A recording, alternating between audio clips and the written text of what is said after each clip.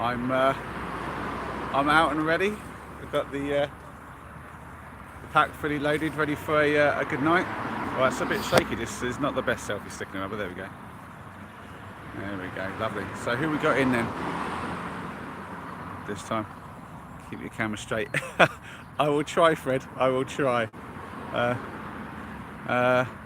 Oh well, do you know what? The comments bit is much better actually. It's staying up because I'm on vertical. There we go.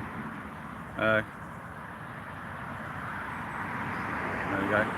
Well, cheers, Alfred. It's good to see you, even if you can't watch the whole thing. It's good to have you in for a little bit at least.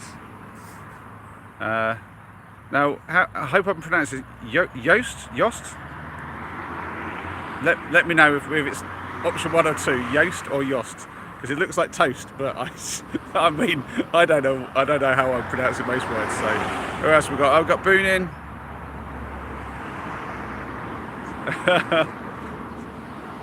Right, cool. So, we've got Noah as well. Hi, Noah. Right, so here I am. I'm just going to give you a quick look around. We've got started. We've already got 6 in. That's brilliant. So, yeah, I'll tell you what I'm going to do. I'm going to switch the camera around. You guys don't need to see my face all the time. And keeping this, let's have a look. There's a button here. There we go. So you can see what I'm seeing now. I'm here in a little park, and you can probably see there's some traffic just going by.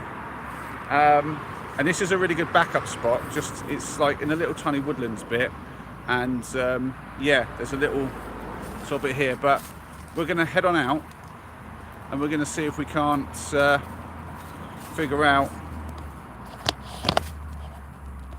a better place to go. So this is your opportunity, guys. Hopefully you can hear me.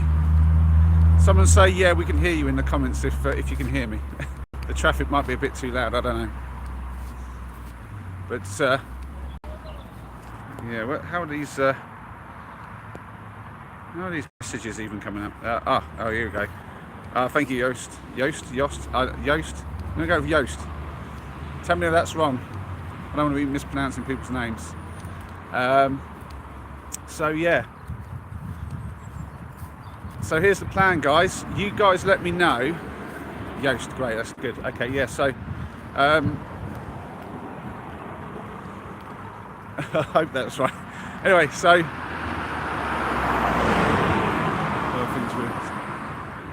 right, makes a great time. Yeah, to be fair, nothing goes right when I'm filming like this. So here we are, guys. We're at a bit of a roundabout, and before you say it, no, I cannot camp on that roundabout. But so over here is a track that leads to a little bit more out of the way, and I think there's one over here as well.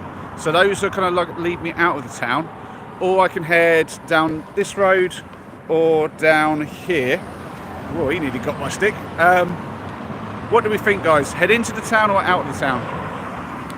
I'll hold back here for a second and let you guys decide. I'm going to flip the camera so you can see me again. Here we are. So what we got? Yeah, let's go sideways. That's not too bad. Look at that, and let's go sideways. That works out. So what we got? Come on, somebody tell me what you think we should do. Into town, head into the town, or out of the town? Or should I just do what I want to do, and you guys are just going to come along? Out of town, says Helly. Helly's in. Out of town. Going to town. Flip a coin. If I had a coin, that would be a good idea. That I should have bought a coin.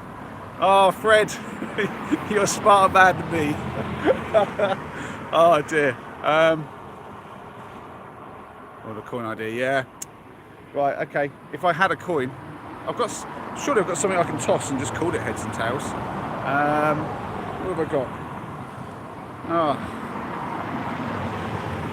I'm not going to toss the other phone. I don't have anything else to toss. Flip your phone onto the grass. Yeah, I'm going to throw my phone on the grass. Yeah. Well, I'll tell you what I'll do. I'm going to head down, as we've got a bit of both. What I'll do, toss my glasses. Shit. Oh yeah. That's across I go. So what I'll do is I'll go down. I'm going to switch you again. I'm going to go down this path down here. That'll lead sort of not completely out of town, but up a bit north, and we can sort of see what's along the track and get a bit of quiet time while we wait for any others to come in. It's great to have all you regulars in. Great to see you guys. Right, I'm going to quickly cross before that car gets to me. Right, try not to film all the random people as well. There we go. There's a lot of people around. There's like loads of people. Right. Oh! God, you nearly went with me, guys. There was a step there and I wasn't watching. Right, I'm going to shorten this up. This thing is just a bit jittery. So... No, you've been winding me up, have you? Noah. Yes, it's a nice spot in here. It's very used though, so even in a spot like this, I'd have to be stealthing it. But there's pretty good spots though. If you can see in here, there's like quite a lot of ground. It's obviously houses just behind, but I mean something like that would be quite good.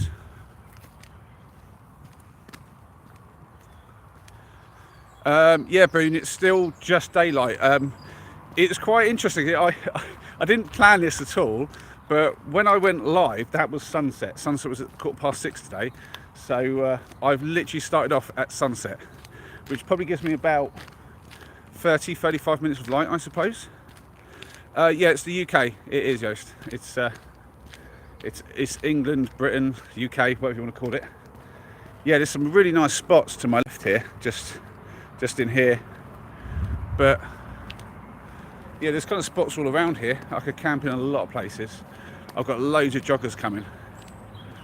Oh my lord. So I don't want to take too long over this. We'll try and find a spot pretty quick, but at the same time I don't want to go too soon and get spotted. So wow.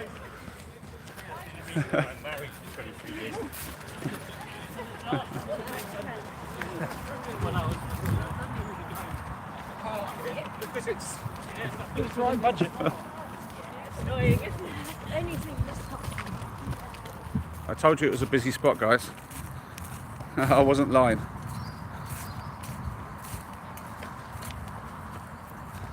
I don't know what they would do. Probably just exercise, but that was a big group of people running.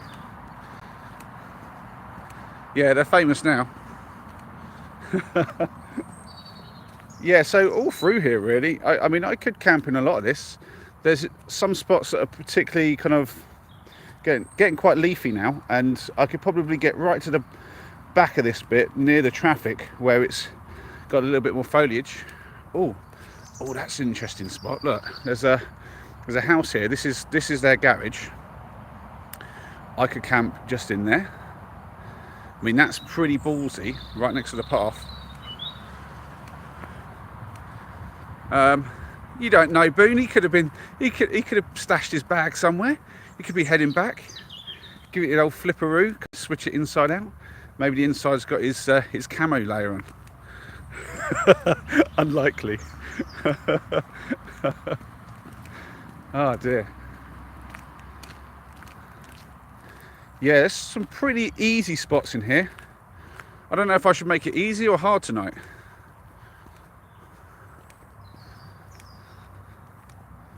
Yeah, there's definitely some spots all around here, really. No fire behind someone's garage. Oh, it's all right. I've got my fire pit. I'm not going to cause any damage. But you're probably right, Fred. I shouldn't be, even though that bit's still a bit of public land, it's probably not best to be right up against someone's wall. Make it hard, Joost. Ah, yeah, you would, wouldn't you? Let's see what we've got. Okay.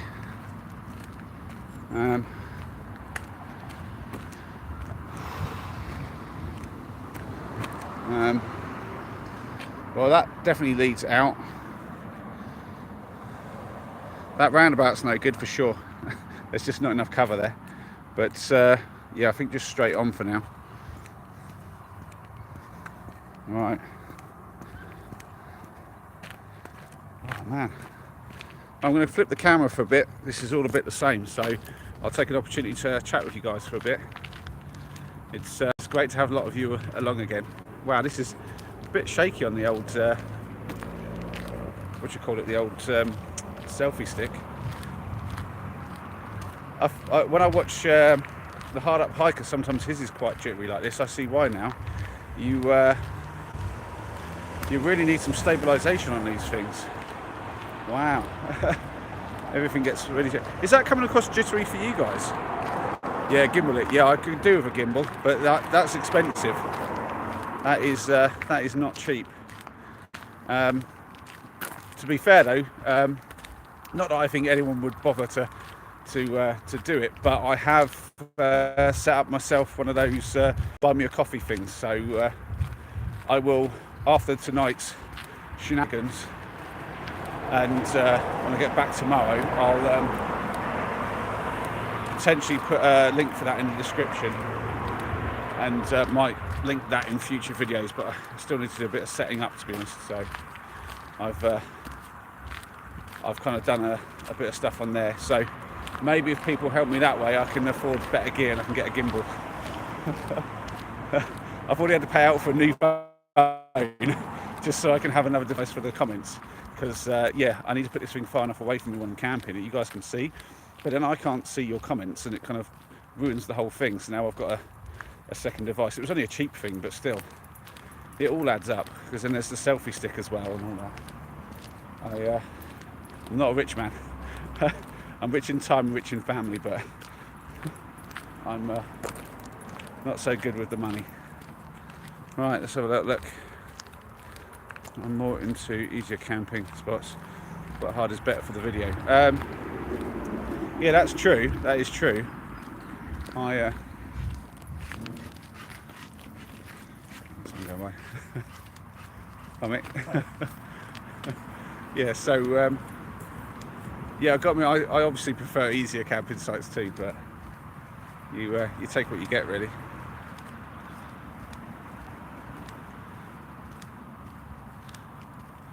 Okay, when? What's that? Fred said, oh, okay. When we say stop, turn, and camp there. Okay, what's the word you're going to say? Okay, look left, go in there. Okay, 1 second. Let me see. In there? I mean, there's not much in there. Could possibly.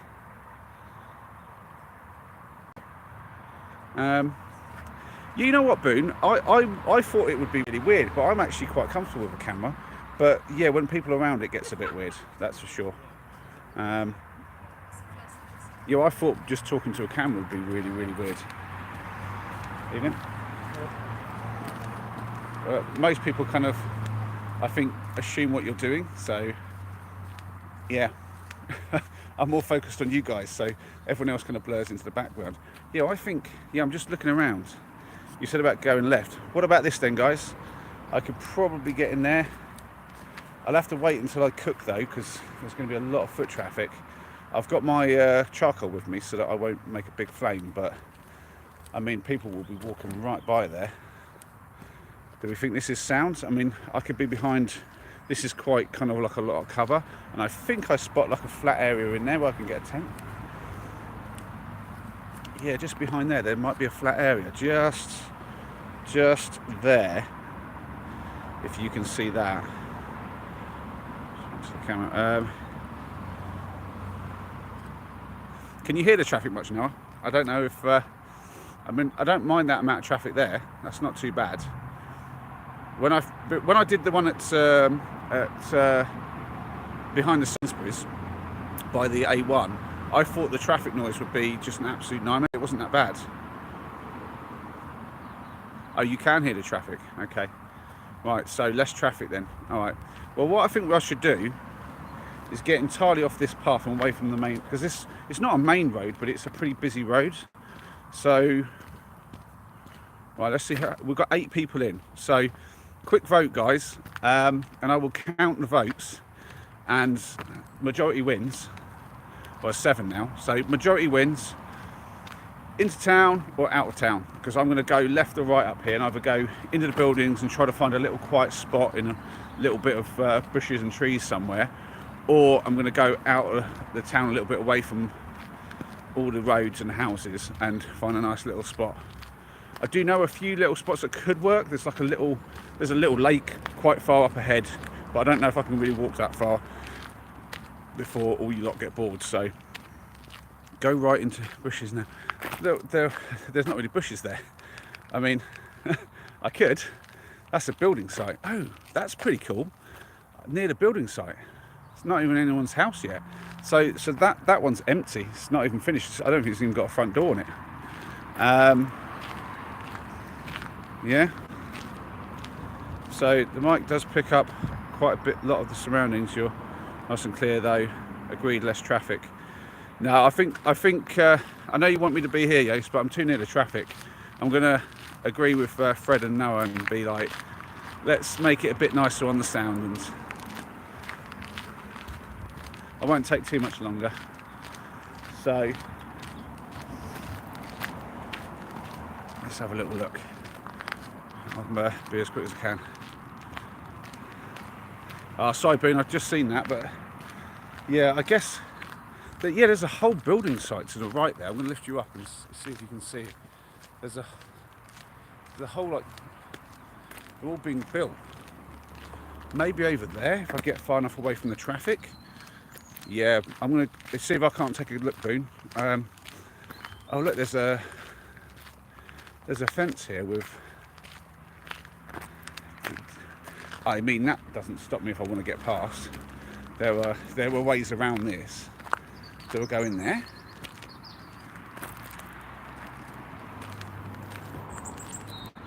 Yeah, maybe I'll go in here. I don't know.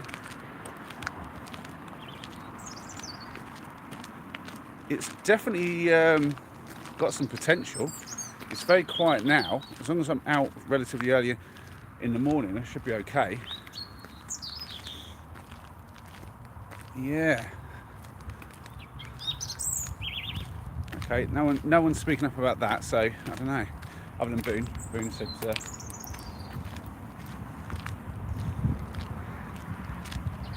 have a little look. What else we got? Yeah, this goes right around it, so there might come a spot here that would work. Seems quieter up this end too. I've seen a couple, Yost, but not a lot of dog walkers, no. I think there must be plenty because there's a lot of bins about, but this isn't really the time of day. I notice that it's all about time of day with dog walkers. They have a particular sort of few slots in the day where they're out a lot. So what's your sleep setup for now? Tent, hammock, bivvy. I'm in my tent again. It's getting a bit of same old with that, but that's my go-to tent really. Bit like an idiot outdoors like that. I have my preference, but I used to use a bivvy bag and nothing else. But I decided I wanted the headroom. Randomly sleeping. Nice to have you in, man. I'll turn around for a bit and let you see the idiot who's walking around with a few people watching him, trying to find a camping spot over here. It's yeah, it's good to have you, man. Right. Oh, let me turn you. Okay, so that looks. So this way goes back to the road, but this way takes me away a little bit. Shall I go down there? Left or right, guys? Quick. Because I think if I go left here, I've got potential to maybe get into the houses a bit more. Or if I go right here, I can stay near this building site, which could be interesting. Right. 2 rights, that's enough. Right, okay. Yeah, 3 rights, there we go. Right, down we go. Oh, that'd be an interesting spot under that tree.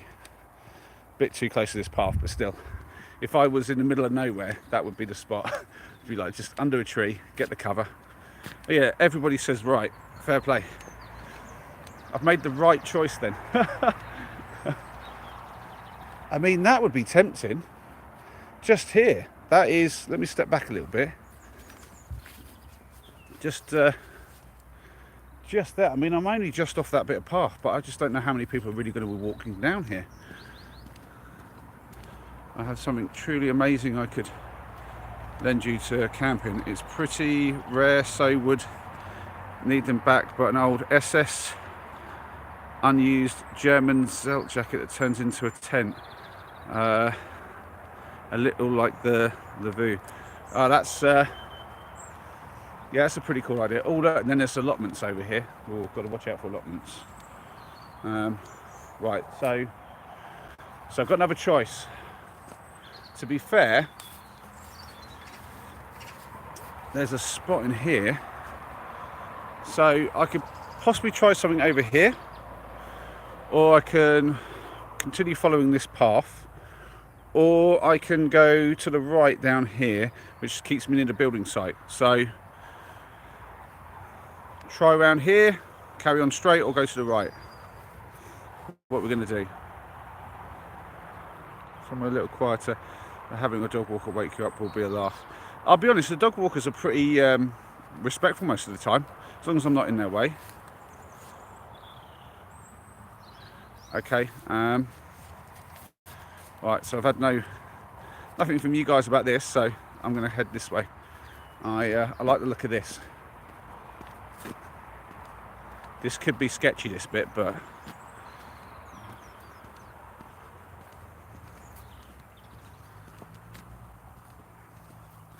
I'll say this much, the building site might lend a little bit of light in the evening. Oh yeah, it's so much quieter here. All of a sudden I've got birds rather than traffic. I don't know if that comes across at all, but yeah, that's pretty cool. Right.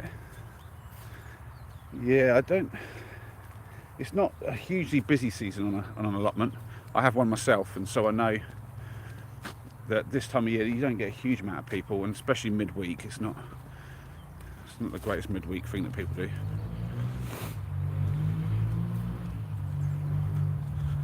Right. A robin singing.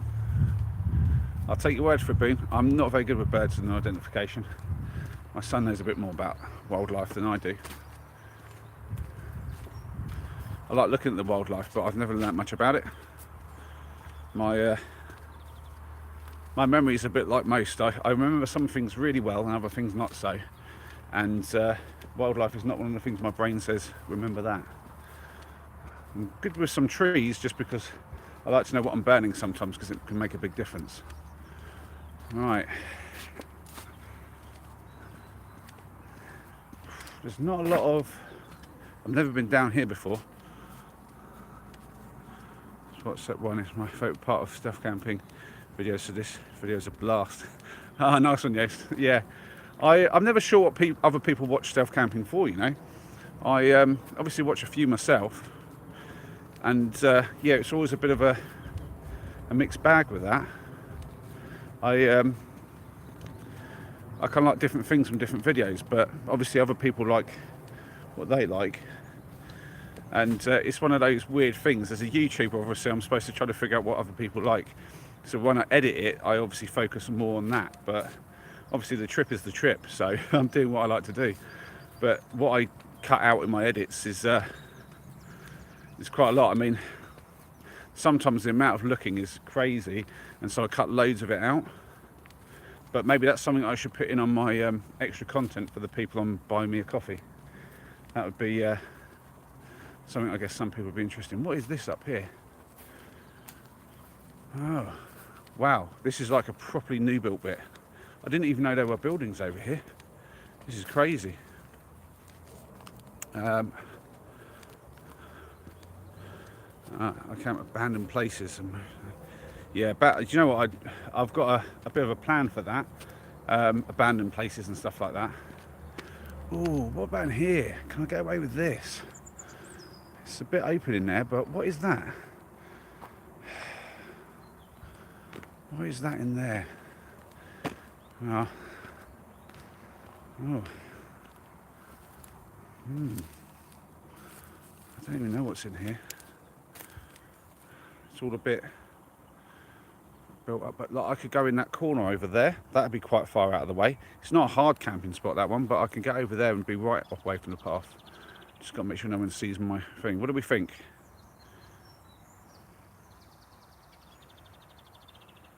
You like my accent? I figured everyone hates my accent, to be fair. But that's fair play. Right, so yeah, have a look, guys. I could walk down here. Yes or no, quickly. Everyone get in the comments, yes or no. Let's go down there. I mean, I don't know what this property is about, to be fair. I mean, certainly, if I'll show you behind me, I've got to a bit now in the build where obviously they're still building some, like this one's, I think, not probably lived in yet. But then there's definitely some over here with the lights on. They've definitely been filled up, so it's not the most out of the way places. Between those two bushes on the right. What you mean over there? You mean between those two? Why not take a look? We'll be dark soon, yeah. I'm going to take a look. Before I go. Oh, they've kind of dug a big old ditch here. Probably going to have to do a little jump. Oh yeah. I'll show you guys, look. There's a big old ditch here. But that could be a good spot between those bushes. That's not a bad call. Who made that call? Was that Yost? Let me just have a quick look. Yeah, it was Yost. Oh, that is soft ground. There you go. There goes the jump. Yeah, there's not really a space between them per se, but what time is it? It is an hour ahead of you, Alfred, so 20 to 7 or so. Yeah, so there was a gap, but somebody's filled it up with all this nonsense. I'll take a step back a bit. I've framed that up so badly. But this could afford me shelter. I'd be pretty close to everything still. Yeah, do you know what? Oh, look at this spot here. So there's like a tree here, like a very small one. Oh, there is a fence there. I don't know if this come across the camera. Look, you can see the post. And there is a fence here. So obviously this is a bit someone nobody wants in. So I can stay here, I think, and I could probably get away with my tent just here. So in this spot here, there's like enough flat space there, and the ground's pretty good.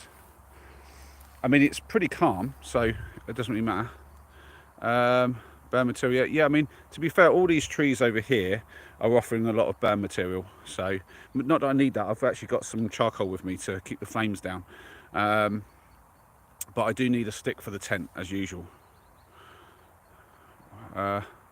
Alfred, I'll show you what I've got with me when I choose the camping spot and I start packing, or get anything out of the pack and starting to build a shelter. So I could go down here in the corner. So I think that's my two options: in the corner, or here by the bush. What do we think, guys? Quick vote. There's 10 of you. Bush or corner? Go for it. I'm going to spin you around. So let's see if these lights work. I've got some lights on here that should.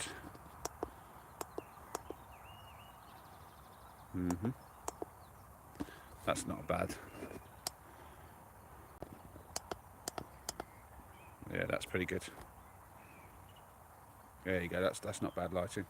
Right. So what we've got? Right. So one for the corner, 2, 3, 4 for the bush. There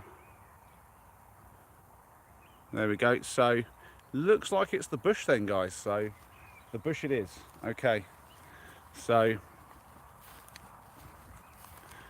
I've got to think about how I set you guys up and with the light. Now there are definitely some people over there walking around.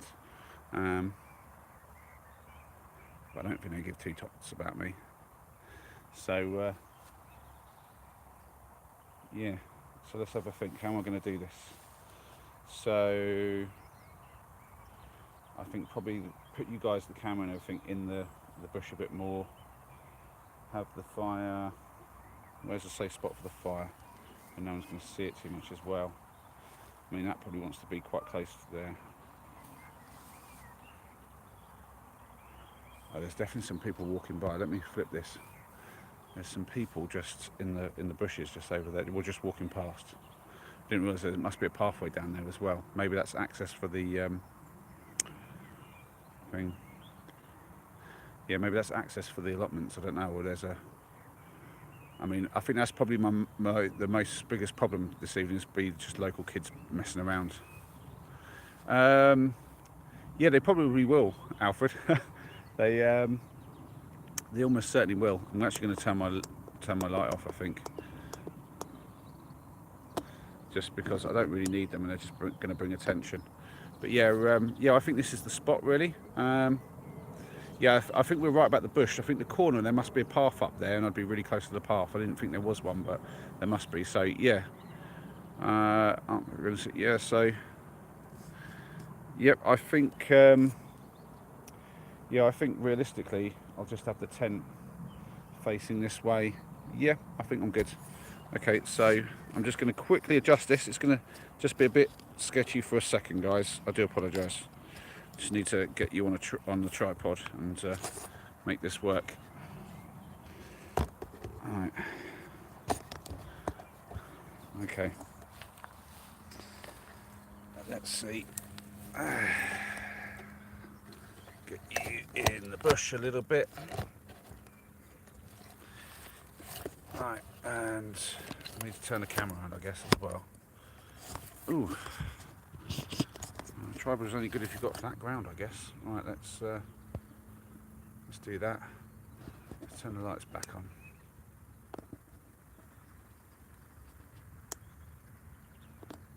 There we go. Yeah, it's not exactly the most stable ground in the world. Sorry guys, it's going to take a moment here. Try and stabilise this up, push it in the ground a little bit. No, it's just...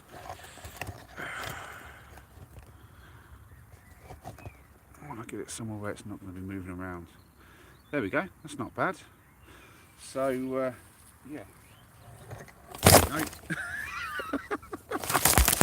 The second I went away, you guys fell over, sorry.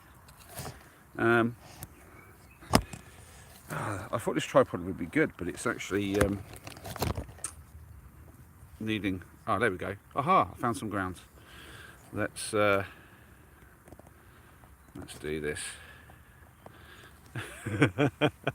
There we go, that's better. There you go, you can barely see me. I'll get some lights on soon. But yeah, I think the tree and the bush will give me enough cover from people's houses. And I don't think I'm going to get too much of that vehicle. Yeah, okay. So, I guess the first thing is for me to set up some lights so you guys can see what on earth is going on. The little lights on the side there are only good if I'm close up. So, sorry Fred, I hope your head's okay after that fall. That gave me a jump. Sorry Alfred, didn't mean to scare you. It's when I go boo. Right, I need to get my light out and then I'll take you guys through my kit a little bit. I don't often do a kit show, but I really should, so I'm going to do that. So this is my cheap light from Amazon that I got, and I've literally ripped it apart, just took off all the clips and everything, so it's just this kind of like bendy kind of, put it where I like it, ring light, and it's got a lot of controls so I can make it different kind of warmth of light and different brightnesses. It's quite useful actually, because I obviously want to use as little light as possible, but I need enough to film by, and also I need enough to cook by as well. So yeah, and then what I've done is I've got these like bike straps, if you can see them. So essentially I can just get these bits and they stretch, and I can put them around like a tripod or a branch or something like that. So yeah, I'm just gonna see if I can't put it somewhere over here off the tree. And actually it might be better on the floor. Sometimes the low light pointing up is good. I'll try that first, and we'll see. So yeah, I just run this off a big battery bank. I've had this thing for years. Not that I'm sponsored by them or anything, guys, but Anker. Wow, What great stuff they make. I've never gone wrong with any of the stuff. It just doesn't break. It goes on for years. And I mean, I've used this so much. You'd think that it would lose its storage capacity or something, but it just doesn't. It just keeps going and going. Right, let's see. Let's get that down here. I can't shove it in the ground, but I can point it about here. Ooh, that gives me a spooky look, doesn't it? Oh, there we go. So you guys can probably see now, and that's actually a pretty safe place to put a light. It's probably not too visible. It's a bit bright though. Oh, that's probably too much. Let's give that a change.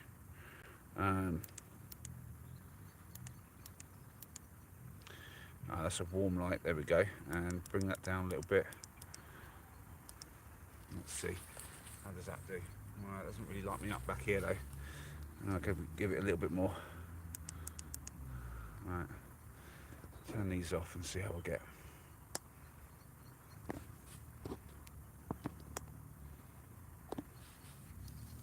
Might just I'll do something like this. Turn it into its own little stand. Bend it round. Yeah, that's not too bad. Yeah, that's good, isn't it, guys? Right. So now I test this thing where when I come back here, can I then use this to see your comments? Go away.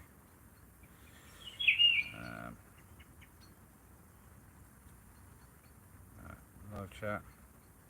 There we go. Hey, get you guys on the live chat. There we go. So, it could happen. Be asked to leave while live. Good entertainment. To be fair, yeah, that would be pretty cool to get asked to leave. That make for a good title, I suppose. Right. Right. I guess I'll get my sit mats out because this is a pretty reasonable spot just to have a sit down, and I can talk to you guys for a little bit before I start setting up the tent. So maybe show you my kit. Go away. What's going on here? New devices. Wow. Oh, I can see how much you guys are delayed as well. Yeah. Wow. Wow, you got quite a delay, guys. I didn't know this because I've obviously got the stream up on my phone. Yeah, that is. Go away. There we go. There we go. So what we got? Lots of chat comments. So yeah, I can probably angle that phone down a little bit as well. The framing on that is appalling. Let's do that quickly. That wouldn't be too hard. I can just do that. There we go. Oh, that's better, isn't it? Okay. Can you guys hear me from back here okay? Hopefully you can. I've got the volume off on this, so I wouldn't really know. So, yeah, pretty good spot this. Got some good light. Okay. Whoa, smart idea, those bike straps. Yeah, to be honest, that's like the third idea I had. I tried a few others and and they failed. This is like, that's how life works. That's how you learn, isn't it? Fail, fail, fail again, and then eventually you find something that actually works. Man after my own heart, Alfred. Yeah, the anchor stuff is just brilliant. I can't wait to see the kit. I'll show you my kit for sure in just a second. I'll just check the other things. Here in the Netherlands, you would be fine if caught. Pretty high fine too. I think it's more than €200. Wow, really? Damn. I know that some countries are better than others. I think the general rule is the further north you go in Europe, so like all the Scandinavian countries, they will have the right to roam, and you can literally walk in people's property and just camp up and do whatever. But then if you go to places like you say, Netherlands, and I think some other places as well, I'm pretty sure there's a few countries where it's like, yeah, it's a fine and you can get in some big trouble. But well, the legality is a bit weird in the UK. It's not a criminal offence. It's what's the other word for it? It's basically you can't be taken to criminal court. You'd be taken to what's the other court? It's the other one, civil court. That's it. So it's a civil, like like legality thing. So and being prosecuted for trespass, which is basically what I'm doing, is really difficult to do, because the only reason you'd prosecute someone is because they've caused damages, and so you have to prove damages, which means that in reality, if I get caught here where I'm not supposed to be and a landowner sees me, most he's just going to do is have an aggro at me and ask me to leave. If I at that point didn't want to leave, then he can call the police and they will move me on. And then if I don't, then I'm like, obviously there's probably some offence that the police will be able to tell me what it was if I didn't move on. But if I get found out and I get asked to move on, I'm obviously going to move on, and then it's no harm, no foul, as long as I haven't caused any damage. I think if they can prove that you've caused damage, if you've like climbed in somewhere and broken a fence or something, then they could potentially sue you for the damages caused. So, but yeah, it's not really it's not a criminal offence here. There's no like fine for like trespassing or anything like that. So yeah. Um, uh, oh, that's great, Alfred. Yeah, I mean, I didn't get out for a lot of hikes with my parents. To be fair, I had a bit of an up and down childhood. To be fair, but but my dad regaled me stories of all the stuff that he used to do when he was younger, and he got up to some way more mischief than I do. I mean, just some of the stuff he did was crazy. Um, Civil offence. Yeah, there you go. Hey, Paul's in, an idiot outdoors. Good to see my man. As you can see, I'm keeping it real. I'm out again. I'll give you a quick fist bump. There we go. So, how many have I even got in? Oh, is that like 13 people in at the moment? Or 12, 13, something like that. It's weird. I've got different information from both screens. Right, that's enough of me chit-chatting about laws and stuff. I'm no expert, so I just done a little bit of Google research, really. I'll try and keep this down here so I can see if messages pop up. I kind of see them up there a little bit too. Yeah, it's weird. Are these the set? Wow.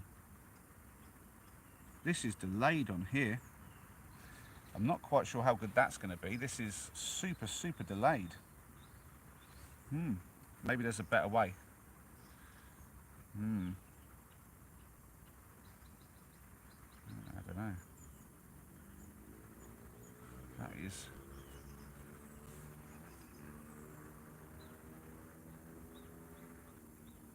Sorry guys, I'm just fiddling for a bit.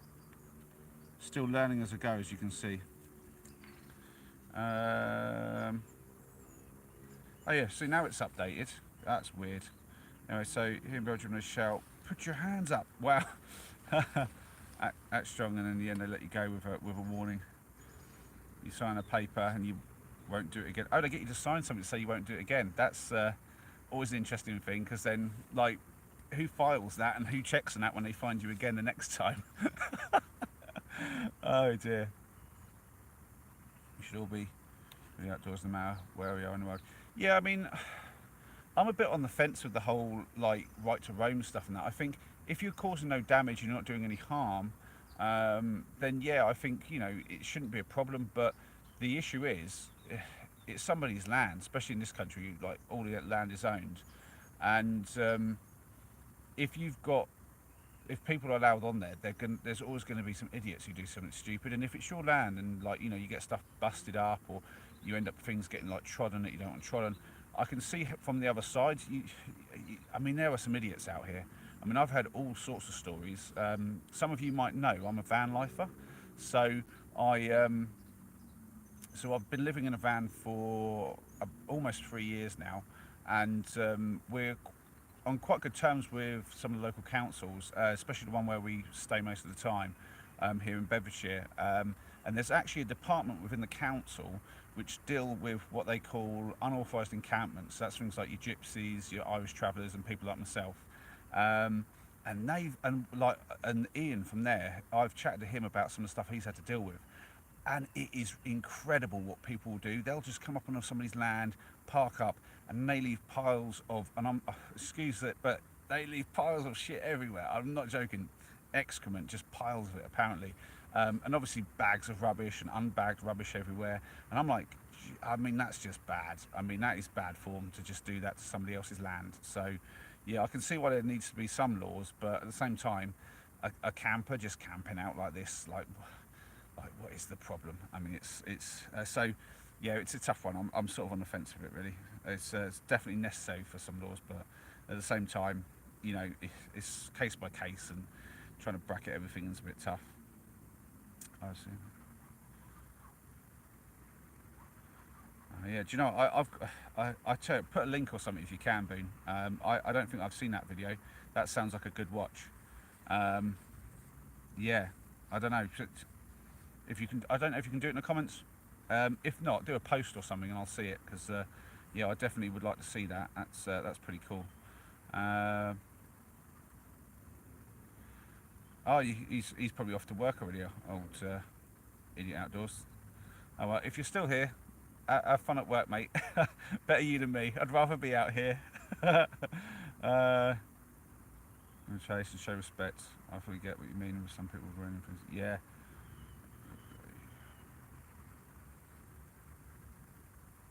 Are you from London? Are you randomly sleeping? That's cool. Yeah, Noah lives there as well. Obviously, big place, so probably miles away still. But yeah, it's yeah, London would be a tough one, I would have thought. But yeah, if you've got some local help with spots, yeah. Nice one, Boone. Yeah, drop the link in. Sharp. Right, so I'm going to show some of my stuff off. I mean, I've shown quite a lot of it off already, but I'll show you what I've got with me tonight. I mean, just standard stuff really. My bowl, and I've got my big pot. I've got my oh, I've lost a few totties, I think. I've got some totties in here ready to. That's potatoes for you who don't speak my my local lingo. I've got some potatoes for boiling up and a bit of butter to go on them. I'm going with the classic burger tonight.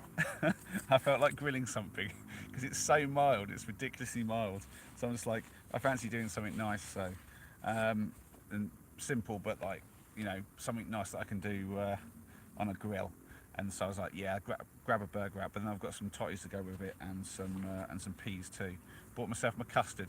I tell you what, I only started using custard on the campsite when I started doing the YouTube stuff. But yeah, it works brilliantly. I can warm it up, and it's a nice, lovely way to just have a little treat, especially after a hike and stuff. It's excellent. So I've got a bag of just power blocks and stuff and whatnot. The thing about any of you YouTubers out there know, power is a massive thing when you're filming. You have to kind of like have everything plugged in and charging and everything sort of like on power. It's just ridiculous. So that's my homemade burger that I've got wrapped up, and my double chocolate Swiss roll to go with my custard. Aldi's. And then I've got this though. This is my new drink bottle. It's by Water, spelt WAATR. These things have like a proper lid, which is like a UV sterilizer. So I did use a SteriPen, which was quite expensive actually, and it's obviously a separate bit of kit and a bit of a hassle.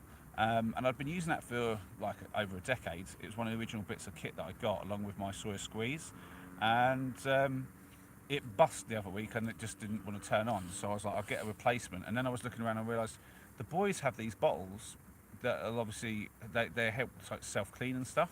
And I was like, why don't I get one of them? And then this thing's pretty easy chargeable. The only thing is, like, if I'm out on a long trip, I'd need to bring the charge cable for it, but it just needs a USB charge port, so it can still be charged up from my banks as usual. And this thing, you just click the top of it and it sends a UVC pulse in and sterilises the water. So I'll filter it in and then sterilise it with that, because I'm a bit OCD with that. I don't think that, like, they say a Sawyer Squeeze will get rid of most of it, but when you read the fine print, it's like, yeah, there's still a few things that can get through. So then if I've cleared it out that well and stick some UV through it, it's like, it's the easiest but most effective way, I think, to make sure you get real clean water.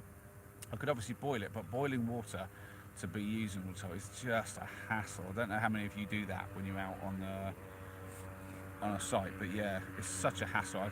That was an absolute ball ache actually the other night on the Saturday live stream. After you guys went, I tried to ball up some more water, and it was just an aggro having to do it like twice in a row.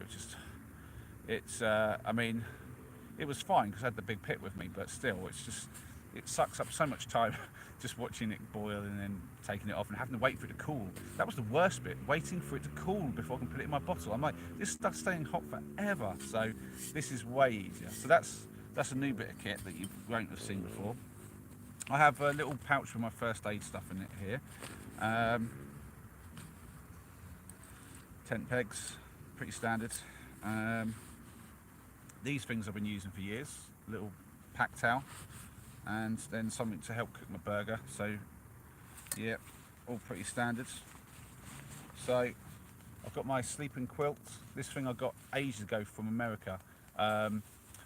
When I set my gear up, I'll give you a better look at this, but this thing is one of the most expensive bits of kit I ever bought, but way worth it. It's so lightweight, packs down. I mean, this is like it goes much smaller if I want it to. Look at that, it gets down to a very small amount, but yet, I mean, it's not, I don't think they give it a rating at all, because it's like a custom built thing. They only make them when you order them, and I don't even know if the company still exists, because this was over 10 years ago. But yeah, this is super lightweight, but really keeps me warm at night. I mean, this has seen me through some cold. Me and Noah did did a Snowdonia trip before I was a YouTuber. This is many years ago, and we got caught in a storm, and it was really bad. And I mean, the story goes on. It's a long story, but long story short, the conditions were really harsh enough that when we went to a hostel in the morning, and the guy was like, "So did you camp out in there?" And we were like, "Yeah." And he's like, "What are you doing?" And we were just like, "We're sure it's just Welsh weather, is it?" He's like, "No, that was really bad. What were you doing out there?" And I kid you not, all I had for my sleep gear, I basically changed out my wet clothes into some dry sleeping clothes, and there wasn't even a lot of layers. And then I had just this, and I put like an emergency blanket over myself just to add a little bit more sort of warmth, and that was it. But this thing got me through the night, and did the bulk of obviously keeping me warm, and it's never let me down. So yeah, fantastic bit of kit that. I wish I could tell you where I got it from. I couldn't even remember. But yeah, sleeping quilt, it works quite well, because as many of you probably have heard of these things, but when I've got this, it was a pretty rare thing to get. But wherever it is, stick my head in the bag and find it. Yeah, when I got my my sleeping mat, it's a really old X-Lite, Neo Air X-Lite or something from Thermarest. This thing's been going for years. Thermarest, man, they just don't give up. Got it with the pump. I've got a pump bag for it as well, just to make it blowing up easier. And yeah, this has got the foil layer underneath, so it kind of reflects your heat back at you. But if you have too many layers between you and that, it doesn't really work. Well, like, that's my thought about it anyways. It's not really doing a lot of use. And so I usually have this inside of my, like, the other bit of kit that I got more recently, which I did show in my, when I camped in like -9 degrees Celsius, but I did it under a tree, so it wasn't actually that bad. I bought this bit of kit, which has seen me through some other trips where it's been crucial, and it will definitely be doing the bulk of it tonight. It's like a fleece liner kind of sleeping bag. It's a very thin one, but as you can tell, it's probably the bulkiest bit of kit it is the bulkiest bit of kit I've got. It doesn't go very small, but it's just for when it's winter and it's really cold. I probably won't need it tonight, but I've got used to just carrying it. It's like nice to have for a bit of comfort. I'm nattering on 1.5 litres of beer.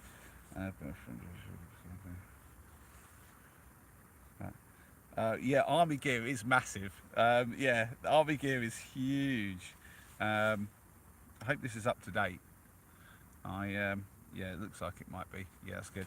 Yeah, army gear is so massive, and I think that's partly just because obviously they're going cheap, because they've got to mass produce the things, but also and obviously provide them for the army.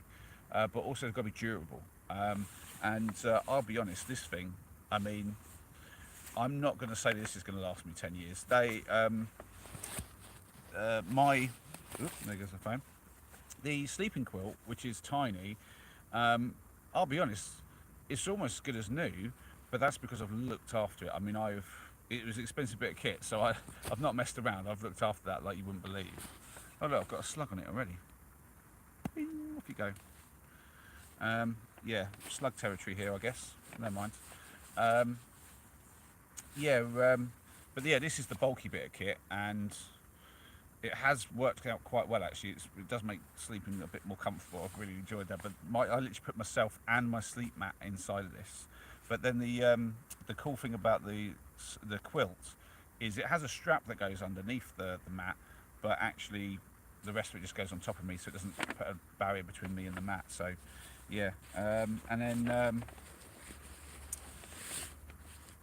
then the bit of luxury that I've got is a wool pillow. It's not big enough to do the job on its own. I combine it with a blow-up one, and then and a little homemade. I've got like a homemade little fleece sleeve that I put everything in to hold it all together, and then obviously my little fire pit. It's still the Mark III.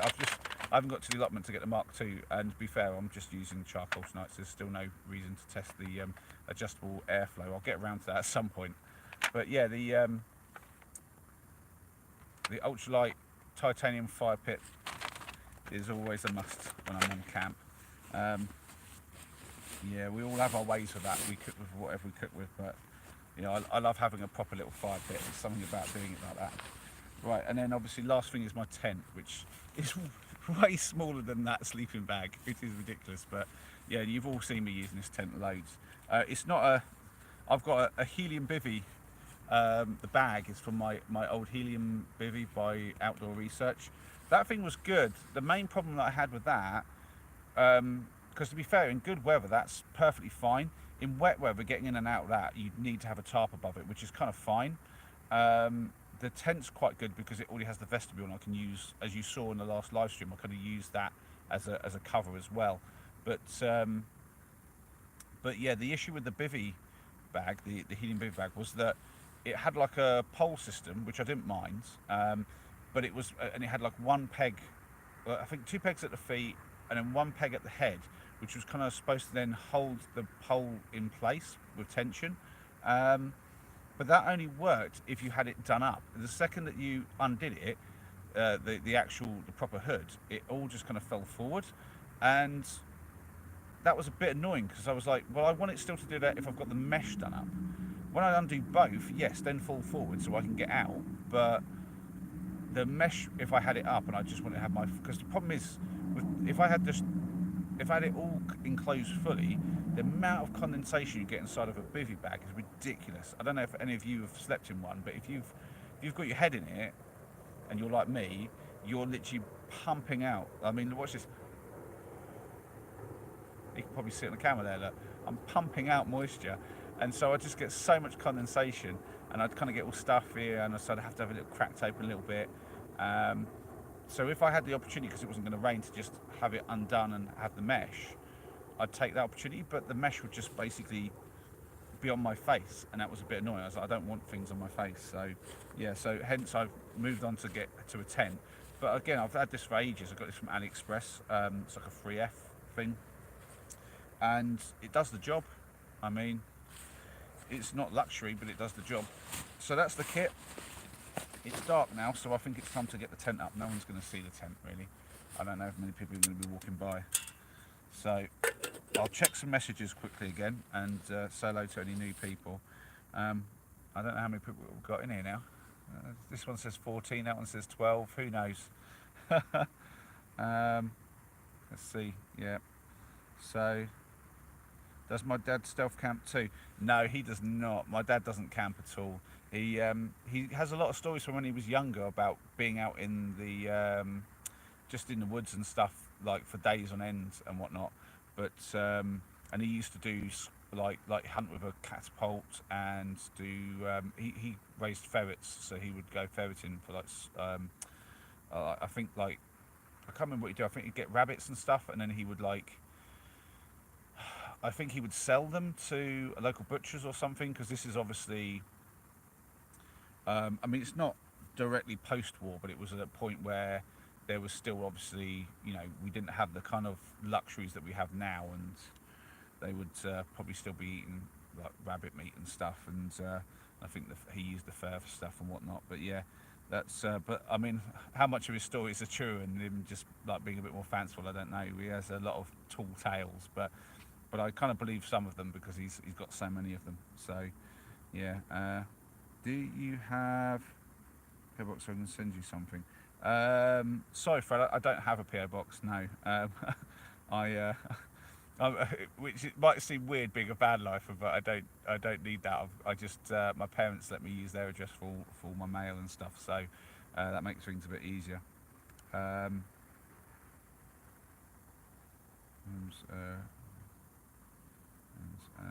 Camped alone in the woods. Dank of England. Have I ever camped alone in the woods? Yes, many times. many times. I've camped in all sorts of places on my own. If you go back and check my first ever video, it wasn't a woods per se. I was right by the footpath, but under a tree and like a tiny little bit. That was me on my own in the middle of nowhere. And actually, you don't see it in the video because I didn't film her because I was brand new and I didn't want to sort of be filming strangers. But in the morning, I was literally cooking my breakfast and sort of warming some stuff up. And this lady was coming by. She wasn't even a dog walker, I don't think. I can't remember. It's so long ago. I don't think she had a dog with her. I think she was just going for a walk, but she might have had a dog. I'm not sure. But yeah, she just came by, and I was a good mile away from any kind of civilization, so I just figured I was safe enough to camp there. I just kind of pulled up and went, this'll do, and there was a little kind of ditch nearby where I could get some water and filter it and hope that it didn't have too many chemicals in. And yeah, I figured, yeah, no one's going to see me out here. And then lo and behold, in the morning, I'm not even gone, and some woman's just walking by. But she was really cool about it. She stopped for a chat, and she was really cool and thought it was good that I was getting outdoors. Most people are. I've had very few bad experiences, and even those ones, it's not like anything really happens. Me and Noah have been caught by a farmer in Wales, who we were basically camped behind his wall. We didn't realise that he was going to come out in the morning and catch us, and all sorts of stuff really. Are you off, Joost? Cheers for coming by, man. I'll hope you see you on the next one. I appreciate the support. Good night, mate. Oh, unless that's Noah going, I don't know. I assume it's Joost. I know, yeah, it sounds like Joost is going. Man, there's so many messages now. Even doing this, there's like a lot of messages. I just want to go. I want to read some of them. I know I'm just sitting here, but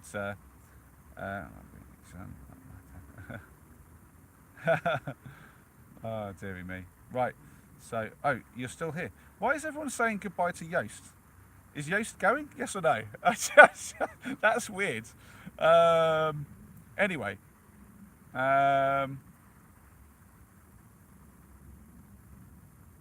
But yeah, if you're going, good night. If not, whatever. Well, good night to somebody. Anyway, oh, is Alfred going? I think, did you say good night to Alfred? I got to go to bed, mate. See you some other time. Oh yeah, see you, Alfred. That's it. Sorry, I'm like reading them backwards. Good night, Alfred. If you're still there, thanks for joining us for as long as you did. Right, so I need to get cracking. Just made the chat go. So yeah, let's all blame Joost. It wasn't me, honest. Oh dear. Yeah, that'll do it. Right. You guys are great. Right, I don't even know how long we've even been streaming for, to be honest. This is always good fun. Right, time to get my tent up. Let's get this done. What do I do with my tent pegs? I also want to get that back in my bag so that I don't get loads of slugs over that. Right. Let's put my food in it. There's the tent pegs. Oh, it's really weird. Normally I'd have my lights set up nice and high if I was in the woods, and then they wouldn't blind me. but obviously I've got one behind the camera shining at me so you guys can see. But that means every time I'm looking at the camera, my night vision's getting destroyed. So then I look to the side and everything's just like so dark. I'm not used to it. I'm used to having some level of night vision so I can see what I'm doing, or at least set up a lot of lights. But I don't think this is a spot for a lot of lights. So yeah, this is how we're going to do it. I'll just put up with being half blind all night long. Right, so just some standard tent pegs really. Just your kind of like, I don't know, we call them like cross-shaped ones. I seem to have, I had loads of these. These were brilliant. These are my favourite pegs. These are like plastic ones. They've got like a nice top that I can push into the ground, and they've got these grippy bits at the bottom. They're really lightweight and perfect. I haven't seen them since the Peak District camp. I think they may be in my car somewhere, but if not, then I don't know what I've done with them. But for now, I just grabbed these other ones, these old spare things that I had that came with one of my tents or bivvy bags. But yeah, so I stuffed these in my pocket, get the tent out and get this set up. Seems pretty quiet. I haven't really seen anybody since the 2 or 3 people went by when I first got here. So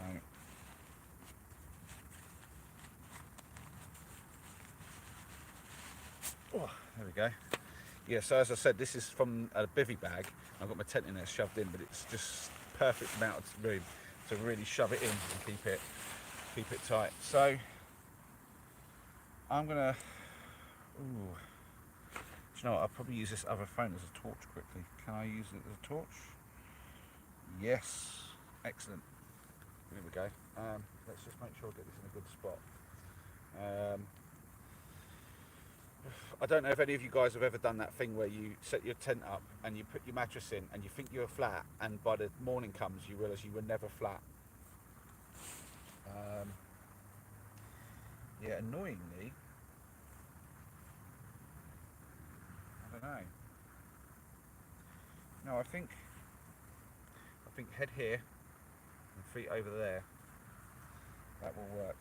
So I'm just going to put this phone up here because I'm not looking at comments right now. I'm doing something, so I'm going to put my phone, the second phone, up in the tree if I can, to act as a light.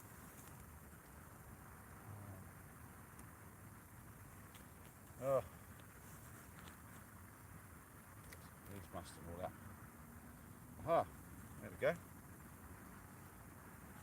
So can you guys see okay? I might just turn that light up just a bit. Where's the...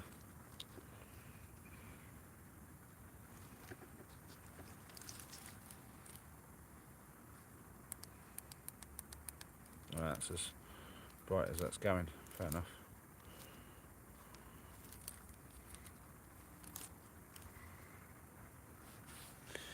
Right, so there we go. How many people we've got in at the moment?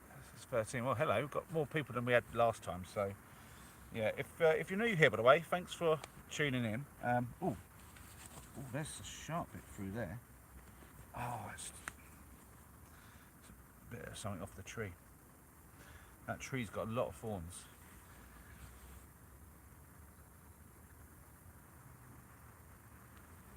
I just hear somebody talking. I'm going to be a bit quieter. I just heard someone talking. I assume I'm highly visible from the pathway because I'm lit up like a beacon. There's somebody coming along. I'm just going to put the light down. Oh, I've got one in the tree.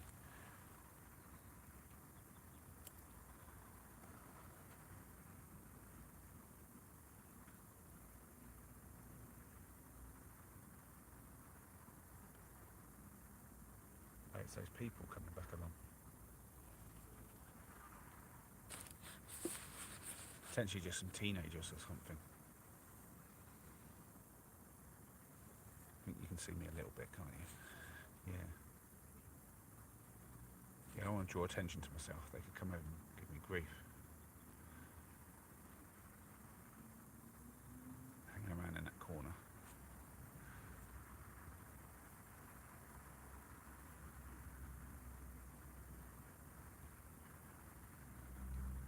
Well, this makes for riveting watching, I suppose. Just me kneeling here hoping that these people go away.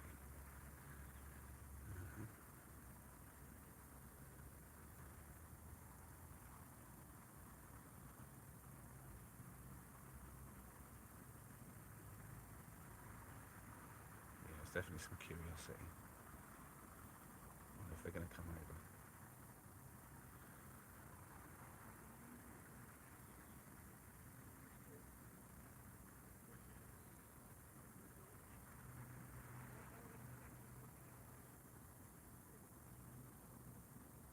Looks like they might be just walking by. They definitely spotted me.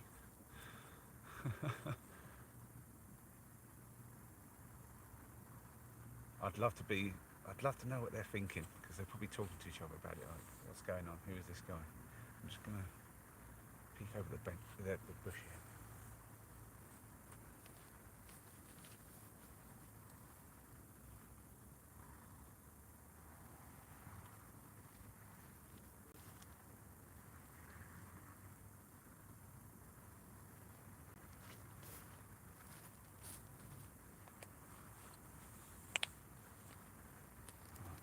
Bring some light up, just a little bit, so that you guys see. But yeah, there's definitely they do seem to have walked on.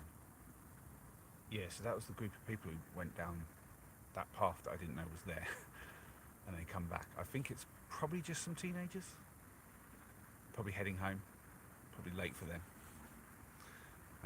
Yeah, we're 7:30. They'll probably get home and get their dinner. Yeah, they've got like a light on, maybe a torch or like a phone torch or something, and yeah, they've just made their way over there. Yeah, I think I'm pretty safe now. Seems quite a quiet spot, really. I think because it's near all the new builds and everything. So, yep, I'm gonna put the light back up now. Should be okay. What happened to the phone? There it is. Right, let's put that back in the tree. See if I can't use that as a light again. No, not that bit. Let's try that. There we go. Hey, there we have it. I'll check any messages. What's going on? Sorry, Yost. Yeah, yeah, there were people around. I don't know if you could hear me at all. I was trying to be quiet, but there was that group of people that went down the path down to the corner where we were thinking about potentially tenting up before. They came back, and I just kind of spotted them with their lights and everything. They must have seen me and Marloff and wondered what on earth is this dude doing over there. And yeah, I think they were just teenagers. They were probably, I imagine, I mean, I'm just guessing here, but I imagine they're probably thinking, what's he doing? We want to go over and like ask him, but at the same time, do we go over and pester somebody? We might get in trouble or get like shouted at. So teenagers are like that, aren't they? So back to putting the tent up. Okay. Which end's which? Okay, that's the head end. So I think I'll put the head over here. Okay. Right. It's not a complicated tent, to be fair, although I need to go over and get myself a stick so I can put it up properly. But for now, just push a few tent pegs in and get the footprint at least where I want it. Go back here. Yeah, these pegs have got pushing with your foot. My other ones you could just push in, but these ones it's all about pushing with your foot because they've got nothing but the crisscross at the top.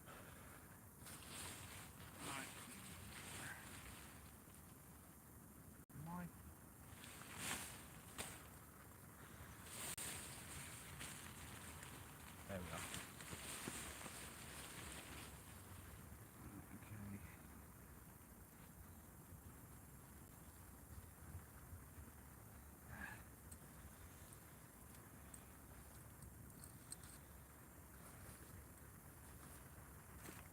Shouldn't take long, guys.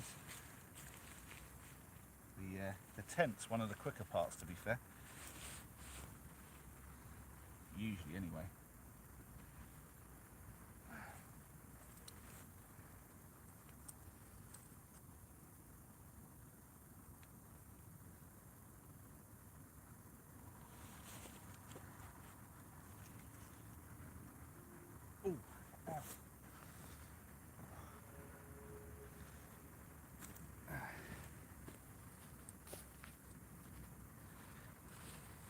I've done this bit, I'll show you guys a bit more closer what I'm up to.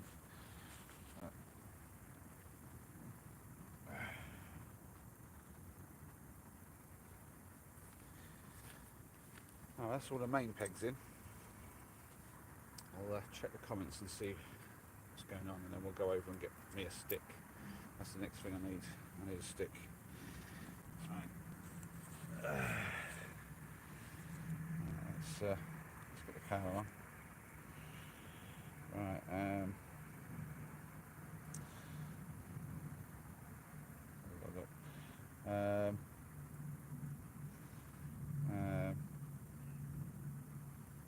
Now, here we go. Get the comments on. What are we all saying then? Wow, loads of comments. Isn't step 2 opening a beer? Well, we've got steps going on. Step 1 is find a spot. Step 2, start talking to your followers while the light fades to darkness. Step 3, try to regain your night vision. Yeah, and yeah, step 2 is supposed to be a beer, but I don't drink, so it can't be a beer for me. But yeah, that's the one bit of Steve Wallace's ABCs that I can't follow. But I always be camping, as he says.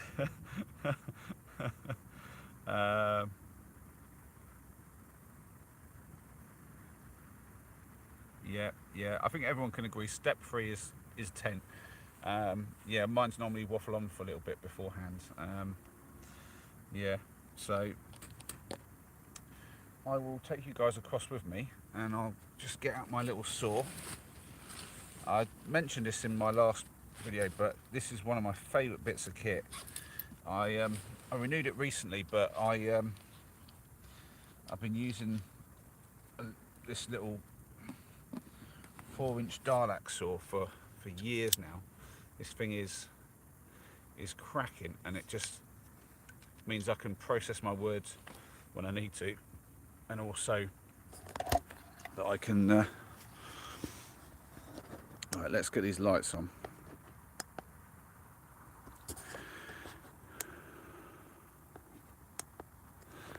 Right, so what I'm thinking is I can do that, but I need to bring you guys sort of beside me so I can use the light to see where I'm going at the same time.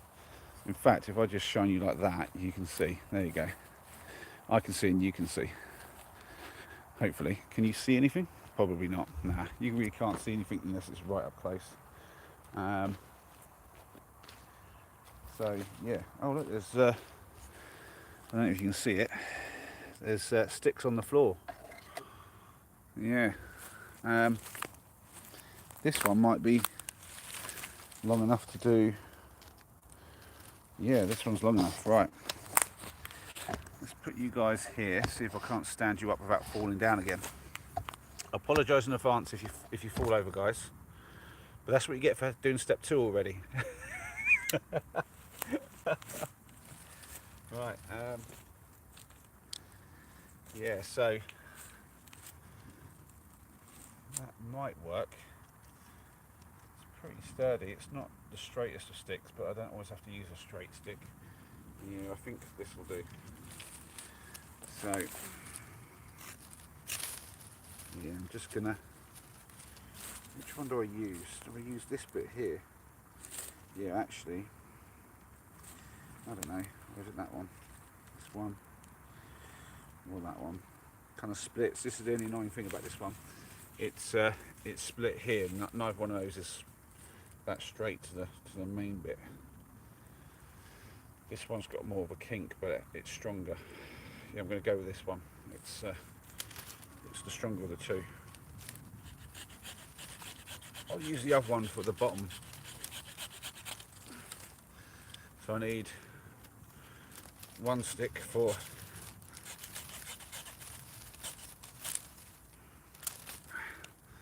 that'll be for the foot end, and then I've got to be close enough for the lights to do their job. I can probably adjust one of those to make it even brighter. How's that? Yeah, that's not bad. There you go. Still learning as I go. Just gonna.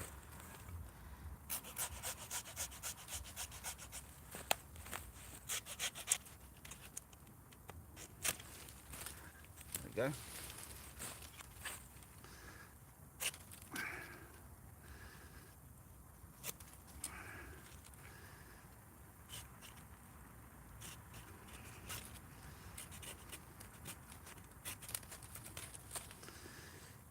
About there. Now, as I don't know exactly how long I need it, I'll just make it. I always make it a bit longer than I actually need it, and I'll cut it down a little bit more when I get back to the tent. So, got big stick, little stick. That's all we needed. Back we go. Thought you were using the way upside down. Yeah, that won't really work because.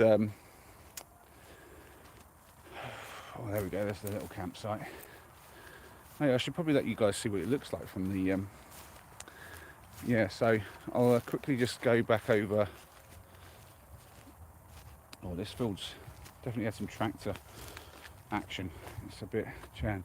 So I'm sort of near the pathway. I'm not exactly on the pathway, but I'll see if I can't give you guys a look. There you go. That's what the...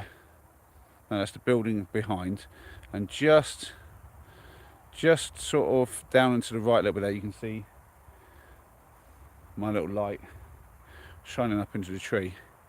What's good is, as people look over, they're more likely to like have the lights behind that they spot rather than what I'm up to. Whoa, oh, oh. Okay, there's like I'm tripping over. I just tripped over that. Can you guys see this? I don't know if you can.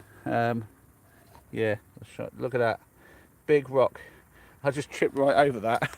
I had the lights on me and I didn't see anything in front of me. And I just nearly went flying. Oh my Lord. Oh man. Yeah, that's it. You will have a good laugh at me. Let's see if I can't get this back where it's supposed to be now. There we go. Alright, let's turn these lights off, I think. Yeah, the bigger light is definitely a good idea. There we go. Right. So, hopefully you can, yeah, you guys can see. Right, hopefully you can hear okay. So the next step, oh, yeah, I might have. Right, I'll just get that out of the way. I'm going to tread on all my gear.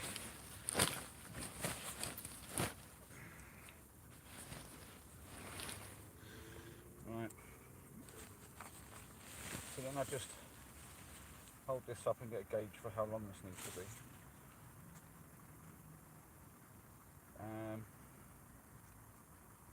Yeah, I need to cut off about that much, which I'll do off the other end. So yeah, just take a gauge from the top to see how much to cut off, and then just cut that from the bottom. And there's a reason I have it one way around. I don't know which one of you mentioned it. Was it Yoast? That I could use it the other way around, but the issue is I need the fat end at the bottom because the thin end has to go up inside of the tent. And I guess if it gets thin enough that it's the size of a camping pole, maybe, but just a nice little flat thin end like that, poke up into the sort of the very point of the tent. So that goes in there like that, and then that little at the bottom, I just put that into. If I've done it right, it hopefully. So then I just do that up, and get a tent peg through this one here, and get my tension.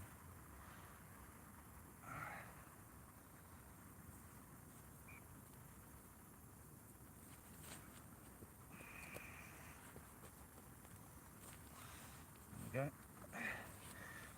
right into the ground. There we go. Nice. Now I might have a bit of luck with that other end. So Where did I do that other little stick? Where'd that go? Oh man, classic me, I'm losing stuff already. Is it underneath the vestibule? What's the betting? I'll put it here. Oh. Classic. I've lost it. I'm going to get this light out so I can see. What did I do with the other stick? Did I drop it when I was walking like a fool?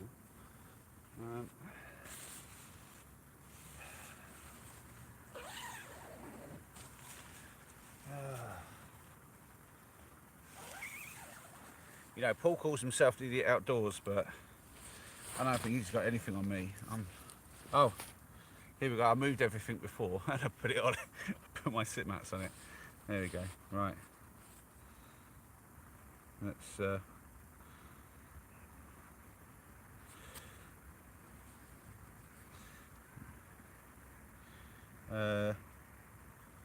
Doing light can be dangerous. Damn right it can be. Almost went sideways. Yep. Things often go sideways though, as we've learnt. So, great stuff. Yeah. Do you know what I like about this tent? Because I've tried a few different things and obviously researched online, watched other people's videos, and basically I wanted something that would set up really quick and easy. Obviously having to go get my stick is not easy, but that's kind of like okay. Like, I mean, I don't always have to have a stick. One thing I do is sometimes you'll notice that I've got a cable coming off the top. Maybe there's like a really thin little paracord, tiny little paracord there,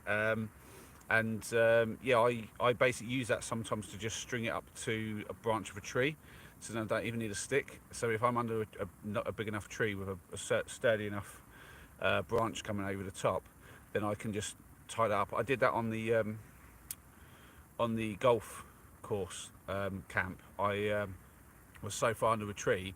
In fact, the vestibule was wrapped around the tree. That was a bit crazy. But yeah, I basically I sometimes do that just to save a bit of effort, and then I just need a little stick for the bottom. But as you saw, it doesn't really take a lot of time to deal with a stick. And then yeah, just a few pegs in. I don't always have to do the guy lines. There are a few just to kind of stretch things out, make it bigger inside. But that's only really important if it's going to like be downpouring and raining. So yeah, this is a really simple and easy tent, and I do like it for that. Yeah, so I can potentially tighten up a few bits, but I think that's good enough. And then it's just stick this in the bottom end. I'll bring you guys around. I'll turn on these little lights. We'll see if you can't get a view of this. So might as well try to get you guys to see everything that's happening. Oh, that's a bad angle. You've got the other light in here. There you go. Can you see me doing this? Yeah, you can. There we go. So this has got a little flap. Just poke the stick up and in. That stick's too big, so I've got to cut it down. That's okay.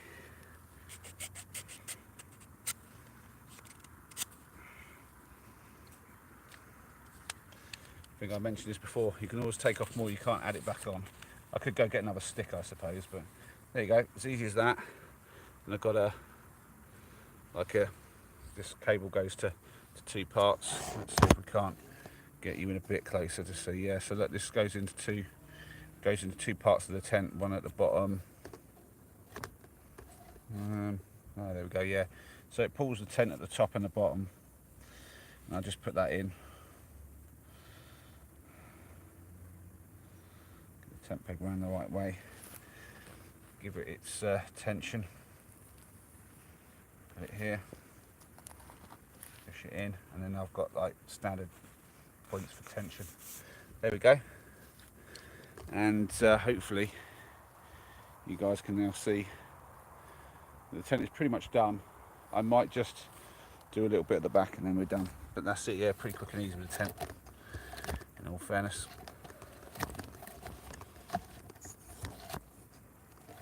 Alright, I think that's pretty good. Yeah, that's a good little situation. I'm just going to quickly walk around the back without walking my going on. And yeah, there's one here.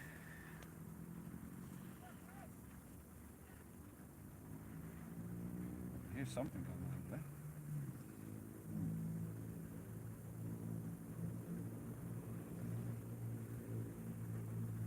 I think.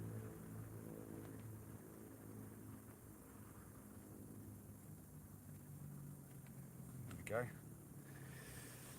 So you guys can see that,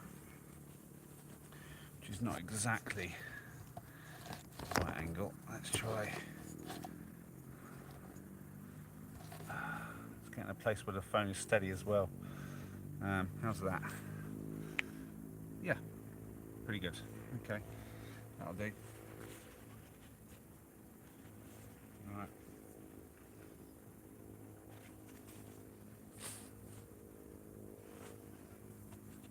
Okay. So before I get to cooking, I need to get all the. Yeah, I think that's pretty good. Yeah, that's nice and taut. Nice. Over the back. Got a nice, dry, mild evening, so yeah, pretty easy camping really. It's just worrying about people walking by. I did just hear some more teenagers just over that way, a little way. Sort of quite possibly on that main path. They sounded not too near, but we could definitely getting a bit rowdy over there. So let's have a little look at comments. The tent is for catching lightning.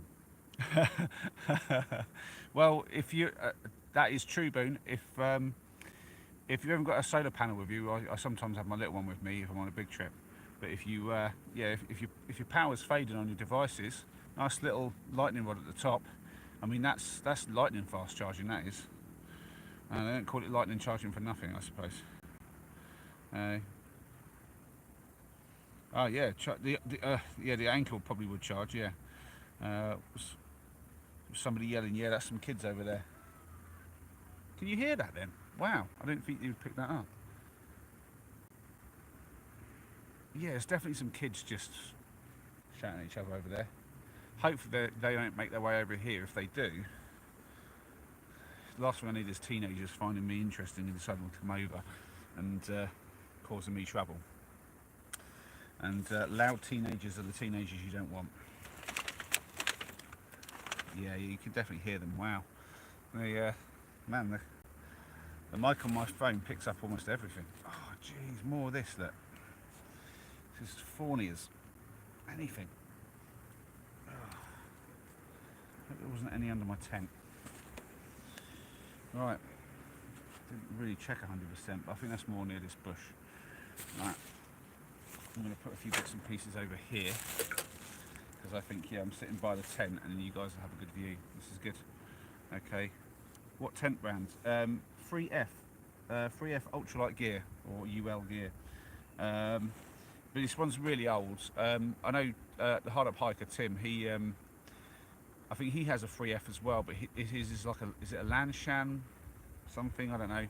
Lanshan 1 or 2 or something. Do you have an air mattress?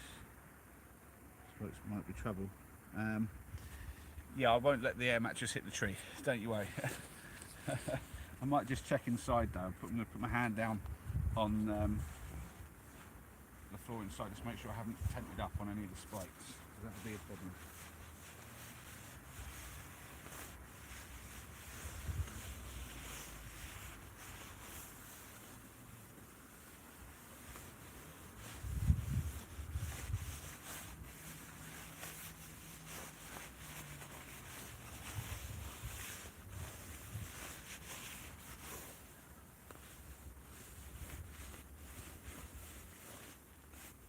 Nah, we're good.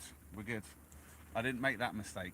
I normally check a lot better, but I'm obviously distracted with the live streaming and all that sort of thing. So, right, next thing to do is get out the gear. So I'll just whack some of it in for now. Just get it out of the way. First thing out will be the fleece. This thing, I don't think I'd need this tonight too much, but I really find it comfortable, and because I didn't have to travel too far, I've just grabbed it anyway. So this this fleece is really nice. Well, you know, I said it was a calm night. The wind's picked up a little bit. It's not massive. It's just breezy. But yeah, that'd probably be quite nice though. It's so mild. So yeah, this thing is just really nice to sleep in. It's really comfortable. So I'd rather just take off a couple of layers on my top, or even my trousers actually as well. When I was camping out on the Wonky Line mission, rather than leaving all my trousers on because they got filthy, I used my little thermal, I hate to call them leggings, but that's what they are really, just thermal leggings, that I often have underneath my trousers during the day if I need them, but they also double up as like night-time trousers, especially in the summer and stuff. Well, not summer, but like in the spring and the autumn. So I'll put that in there for now. And I'll unzip that so that my mattress can go straight inside that.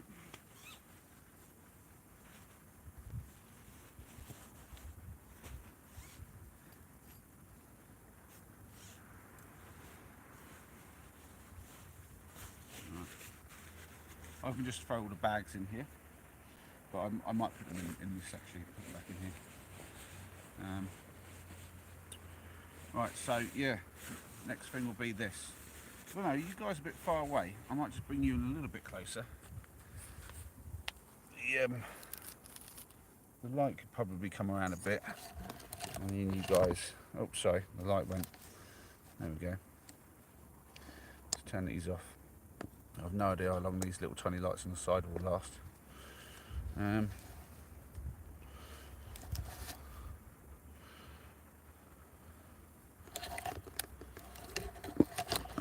Just trying to set you up in a better location. Sorry guys, bear with me for a second.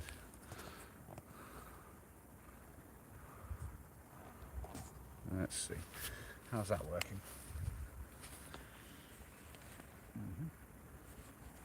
Hey, that's pretty good. You can get to see what I'm doing then. Right, got a few bits out far away from me now.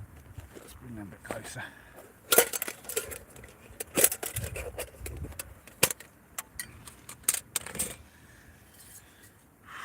Whew.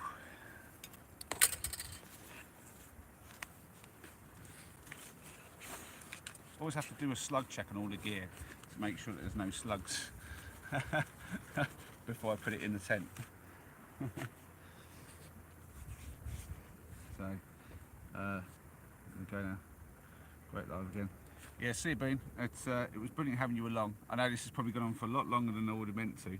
I thought quickly just find a place, set up a tent, get to cooking. But yeah, cheers, Bean. Cheers for tagging along again. And yeah, if you you want to just watch the second half another time, feel free. But yeah, cheers, man. Take care.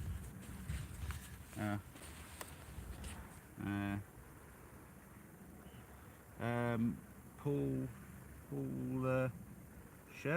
Sherd, I think I'm going to go with. But Paul, yeah, I mean, if you want a budget tent and you don't want to pay out huge amounts of money, I recommend the 3F brands.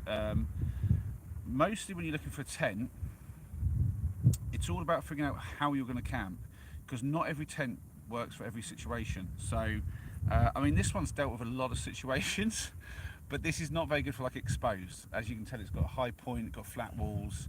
When you get dome-shaped ones and stuff, they do better, generally speaking, with a lot of like crosswinds and stuff like that if you're going to be out in the hills. But as I do mostly woodland camping, because obviously I like to have a fire and stuff, so fuel and cover, that provides protection from the wind, most of the bad weather, so this is pretty good stuff. But then it depends as well, you might want to go for double wall and not single wall.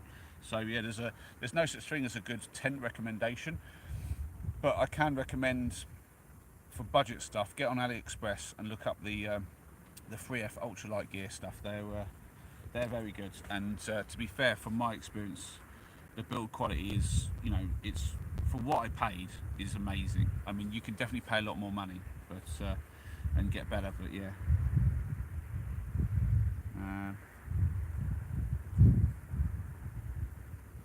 but next time run like those others.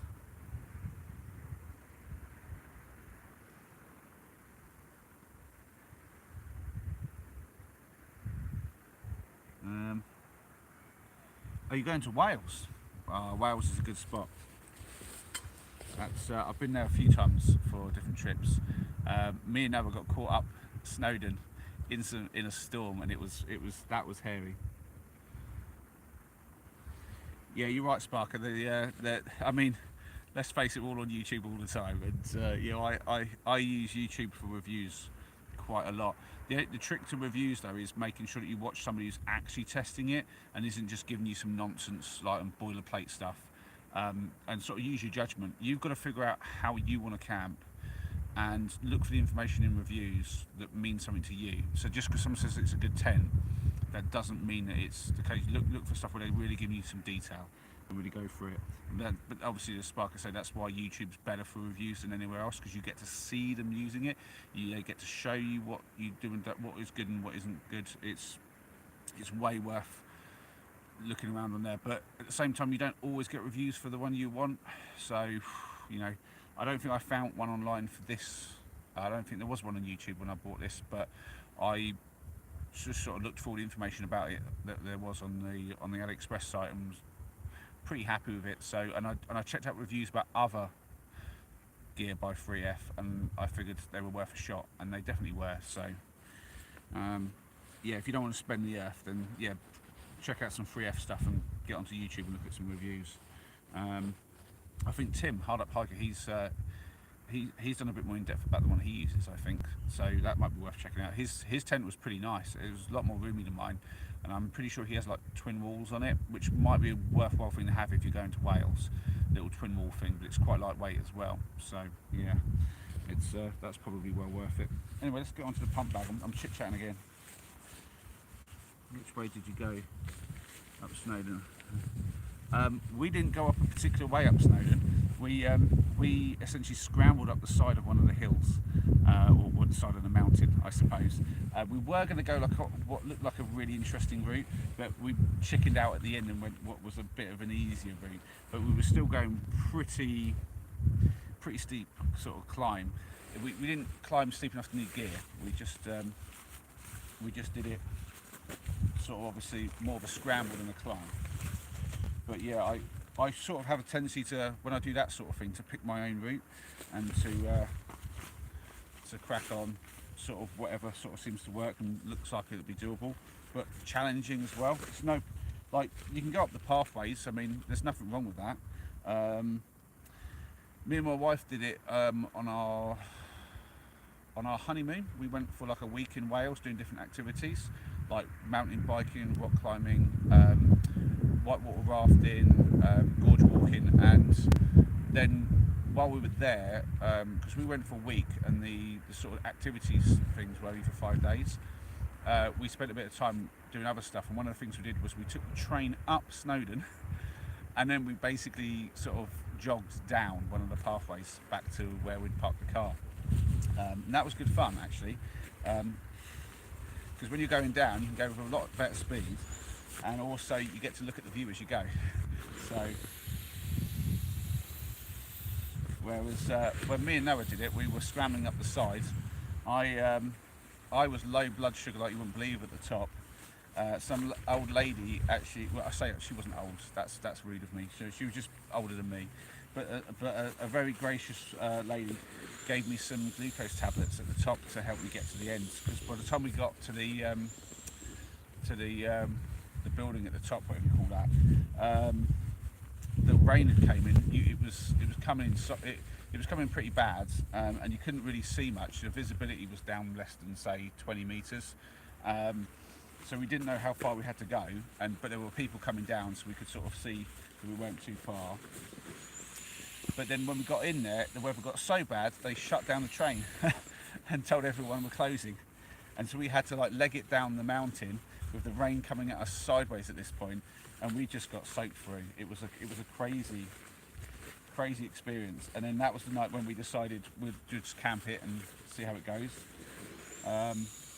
It's quite an involved story actually. I don't know if any of you really want to hear my stories or my nonsense that I've got up to when I was younger, because this is many years ago.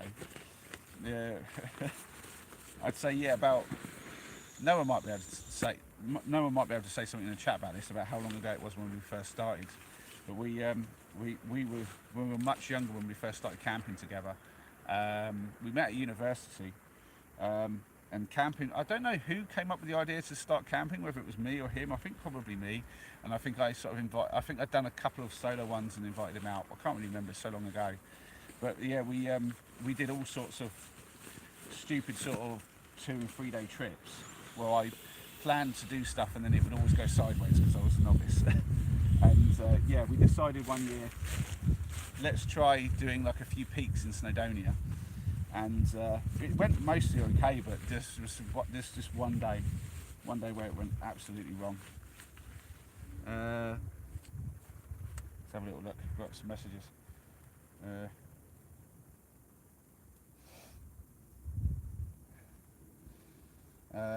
Which way did you go up, Snow?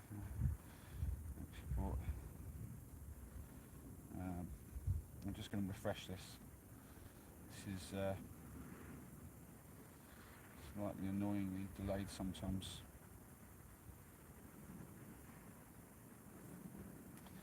She bought the same tent he took on the Peak District camp. Then Indigo camp. Yeah. Oh, what are you a Sparker? Are you saying you bought the tent that Tim took? Is that what you're saying? Yeah, man, you. That's a pretty wise call if you did. That was a really cool tent.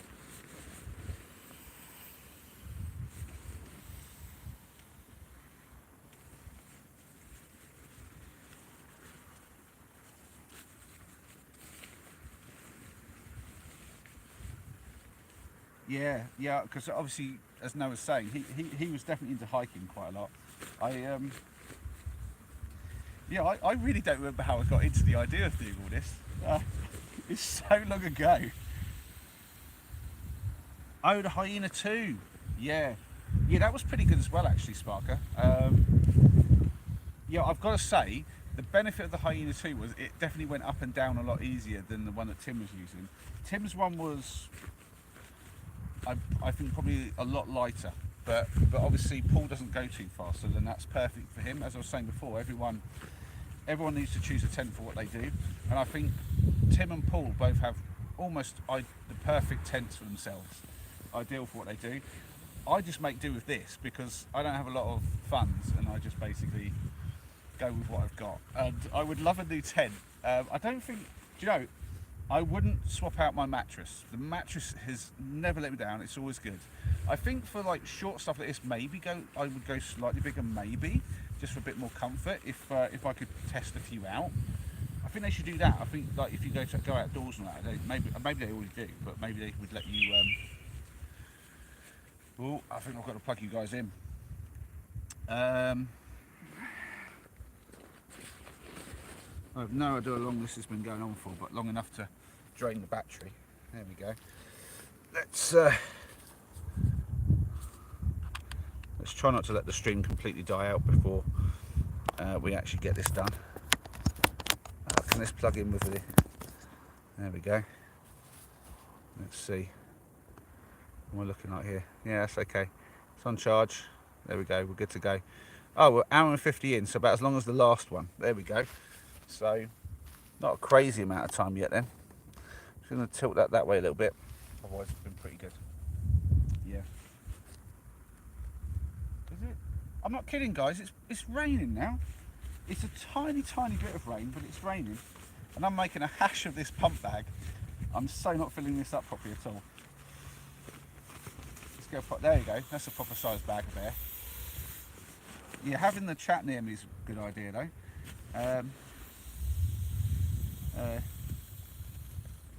Cheapest chips. Paul, I've got the Thermarest Neo Air X Lite, but this is like a really old version because I've had it for over 10 years. But that's kind of testament really to how well these things work. Noah, bless him, when we first started going out together, he went through 2 or 3 mattresses where like he just bought cheap stuff. Like I think one was from Halfords. But weirdly, he got his tent from, I'm pretty sure, Halfords as well. and that thing's really kind of worked out for him and seen some years. But the mattresses were just terrible. But this thing has been going well, and I think out from my recommendation, Noah I think now has a Thermarest. That'll do.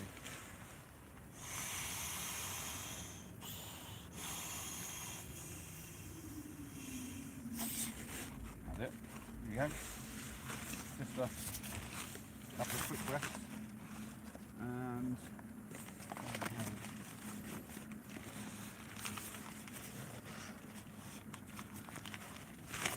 well, I will get this thing in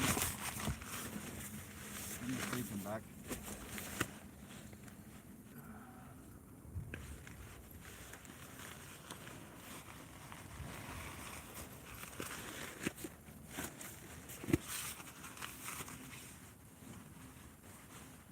You see me hyper focused now. Let's get this thing done. Right. Yeah, so I'll just stick the mattress, as you can see, goes inside of the little sleeping bag type thing I've got. That thing was cheap as chips from Amazon. To be fair, I've got a really much better sort of video of all this equipment and some links to a lot of it in a video, the cold weather stealth camp I did. So if any of you are interested in what I'm using and getting any of it, go and check that out. There's links to a lot of that. But not this thing. This thing's expensive. This is my quilt. So you can see this is it starts off tiny, but this thing gets big quick. I'll put that back. Put that back to front. There we go.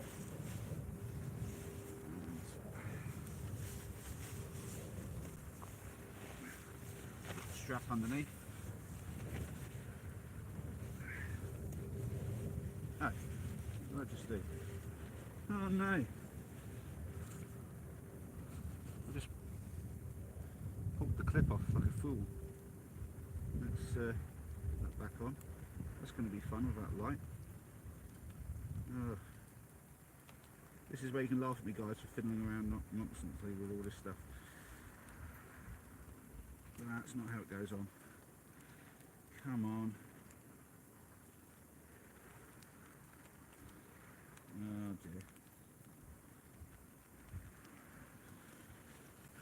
I'm not entirely sure that's supposed to be on this. Oh, I think I know. It's supposed to go in and around and back again. Oh dearie, dearie me. Why is it raining on me all of a sudden? This is not predicted. Rain was not forecast. Why is it raining on me?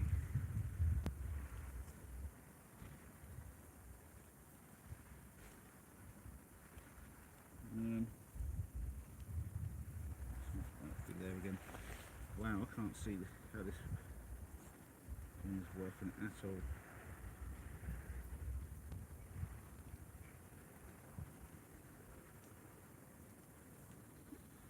Oh, fiddly things.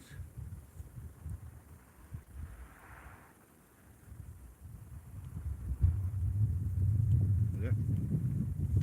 Aha, gotcha. That is moving. And I can just clip that in. Job's good. Oh, well that's frustrating. Why am I getting rained on?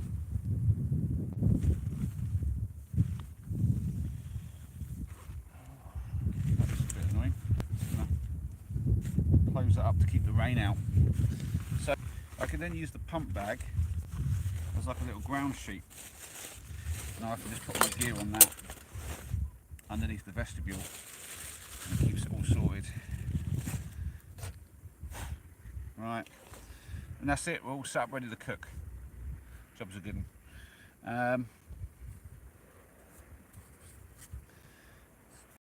Some more other stuff over here. I think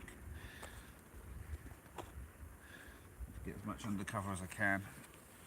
Alright, bring that up against there. Yeah, okay. Put this around sideways. And out there. Oi! Aha! There we go. I can sit down and relax. Right, look at the chat again. 100% was great. Yeah, that tent, man. No, that tent has seen you through some times. I have a Berghaus tent, so it's pretty good. 4-man, this live streams. Editing?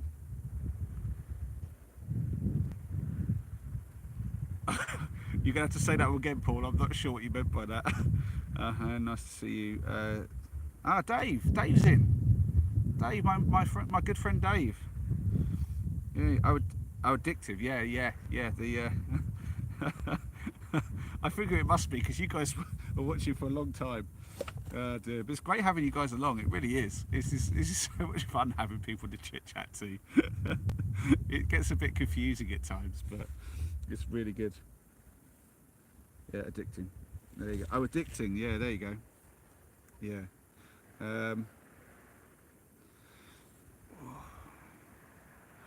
Right, well, it's definitely late enough that not many people are going to be coming by. I haven't really seen anybody, not that I've been watching, but I haven't heard anybody. Normally you hear if there's a group of people. Those teenagers seem to have vanished. I think it's late enough now. What is it? It's it's just gone 8:10, so yeah, that's pretty late. The rain's a bit annoying. Really wish it wasn't raining so much. I mean, it's only a little bit. I'm not getting super wet, and it's mild, so I don't think there's any problem.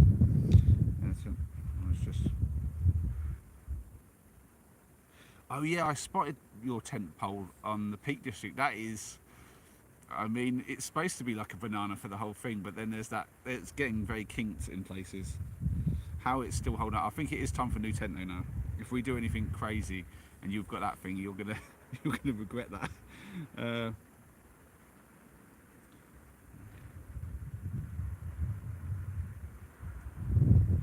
Oh, you had burgers as well, Yost? I said burgers, I'm having one. Right, so, yeah, I've got some new potatoes here ready for boiling up, and then I'll put some butter on those. And I should have somewhere in here a burger. Yep, there's the burger. And hopefully, this is my food bag. This has got all the other goodies in it. Let's have a look. Got a little cheese to go on the burger. Got a burger bun. And all of the utensils. And a tin of peas, because I like peas with my burger. There we go. So, time to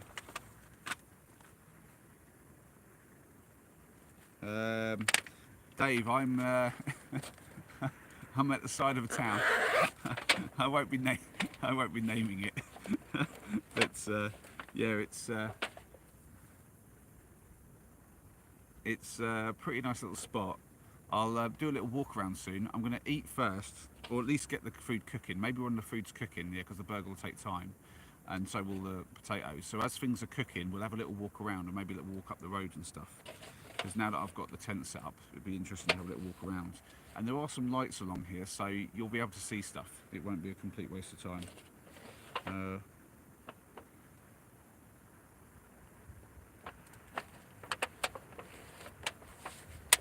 Right, so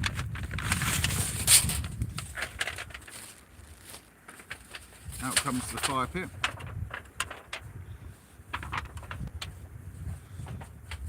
Yeah, I need to come out and see you sometime, Dave. We need to have a little walk around and do a little catch up. I keep meaning to get myself over your way.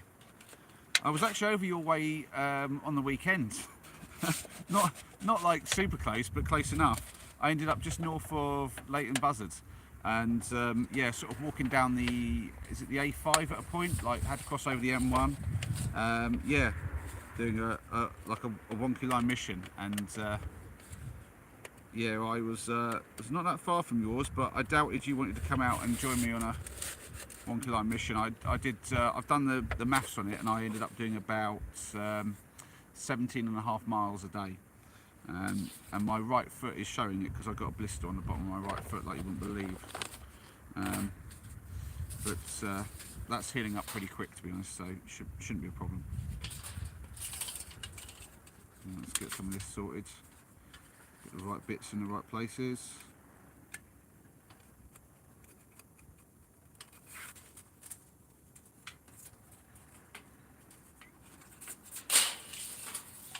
No, are you spell checking people? How rude.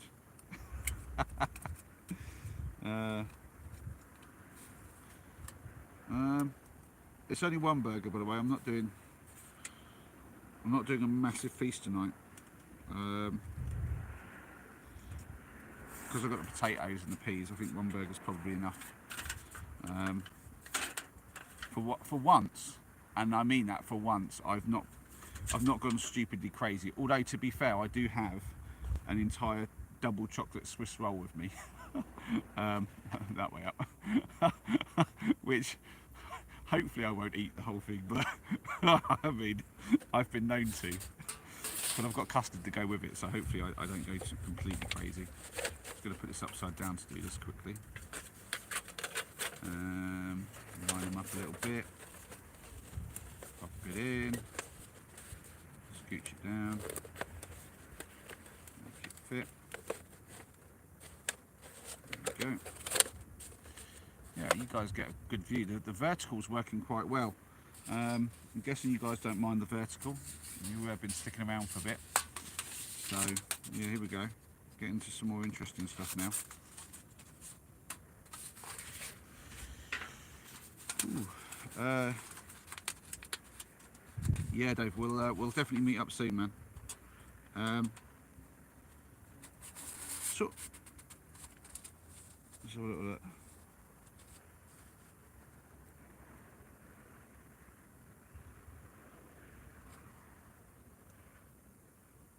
Oh.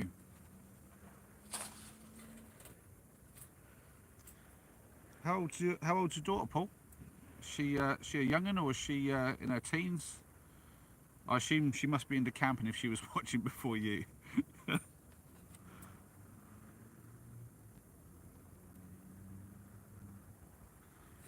else we got here?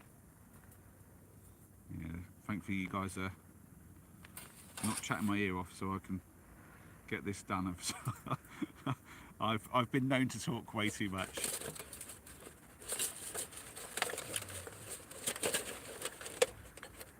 There we go. There it goes. I'll give you a little view in there. Hopefully you can see. Crisscrossed as usual. There you go. I'll sort that out a little bit as well. There you go. Yeah. So that just holds that up. That little inner wall. And I've got a nice little flat bit here. To be fair, I'm gonna singe the grass here, but I mean, if you see that corner over there where the tractors have just torn this up and there's like a ditch and all that, I don't think it's going to be a case of leaving no trace here, but again, it's not a big deal. It's just a tiny little bit, and I can probably just throw a little bit of the dead grass over the top in the morning. It'll be fine. So yeah, so that will be the grill that goes on the top. I do want to be able to get that in today, so yeah, that looks like it'll go in okay. So throw the next bit in.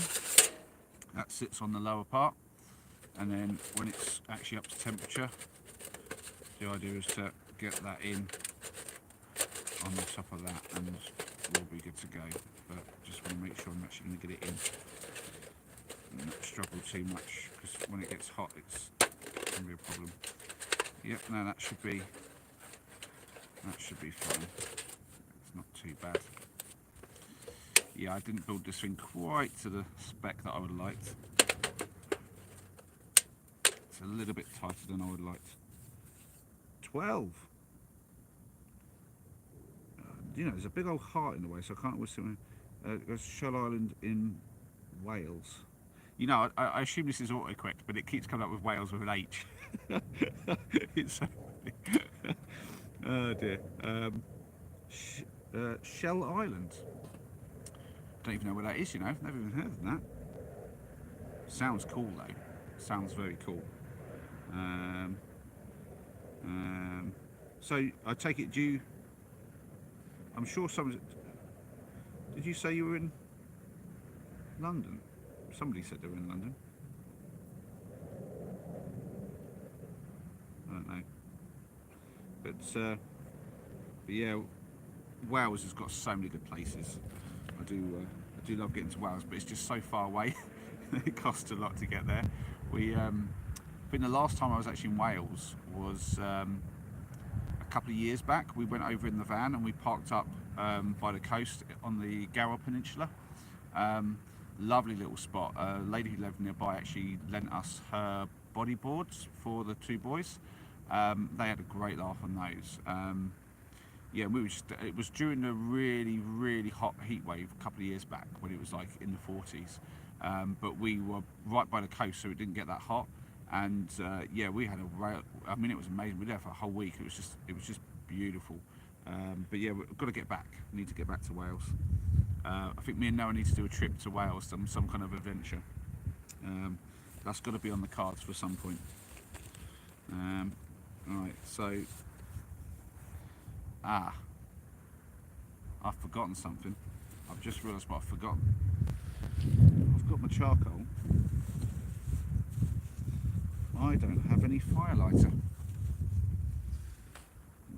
Hopefully I at least have a lighter. Yes. Okay. I'm going to need to find some dry grass and some little bits of wood. That's going to be a bit of a pain. At least I know that the charcoal will light easy because this charcoal is really good. So yeah, I'm going to need to quickly find some little stuff to light. Oh dear. Yep, some pretty dead dry stuff here. It's not that dry, but it should do. There's a lot more over there. Let me just get over here. Oh yeah, there's some straw. Ow, oh, thorns. Ow. Ow. Oh. Okay. No. Oh, a lot of this is thorny. Okay. Oh.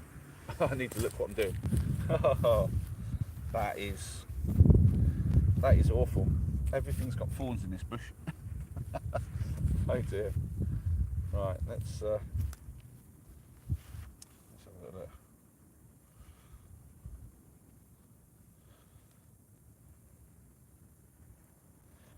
Yeah, it was autocorrect. Yeah, I thought it might be Paul. It does that to me every time I write Wales. It autocorrects to the wrong kind of Wales, and I'm like, oh, and I never catch it. Right, so that should light up a little bit of twigs. So that should be enough little stuff to get going for the lighter. Now I just need some slightly chunkier wood that will last long enough to get the charcoal going.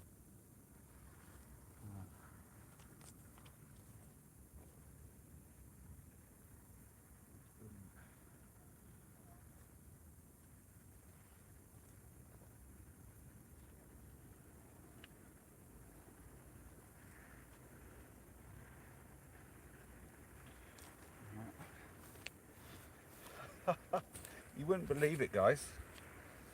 Sorry I disappeared for a moment. You wouldn't believe it. I found these rather nice bits of wood just over on that pile of stuff between them two bushes. So I'm going to quickly process this into stuff that I can actually use to light a fire. So you get to see me doing a little bit of processing.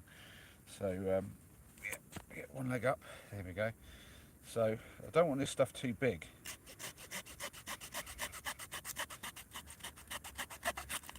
There we go. Yeah, it looks pretty seasoned, if you ask me.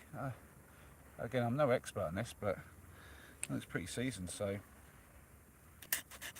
don't worry, I'm not cutting towards my leg. I'm just using my leg to brace my hand. Oh, that one's straightened. So if I get a few chunks about this size, that'll hopefully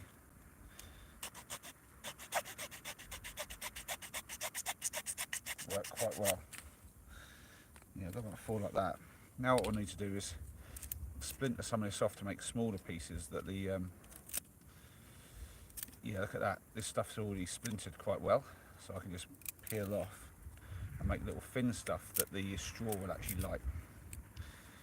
That's excellent.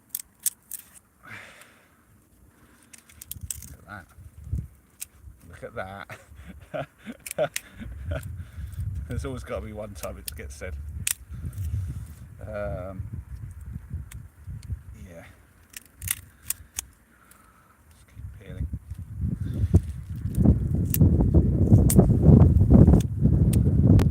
I'm hoping this stuff is seasoned enough to burn. Well, that should probably do it. Right. Oh, this is going to be fun. Right, okay. A bit lighter.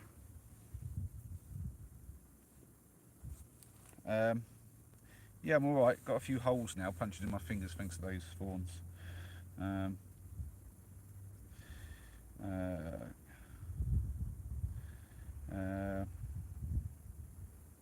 turn this light off. It's probably not making for good. Even have that on like that, but there you go. Right. Let's see if I can't make this work then. So, a bunch of grass. Let's see if I can get this to go. Slightly windy. Should go pretty easy.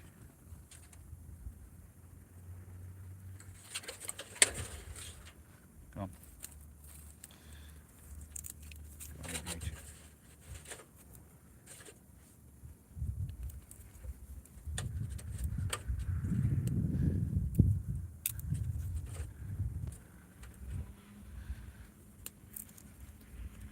Oh, that's a bit. That's a bit hopeful to be able to just throw that in like that and hope that that's going to do enough, but I don't know. I should have probably got some more dry grass. It's still going.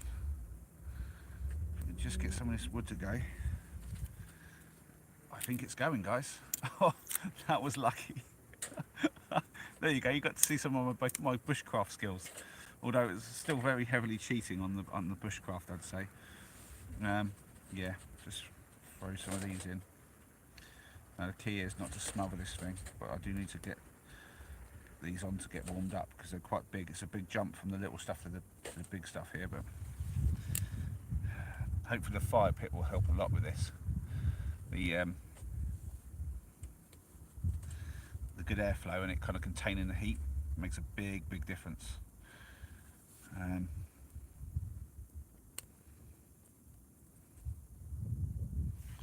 I'm not happy on the structure of that. There we go. That's a bit better. Ooh, bit where the thorn got me, still pretty, not very nice. Wow, we've been going over 2 hours now. Sorry guys, didn't mean to keep you for this long. Oh dear.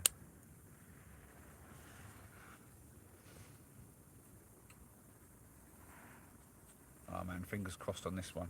I've been very ambitious to jump from the little stuff to the big stuff, but I just feel like that wood looks like it would want to go.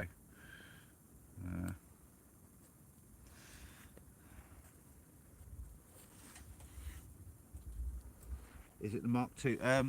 No, this is actually part of the Mark III, so that's the really big one. I built that so I could take just, because obviously that's built out of 4 sections for each wall, but I did it in such a way, instead of having all the 4 pieces exactly the same, I did like 2 short parts and 2 long parts, with the short parts the same size as they would have been for the Mark II. But somehow this is still tighter than the Mark II, but I yet used the measurements for that, so I'm not sure how that happened, but oh dear, it's not going to maintain, is it?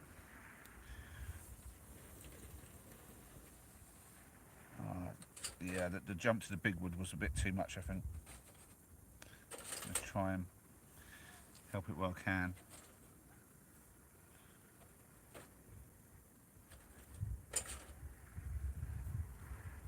Try not to get burnt.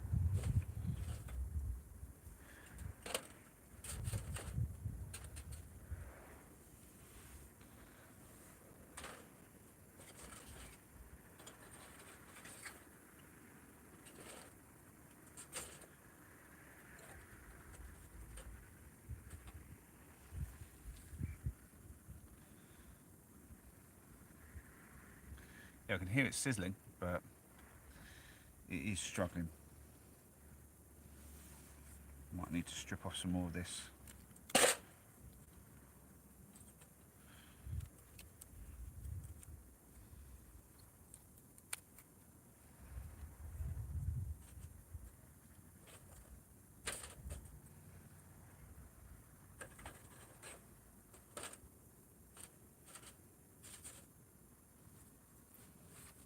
On the light.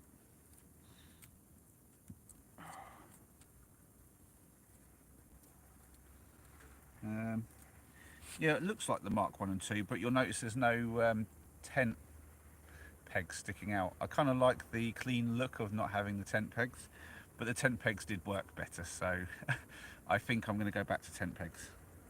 I want to revisit the Mark 1 and do a bit of a rebuild on that. Or maybe it's going, something's lit in there. I've got it cracked to the side a little bit. I'll try to keep feeding it the little bits until the big bits go. But this is not wanting to peel so easy anymore.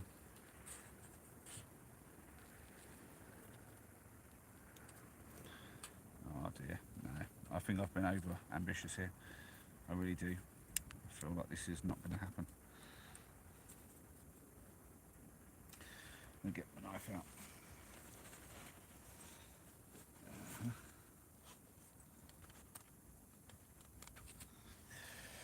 Have a little bit of kit I had from the get-go. These things have been brilliant. Just ease it in, not pushing too hard against myself or anything. There you go. Let's get some more little bits in. Just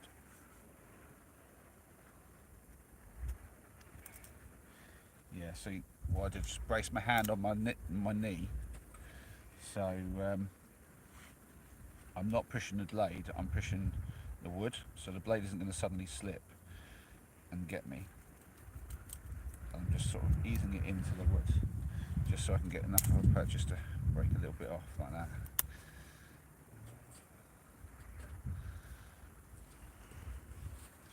Need a lot more of the little stuff.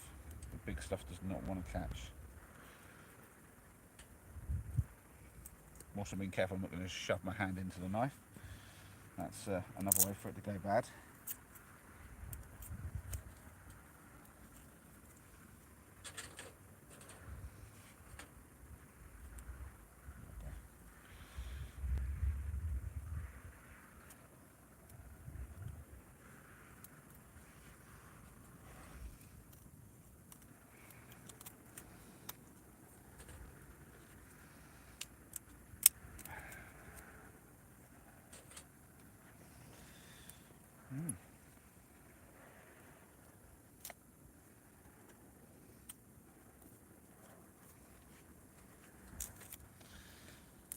A little bit's going quite well.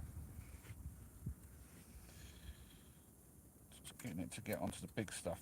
As I say, I was a bit greedy, a bit ambitious, breaking my own rules.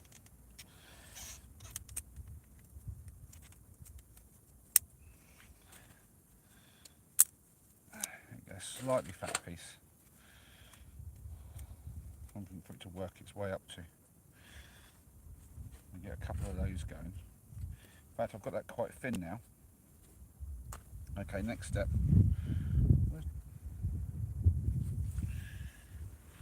Where's my saw? Got tent pegs in my pocket but no saw. There it is.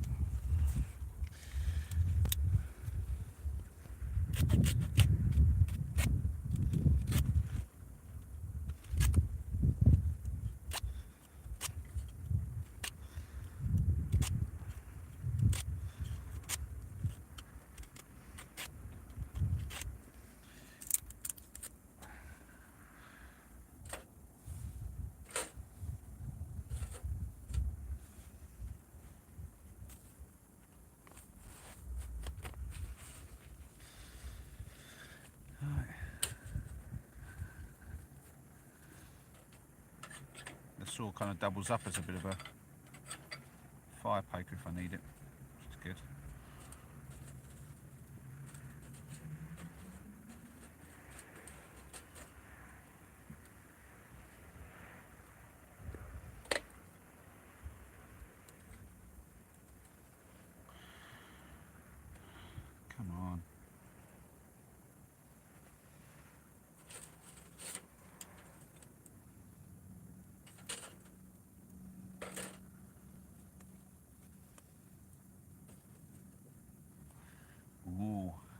might have it going here, guys. I'll see if I can give you a little view of what's going on in here. I don't know if you can see that at all. There we go. I've managed to build it up just a little bit in there with the big stuff around the edge, almost like a little mini teepee. And that might just do the job. Lovely. Oh, there you go, that's a pretty good angle. I feel like it might not be exactly level, but okay. Lovely. Oh, it's definitely catching the big stuff now. Yeah, that'll do it. I only need a little bit, just enough to get the charcoal going. That's cracking. Right, now if I can find my charcoal, what do I do with that? There it is.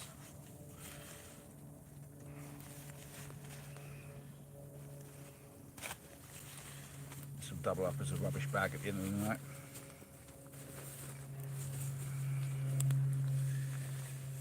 Alright, okay. I don't want to get my hands filthy, so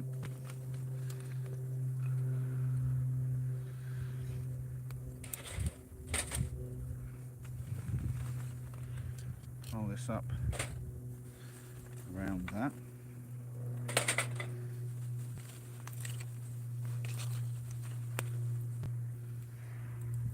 Oh, careful, don't smother it out. That would get going.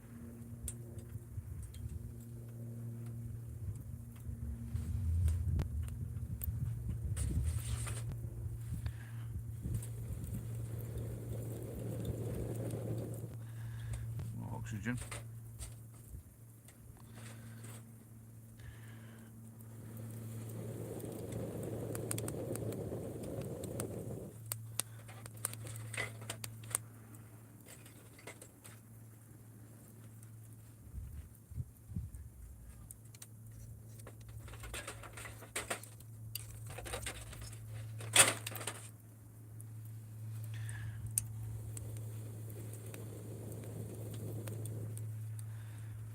Yeah, it's definitely maintaining just about okay. It'll get the charcoal going. Just get some on top. Once it gets warmed up, this stuff goes really quick and easy. The old lumpwood. That's something I'd love to be able to do, is make my own. Bit of lumpwood charcoal making. I thought about like getting like a little canister type thing where they put it in and you kind of cook it in the canister with the air holes and sort of make it up. Don't know if any of you guys watch like the Primitive Skills stuff and that. I love the idea of that, just like getting myself a bit of land and going back to basics and building everything up and doing it all like self-sustained and whatnot. That'd be amazing.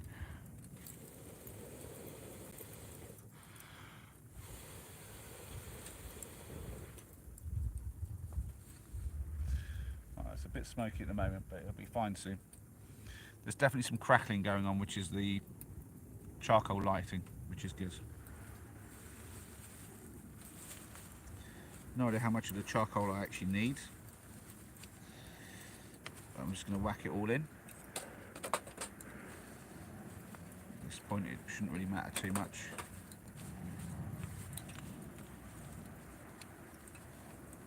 There we go. Yeah, I could bring loads of utensils, but and different tools and stuff for the dealing with the fire and everything. But one thing about me, I like to use one tool for as many jobs as possible. I'm like a bit of a jack of all trades myself, and I think the tools should all be for all trades as well. Right, let's see what we've got. Saw someone on YouTube using there's a little love heart thing in the corner that's being annoying. Go away. Oh, I can just move it using a handy telescopic straw to add O2 to the... That's not... The thing is with a straw is you're only adding it from your own lungs. That's crazy.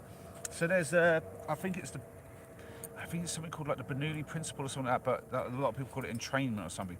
But when you blow from your mouth and you do it right, you're not just blowing air out of your lungs.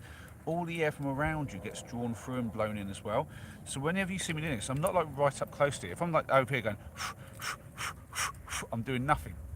But if I get in at the right point and I blow with the right kind of like, a very kind of almost like a tight, the way it works is I'm making like a tight little kind of like almost like funnel of wind as I blow, and I get it just right. All the air comes around from around as well, so you get loads of fresh like oxygen going in.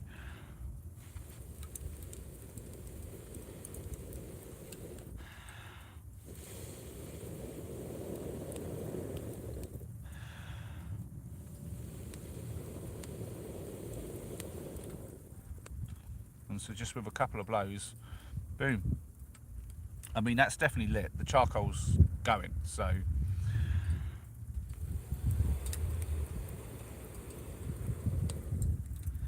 And the wood they've got in there is obviously still burning away and is kind of giving it a bit of flame. But yeah, I'll tilt you guys in, see if you can have a little look. It's going all right. There you go, you see the flame building up. So now it's just a waiting game. So yeah, I think what I'll do is I'm just going to put this on the top, like I did the other night. Make sure it doesn't want to go in. There we go. I'm going to get the water on for the potatoes and get that going. Just going to put them straight on like this. Just make sure there's no bits in here. Alright. Yeah, I'm just going to put it on there like that. That'll start heating through, and we can go off for a little walk and a little look around to see what's about.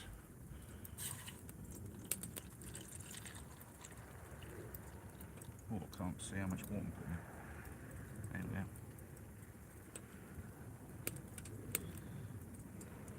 Enough to cover, not enough to sploosh out the sides when it gets boiling. There we go. Some quick drink.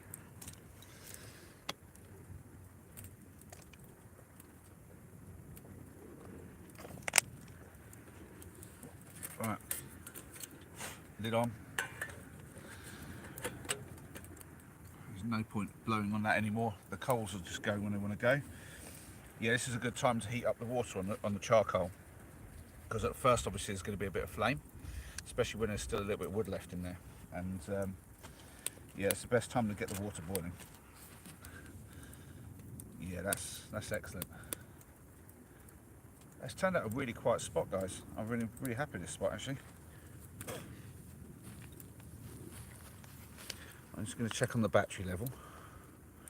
We're at 26%, that's pretty good. I'm going to take you off charge for a second and we can go for a walk. Okay. Right, let's turn this light off too. I don't really need the light on. I'll turn these ones on. Right. 1 second, guys, bear with me. Right, there's that. Right, okay. I shouldn't need this phone, but I'll have it in my pocket in case. So, there we have it. Hey, Dave's still with me. Alright, Dave. Good to have you along, man. Didn't expect to see you in here. It's good stuff. Right. Let's get the selfie stick in. Selfie stick walking around mode. Right. So the best thing for me to do at the moment, I'm going to point you this way. You won't see much, but your lights will help me see. Well, actually, let's try something. There we go. You can see how I'm still new to all this. Torch on here. There we go, guys. You can see me. There's nothing to see in front right now, but I can see where I'm going as well. Yeah, there were sticks and everything all over the place here. I'm pretty sure, I'll give you a look. You can sort of see potentially the ground. I don't know if any of that comes out. Look, it's just kind of churned up. It really is. Look, there's all sorts of nonsense going on here. Yeah, and then there's like this big ditch that they've dug. I don't know why they've dug a big ditch and what that's about at all, but I'd give you a look over at where the campsite is, but without the lights on, there's literally nothing to see over there. Well, I've come to the wrong bit, haven't I? Where did I come in? Over here. There we go. You get to see me jump now. Jump this little cavern. Oh yeah, just like mounds of dirt, and and through this tree. Oh, yeah, look. I don't know how much you guys can see, but it's just mounds of dirt there, and then yeah, just a chopped down tree. Right. Sorry guys, probably a bit jumpy on the footage here. Right, what way was the way out? How did I get in here? Oh, yeah, this is it. I'm on the path. Wow, this path is weird. So yeah. Oh, that's an interesting thing I hadn't thought of. Let's switch the camera and see if you can actually see anything out there. Yeah, there you go. You can see.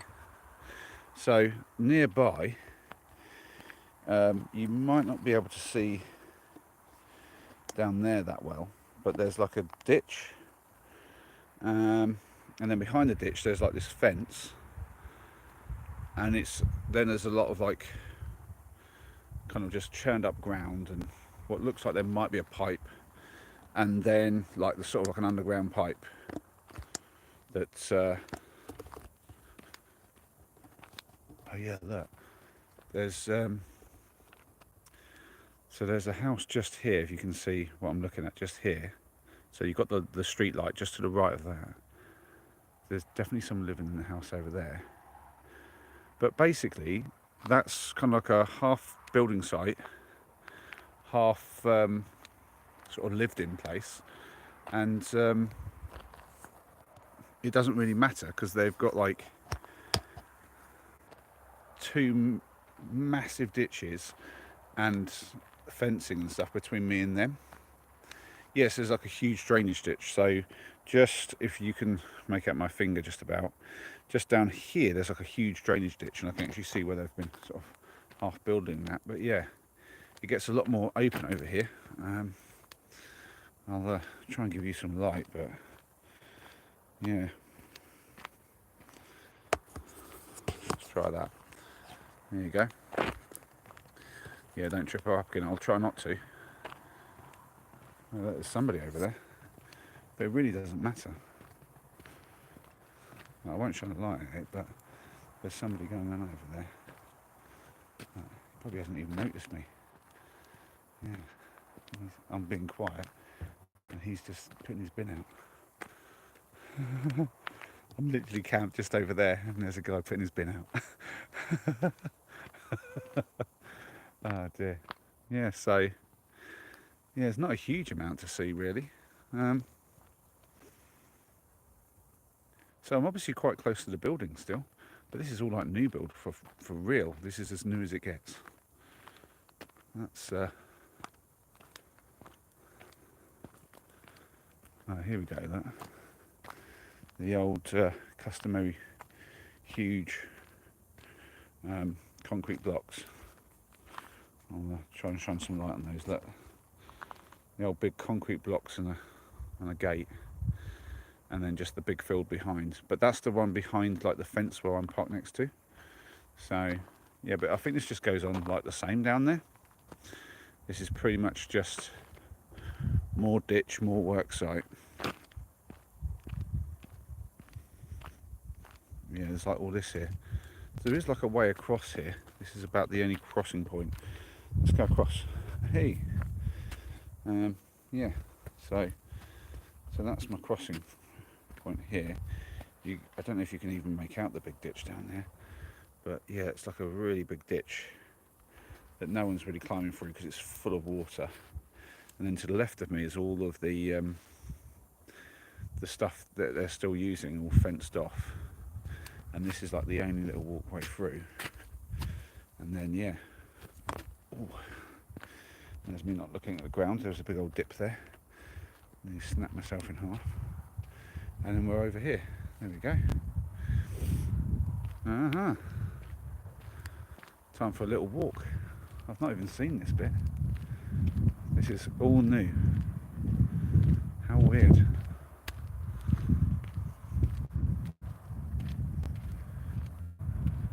Can't go too far. I'll have to get back before the water boils. Although it should be fine. I just don't want it boiling all over into the barbecue, should we call it? I'm using charcoal. It really is more like a barbecue when I use charcoal in it. But yeah.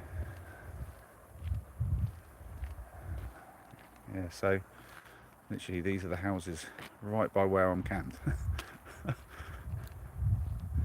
Trying to think if I've ever camped this close to houses before.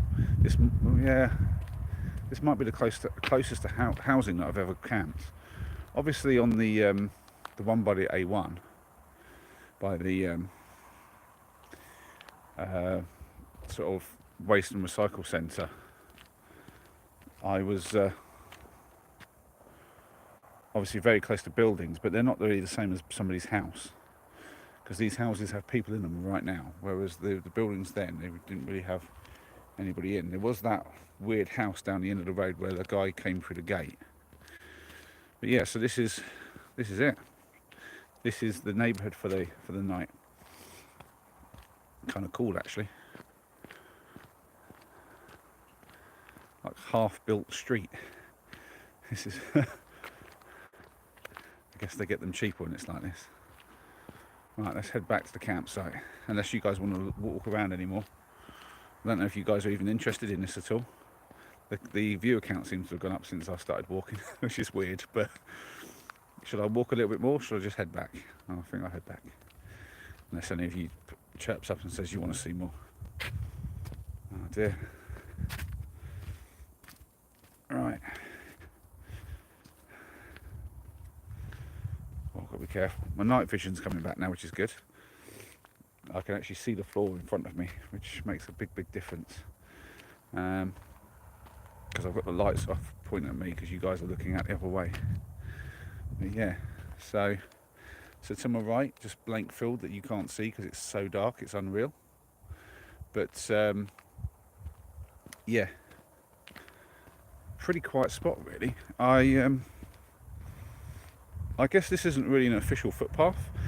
This is just like a bit of track that people are just using for the time being. I guess if you live in these houses and you need to walk to the town centre, you're not really wanting to walk all the way around. Just a quick jaunt through that little gap I found there, and then walking down here, I guess is the way to go. And then obviously it came out to the footpaths where I was. But that is that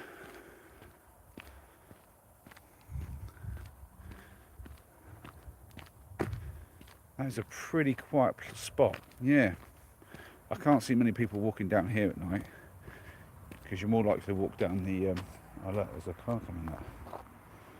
Yeah. I just parked up. Maybe it's a delivery guy. What's the odds? Oh, I should have done that. I should have ordered in, shouldn't I, guys? Yeah, I think that's a delivery guy. I should have ordered in. That would have made a nice change, wouldn't it? Right, let's find that big tree, which is the way in. So this tree is the way in. I'm going to try and go through. I'll try and give you guys a view of where I'm actually going this time.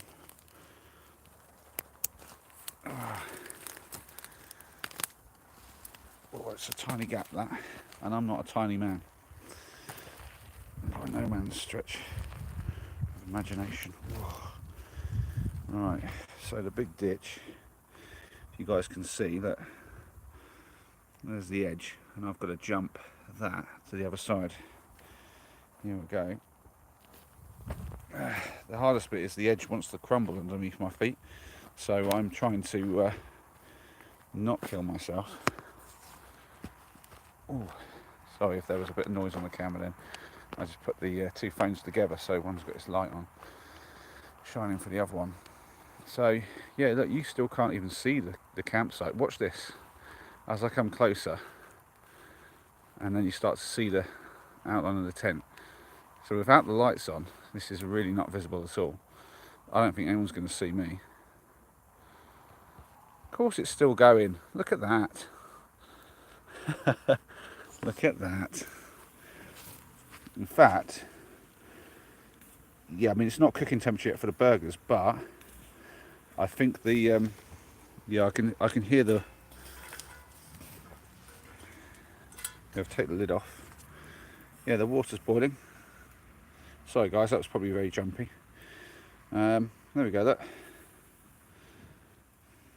I don't know how long they've been boiling for, but I'll just go by visual. Yes, look at that. Right. Right, okay. I'm just going to try and get the other light on.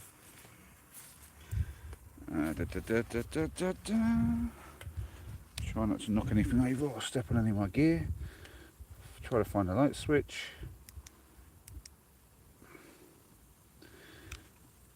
The battery's not giving it power now. Come here. Gotta press the button because it's been off. Oosh. Oh, sorry guys. Oh, I hear them kids again. Right, here we go.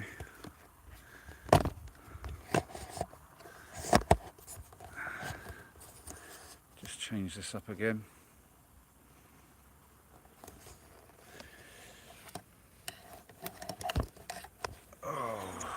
Can't see a thing that I'm doing. Sorry guys. This is pretty rough. Right. Can you see the fire pit? Sort of. Need to angle you guys down a little bit. There we go. That should work well. I'll put you back on charge too. Sorry guys, I'm right up in your face. There we go.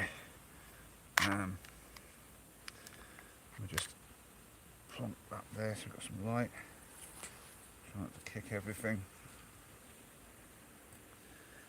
Oh no, you need to go a bit further back. Fine. A bit. A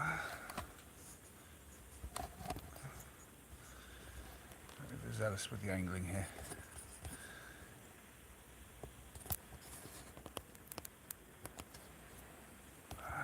Steaming up. There we go. Hey, and we're back.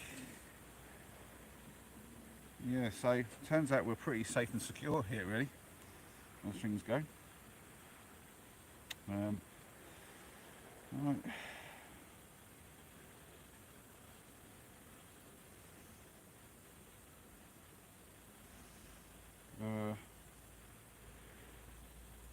Oh, the hot air balloon chases. Oh, I haven't done one of those in ages, but that was good fun when we did that. I forgot you come along with one of those. Yeah, that was. I used to love those. They were brilliant, especially when we found the one where there was like a power glider going around and all sorts. That was yeah, that was good. For any of you who don't know what a hot air balloon hunt is, me and my family, we used to drive up to a spot just over the A1 actually. It was like a bridge, and you could sort of see for quite a distance in all directions. And I knew of 3 locations nearby. Well, I say nearby, like miles away, but what we could see from that vantage point, where they would like take off in the Virgin hot air balloon, like the big red ones that they have for the adventure days. And yeah, so we would go up there at the time of day that I knew they would take off, because obviously they go just a bit before sunset. Because I actually used to assist with a guy who was a pilot in training, or pilot under training, they call it, PUT. He was getting his license for flying hot air balloons, and I actually went up with him one time, but often I was just ground crew, to sort of help blow the balloons up and put them back down when they landed, and obviously like get into the fields to like retrieve them and stuff. And that was good fun. I loved being ground crew more than actually going up in the balloon, because ground crew, you're kind of trying to guess where the balloon's going to be and you're kind of chasing it down. and I decided this would be fun to do with Henry because he loved balloons at the time. So we all went out. Anytime we saw a balloon, we would be chasing after it. So we started doing it deliberately, going out at the right time. So the second they would go up, we would see them, or not the second, but like pretty quick. As soon as they went up, we'd see them, and then we would drive. And I would have looked at the weather forecast, figured out where I think they'll end up sort of going. So once we knew which one they were taking off from, we'd drive to whichever location I thought would find us at the right spot to watch them land. And we were successful a couple of times actually. And I don't think we got that close with the one that Dave was on, but there was one where we were right beside the field, and literally we got there before the ground crew turned up to kind of collect everything. So we were there to watch the whole thing go on, and just everything happened. The paraglider turned up, was circling around them and everything. It was an incredible sort of thing to watch, really. It was really good fun. Right. So yeah, that's not smoke, that's just steam. But yeah, things are going quite well. I need to see if they're cooked. Use this as an extra light as well, why not? I don't think they're cooked yet. They're certainly still bubbling away. The heat's a more manageable heat now. I think I'll cover that up to give them a little bit more. There we go. Yeah. Yeah, the coals are pretty good. Yeah, I don't know that I'm going to need to mess with the coals too much to do the burger, but I'll essentially cook the potatoes all the way, and then just well, like all but like fully cooked, and then I'll do the rest of these. This is how long have we been going for, guys? I am curious. How long has this been going for? Oh, we're coming up to the 3-hour mark. Probably have to call it soon, just because you guys can't sit here all night watching me, surely. Maybe you can, I don't know. Oh dear. Let's have a little look. It's certainly fun having all you guys along. Now, there we go. So, an idea I had, talking about having you guys along, I mentioned earlier, I'm setting up a a page on buymeacoffee.com, which Paul, an idiot outdoors, he uses, and he was saying to me I should sort that out for myself. So I decided to take his advice and to set that up. It's sort of set up already, but I haven't obviously linked everything in, and essentially it's a bit like Patreon, I guess. I'd seen how Patreon works, but it's different because you can do like just one-off sort of like contributions and stuff, and I don't have any expectation that anyone would even want to bother, but I had an idea while I was doing it, and it might sound a bit crazy, a bit weird, but obviously they do a thing where you can have levels of support, and people can like do it like on a regular basis sort of thing. So they have like a monthly thing, and you can have different levels doing different things. And I've decided I want to do that part as well. So not just like people who just do a little support, a little one-off gift or whatever. I've decided to do like the levels or the memberships basically, to kind of give some people option to get extra content and do extra little bits, maybe have little sneak previews of different bits and pieces. So like for instance, I'm currently editing the Wonky Line mission that I did on the weekend, which was quite good actually. There's some good stuff that happened in that, I'm going to say. That I don't want to spoil anything, but yeah, there were a couple of moments in there. It got hairy here and there. I was yeah, I've got to say it's probably my most it's definitely my most challenging mission yet. I bit off more than I could chew. I definitely did, but it got me thinking. Like, okay, yeah, I can definitely release some of the footage that won't make the cut, because obviously I've got to keep the videos down to a certain length, and I've got about 6 hours of footage from that one trip, and I can't do a 6-hour long video. But yeah, I'm pretty sure there's more than even just like 20-30 minutes of footage from that, and I'm going to make it into just one video. It's not going to be like a two-parter. Well, it might be. I might have to do two-parter because so much happened. It was crazy, and I will obviously use some of the footage from the live feed from the camp to sort of tie up the video, because I didn't actually shoot much video on camp because we were doing live streaming, but we got some pretty good stuff in there, and I'll tile that in. But there'll obviously be loads of footage I won't use in the video, which is still pretty good stuff, so I want to sort of maybe make little mini ones and add those in. But getting on to the point of what I was saying anyway, it occurred to me, and this might sound really out there, and I don't know if it's even something that I'm supposed to do or not, I don't really know. But I thought about it, and I thought, like, I'm aware there's a lot of people who don't necessarily have somebody to go camping with and would find it really interesting to come out and do one of my camps with me or one of my missions with me.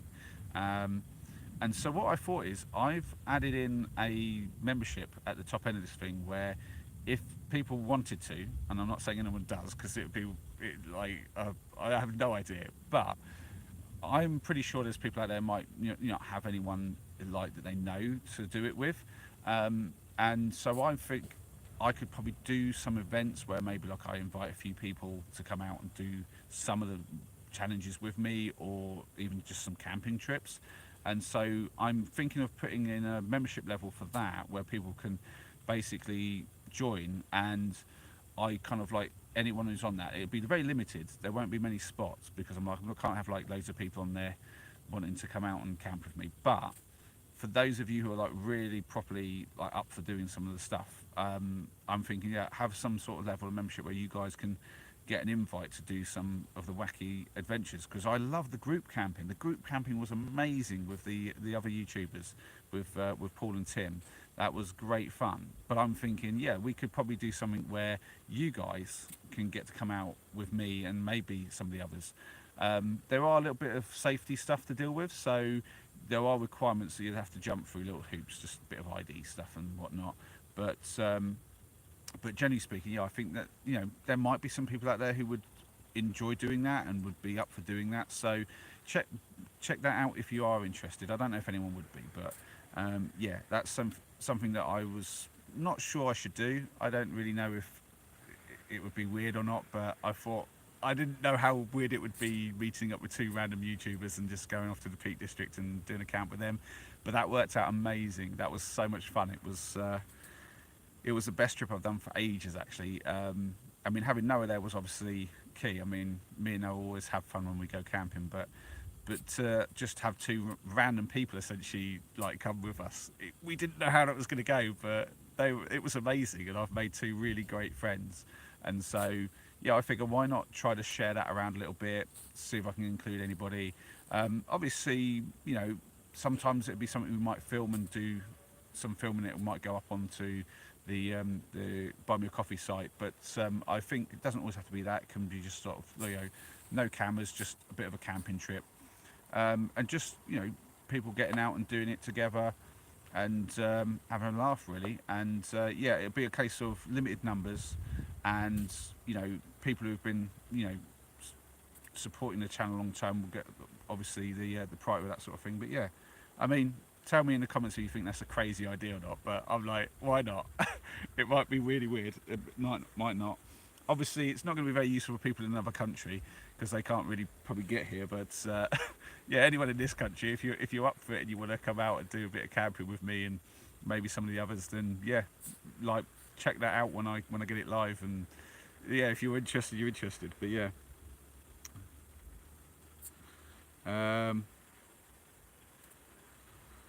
so I Sparker. Yeah, everyone's got a life to do something, but yeah, I mean, I'll be honest, Sparker. I've wasted many an hour just watching YouTube. I mean, I say hours, days, weeks, months, years. I mean, I've gone through some times where I just did nothing but watch YouTube for so much. It's just ridiculous. Yeah, group camp. Yeah, group camping is brilliant, and yeah, I think having a fire for me, yeah, it makes it extra special. It really does. Boone's back. Yeah, we're still going, man. I've only just got round to cooking. I guess you didn't see the little tour that I did. I just did a little sort of walk around just to see what was around in the area, and yeah, it was an interesting little spot, really. I'm a bit more out of the way than I thought I was because there's ditches and fences and that between me and those houses, but yeah, I best check on my food. I don't want to mess up my food. Um, no, those potatoes have got a little while yet. I'm okay. And there's loads of heat left on those coals. So yeah, I think that's one of the things I love about being able to just take a bit of charcoal with me. It just makes things really easy with the cooking. Um, it just lasts a lot longer than I don't understand that. You would think that it would burn through really quick, but charcoal's brilliant. It just lasts for so long. But yeah, yeah, just easy bit of cooking now. Cheers, Sparker. Yeah, I mean, the things we watch. I've watched some random stuff. Does anyone in here watch ASMR? I watch. I mean, I don't watch as much as I used to, but there was a point where I was just constantly watching ASMR for like all evening, and just like going to sleep to somebody doing some random stuff, and it's all like people whispering or like talking, and like some of it's like people doing random weird things as well. Um, oh yeah, there you go, Paul. Yeah, yeah. I mean, there's a whole spectrum of ASM artists out there. I mean, there's this whole thing that came about where people sexualise it a lot, which I'm not keen on. That's a bit. I mean, I get some. There's going to be somebody out there for every bit of content, I guess. But no, just some of the. For me, it's like eye exams and doctor exams and stuff like that. When people do that, like a role play thing, that really, I actually get ASMR. I used to get it when I was younger. I didn't know if it was a weird thing or not. Um, and I used to get it at the most random times. Like I'd just be sitting relaxed somewhere, and someone would start talking, and suddenly I've got like this weird feeling, and it would like be so spread over my whole body. It was weird, and it's always a pleasant feeling. But I'd be like, why is it doing? Why is that happening? And like I never told anyone because I thought it was weird. But then the first time I found about ASMR on YouTube, and I was like, oh, other people actually feel that thing. Other people experience that. My mind was exploded by that. But yeah, some of you probably have no idea what I'm talking about at all. And it's fine. It's fine. Um, what are you saying? You just. Oh yeah. I mean, some of it would. I mean, I'll be honest. There's a group of well, I say there's like a genre of ASMR where it's like people eating and chewing. Oh, can't stand it. Well, I kept trying to give me like that in my feed, and like suggesting it, and like people just munching on things. But, oh no, get rid of that. Like, don't recommend this to me, please. Don't recommend it every time. And after about 2 months, YouTube finally got the hint and stopped recommending it to me. All right, guys, there's a contest for you. Anyone who's still watching on this afterwards, make sure you message as well. But let's hear it in the comments right now, guys. What thing does YouTube recommend to you all the time that you keep having to tell it, stop, I don't want that, it's annoying? What's your worst thing? What's the thing that bugs you the most that YouTube keeps saying, you want to watch this, and you're like, no, I'm not having it? Oh dear. the eating ones are foul, they just make me hungry. Oh, they don't even make me hungry. I'm like, they make me cringe. I'm like, why doesn't anyone want the sound of somebody else eating? Like, and also, it's not even just the sound. They expect you to watch them. I'm like, how is that a thing? But of course, as I said before, there's somebody for every bit of content out there. So yeah, you might be watching some fool stumble around in the middle of the night in the dark, just like camping in a strange field and doing whatever. But there's something weird about there. Someone's watching, and they're watching a lot of it. So makeup transitions. That's weird. That is makeup transitions. Oh dear. There's a new one that's popped up in mine. A time stop trend. I don't know if anyone's seen this, but like basically some like girl. It's quite often like Asian people doing this. I don't know why suddenly I get a load of Asian channels in my feed. It must be that they're blowing up and then they're getting spread out. But it's happened just literally in the last day or two. And to be honest, the first one was quite interesting because it's quite well done. Like this girl all dressed up in like a weird costume, like looking like an anime character or whatever. basically treads on the guy's foot or does something stupid to him and just walks off, and he just presses, like, goes to his phone, presses play on like a really classic song. I couldn't tell you what the song is. I can't remember how the song goes, but basically it's like a pretty cool retro song, and essentially it's like just them freezing time, and then he goes over to the girl, and she's obviously just pretending, but then he just like does something back to her to get back at her for what she's done. And was that the phone moving or me wobbling? But yeah, but they're quite cool. They're quite well done. They're quite well put together. But then, like, I watched like 2, and all of a sudden that's all I'm getting my feed. It's really annoying. That's YouTube for you. It should really just recommend, camping channels all the time, nothing else. That's really what it should do. Get my videos out there. That'd be good. Paul's the only one who said anything. Come on, you guys. There were 9 people in here. You must be getting recommended something that you hate. Come on, tell me. I want to know. I want to find out. Right, let's check on the potatoes while I wait for you guys to wake up and get your fingers going. Let's get a light on. Right, I'll use this just to cut in and see.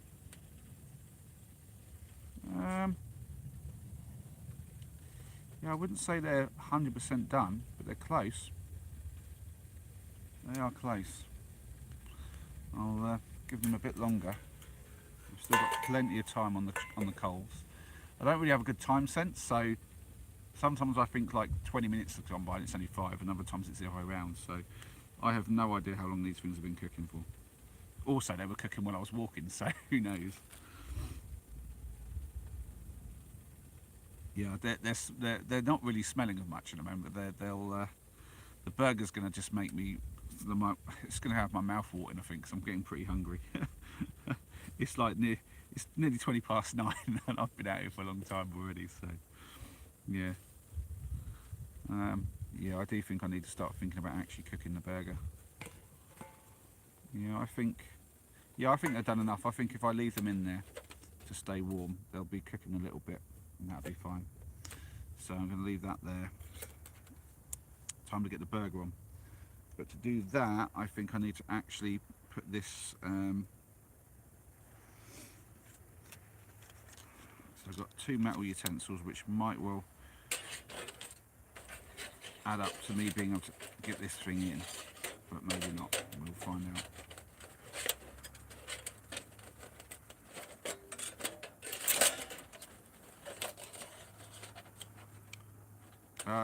Oh, that's it. Sweet dreams are made of these. Who am I to disagree? Is that the? I don't know. It's some song. It's always the same song. Anyway, it doesn't matter. I'm talking about some nonsense now. Yeah, if this isn't going, it's not the end of the world. But I don't really have a tool for this per se. That's what I get for not making it the right size. I could have just redone it and made it the right size, but I was feeling a bit lazy.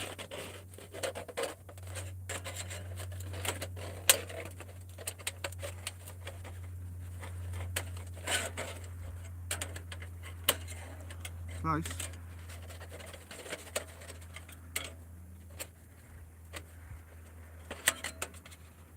What am I calling? Oh, that one's on the outside. Okay. There we go. In it goes. Done. With a saw and a metal spatula. Don't want to melt anything. Right.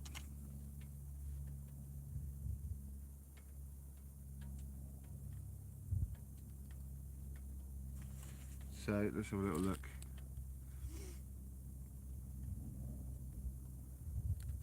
The space I can't spell today, sorry. Bloody hell. I can't spell today. Brilliant.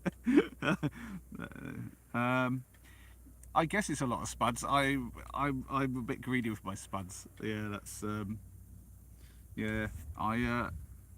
I've said it before and I'll say it again. I've always got. My eyes are bigger than my belly at all times. It's just part of who I am. Oh, let's just make sure I loosen up the bottom, get some juice down to there. should work well. Put that on there like that. Should warm them through. Should have had them on already, to be fair, but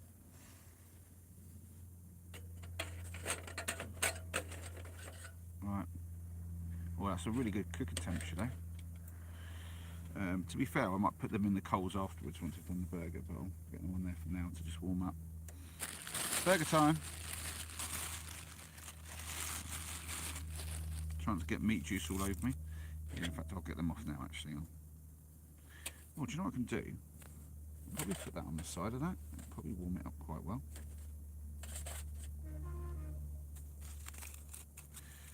There's a lot of heat over that side.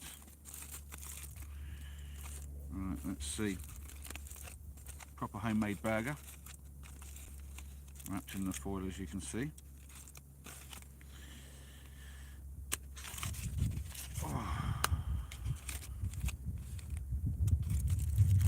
Try not to drop it on the floor.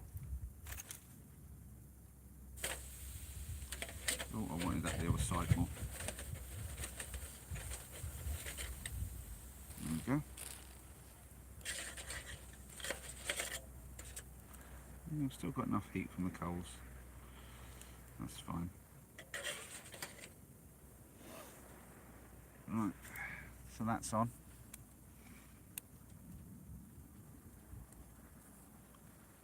Not beans, peas. Marifat peas. Processed Marifat peas. I'll give you a little shot. There you go. In the light. Marifat peas. I like my peas.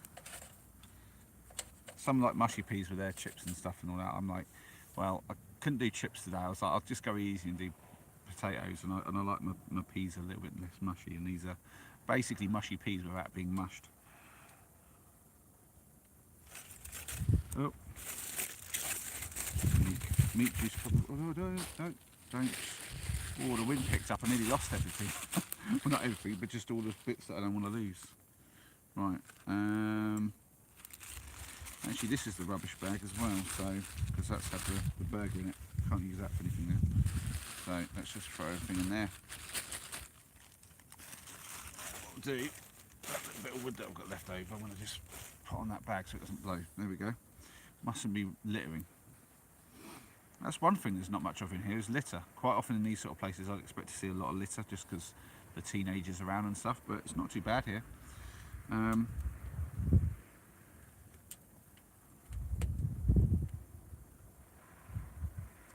Life of a key. A key? Is that how you say that? Hopefully. If I've said it wrong, let me know. My phone's a Pixel 7 Pro. Although it's seen better days. I've broken the screen and the camera at the back pretty much badly, but yeah, it does seem to be pretty good quality actually. I never expected to be that good, but yeah, it's pretty good, so that's handy. And then I'm just using a Samsung A14 to look at the chat, so that I don't have to, because I'm not close enough to see what's on that screen. That screen is essentially might as well be a mile away. Oh. This also doubles up as a good little torch when I need it. Somehow dropped this in there and I can't get it out. Why aren't you coming out? Come out. Let's sort the coals out a little bit. There we go. Nice. There we go. It's got no uncooked meat juice on it now. All good. Oh, that's smelling good. Oh, it smells really good. So the burger is pretty straightforward and simple, but it's not like just 100% beef, because that's nonsense.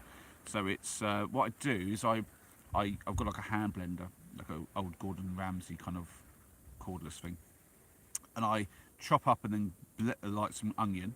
I throw in a little bit of oil just to help with the blending, and I throw in some paprika, some pepper and some salt. So just my three basics really. And then I blitz that up with the hand blender, and that makes like a real like nice paste. And I mix that in with the meat. This meat's, I've got a bit, I sport myself, I've got some 5% fat Aberdeen Angus stuff. Normally I like a bit more fat, but because I'm adding the oil, it kind of balances out, because I'm adding the onions and that as well. It kind of it makes it really moist, but really flavourful as well. And yeah, so That just it's a fairly simple but really gorgeous burger when you do it like that. Yeah, that's going to be lovely. It smells brilliant.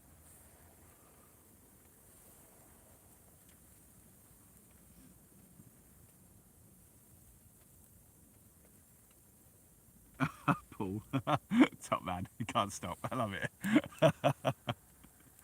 Oh dear, I'll have to stop at some point. I've got to go to sleep at some point in the evening, but I mean, while you guys are still in, I'm still going to go. I mean, why not? I mean, I've got nothing better to do. I'm just sitting here in the field. So you might be watching me sit here in the field just cooking a burger, but that's all I'm doing, and this is a good laugh. I've got to be honest, guys. This is a good laugh. Oh no, I'm not stopping yet, Paul. Don't worry. I'm going to be. I'll get the cooking out of the way. We'll chit chat some more, and yeah, we'll just. We'll keep it going as long as there's somebody to watch, I think. I'm like, why not? I mean, oh, dearie me. So, I'm sure you mentioned earlier, Paul, you might have done. Did you say you're from London? Is that right? I could be wrong. It might have been Joost, but I thought it was you. But yeah, because you're saying you like going to Wales, so you must be in the UK though still. So at the very least. But yeah, do you get out camping then? Let me know about that sort of stuff. Must make you wish you drank alcohol. What, me? No, I never wish that I drink alcohol. Oh, Birmingham. Ah, there we go. Nice one, Paul. Oh, Birmingham. I park in a spot near there. Baddesley Ensor. I've got a video. Me and Ethan doing a bit of a trip there.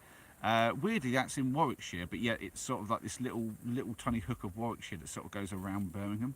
But yeah, lovely countryside up there. You must be able to get out in that and enjoy some spots.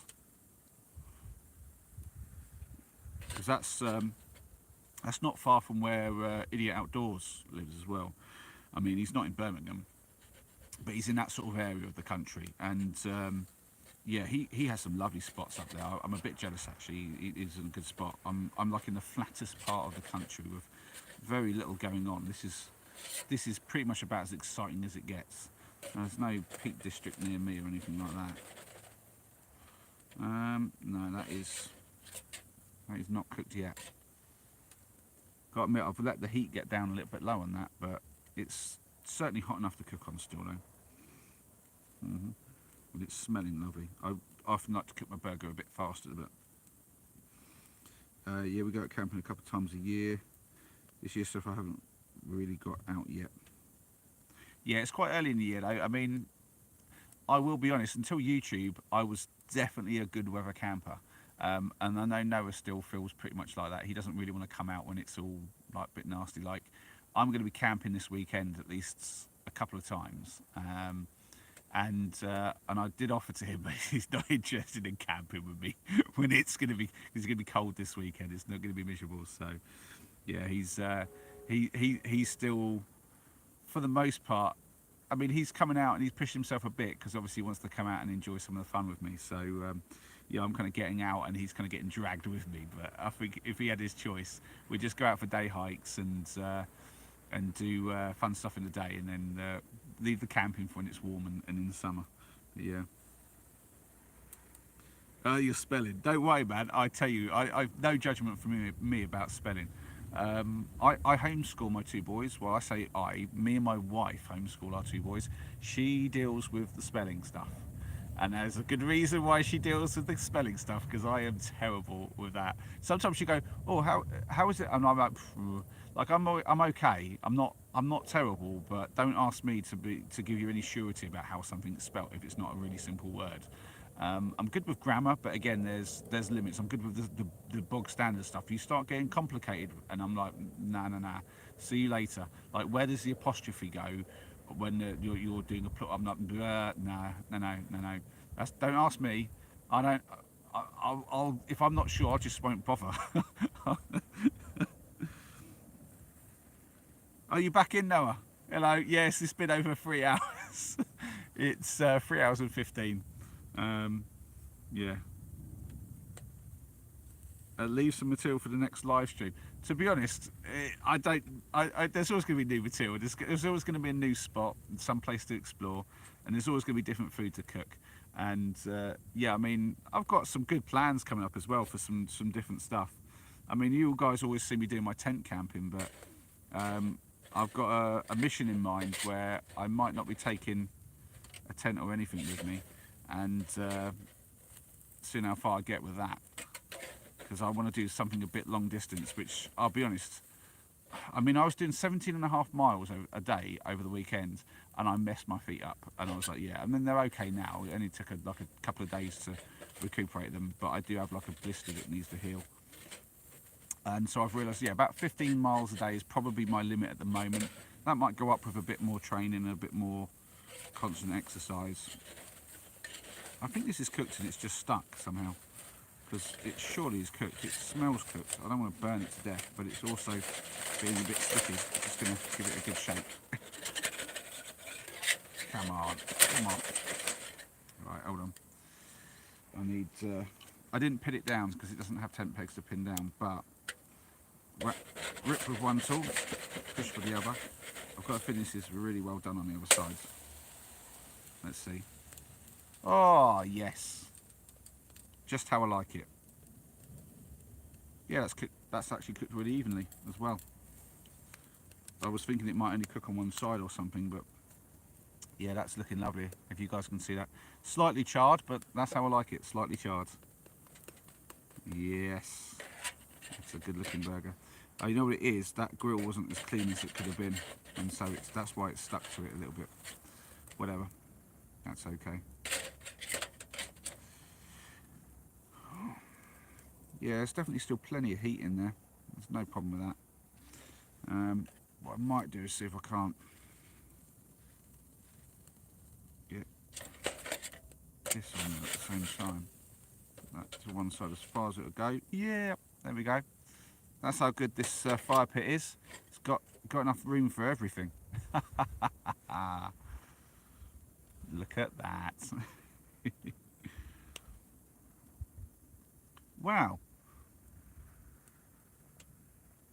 Is it me, or is it just my phone being really slow? But oh, this is like rewound itself back a little bit. This is like my phone is 5 minutes behind.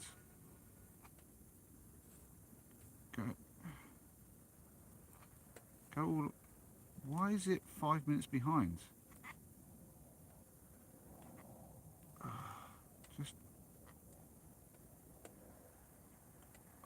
I'm just going to try something here. No. Are you live now?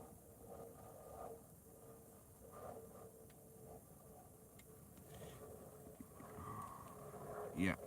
Okay. Maybe that's why the chat was a bit behind. That's very...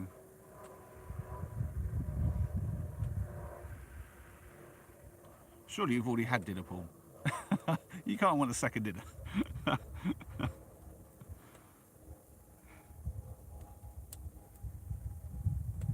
No, I just I basically was cooking potatoes before, so just down here you won't have seen, but because you were probably cooking your own dinner.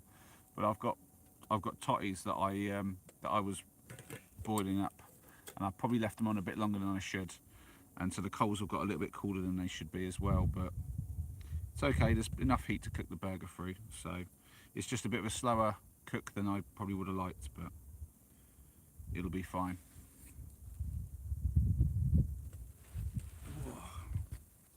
Getting a bit cooler out here now. It's quite warm today. You might notice I'm only in I'm basically got t-shirt, a shirt, well, flannel shirt, and then my body warmer on, and I'm warm enough. But yeah, it's cooler than I thought it might end up being. It's just my back's a bit exposed when I'm sat down and everything's kind of riding up. There you go. Just switch around a bit. All right.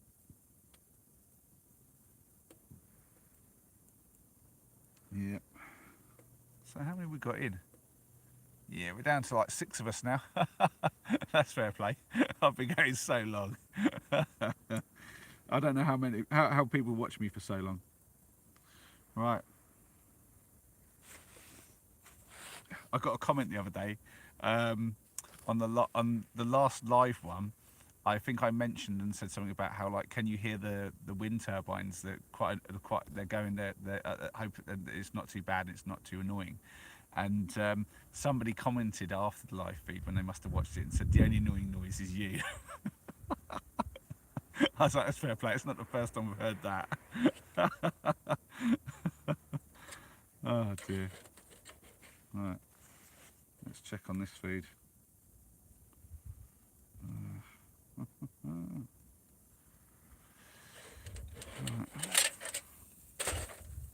yeah, that's cooking up, but just a bit longer on that side.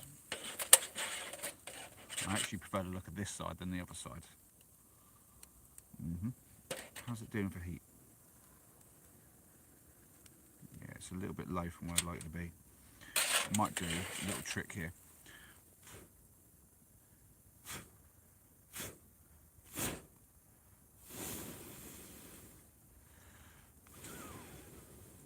Get rid of some of the ash off them and give them a little bit of airflow, and that'll crank the heat back. Oh yeah, okay, that cranked the heat back up.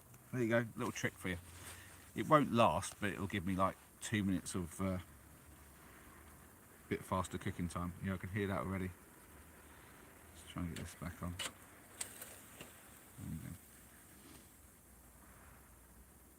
Hey, Tim's in.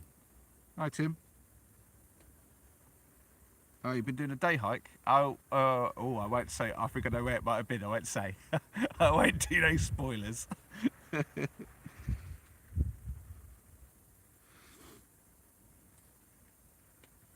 Yeah, Paul managed to get in a little bit earlier, Tim. Idiot Outdoors, but he had to go to work, so he's not as lucky as me. I get to come out on a Wednesday night and have a camp, and he has to go to work and do his night shift. Oh, oh, it must have been hard to go to work today, knowing that I'd be out here camping. Oh dear. Oh, that must have made the trip into work much harder for him today. But yeah, it was today. It's not the next day yet. There.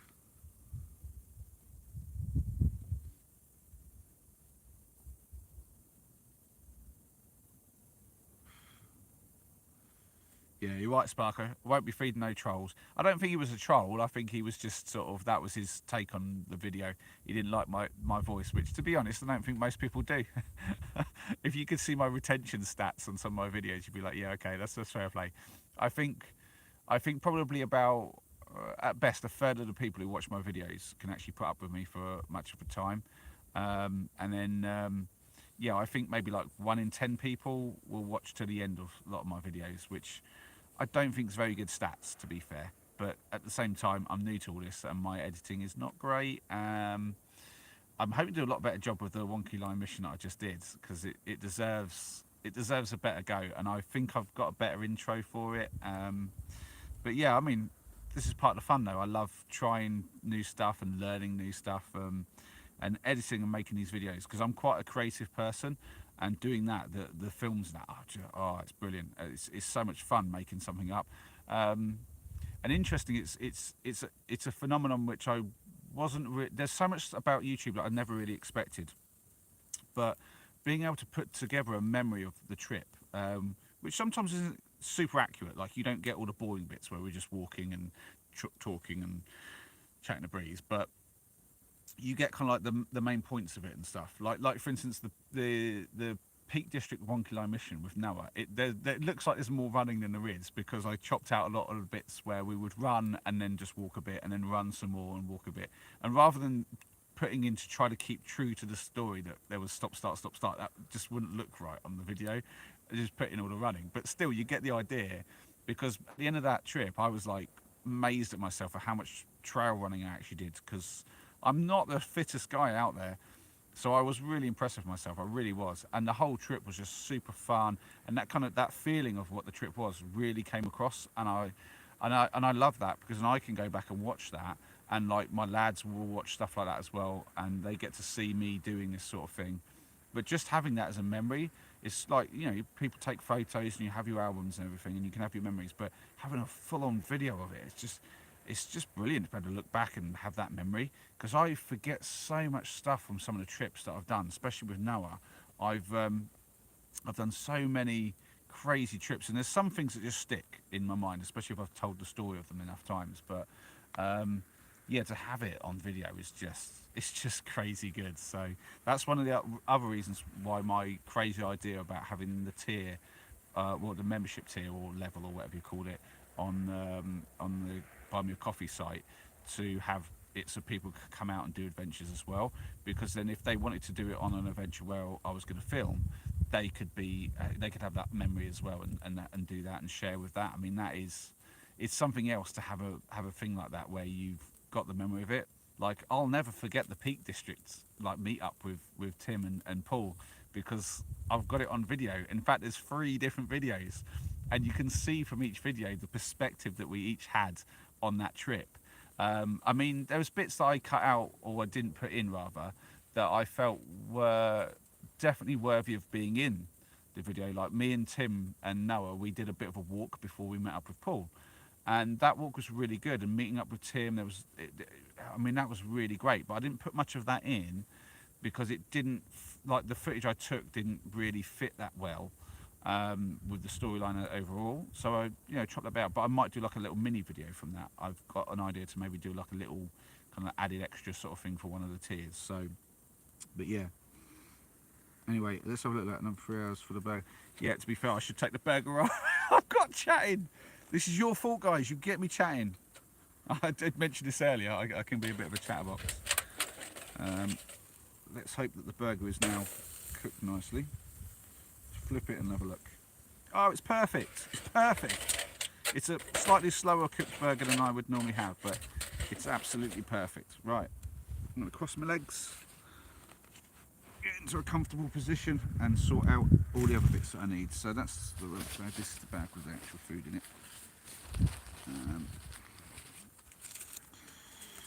Now, I've got myself a little brioche bun here. It's not cut open, so that will need to be done. Okie dokie.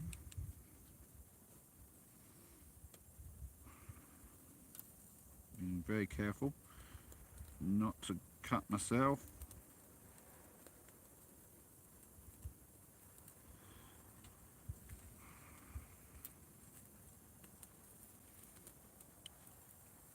Job done.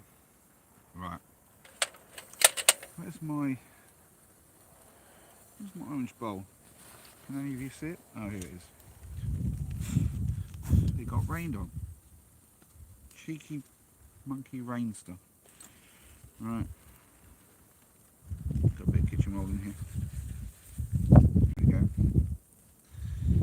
Right, let's pop that in there. Just quickly toast the bun. Let's check on the messages.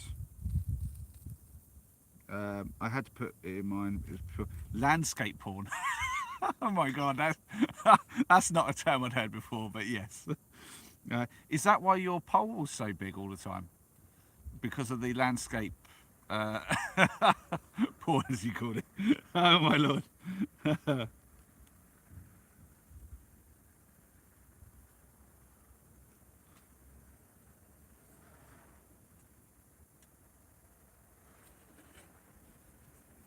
Perfectly toasted. There we go. Didn't leave that on too long. Nearly, but not. Didn't do it too bad.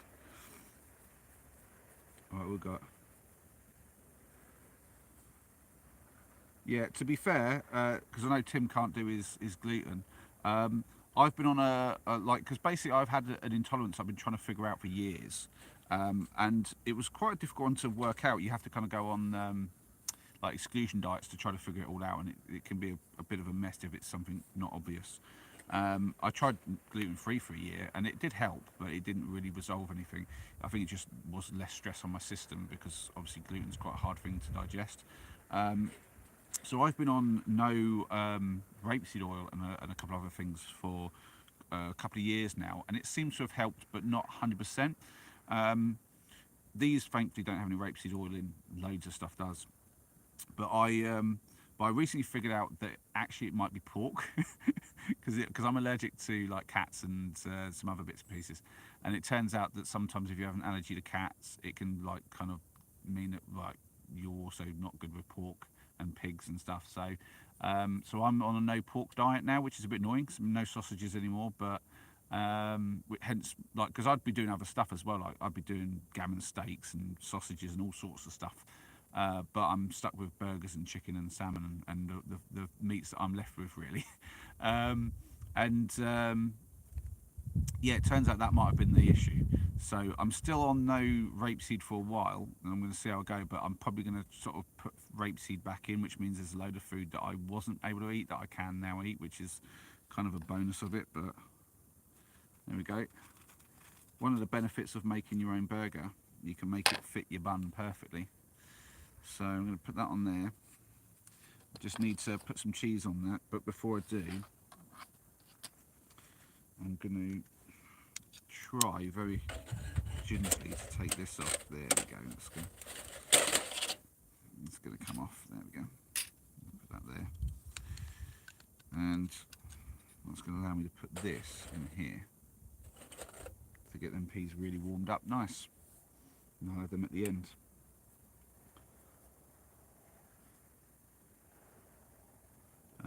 Lactose free for a while.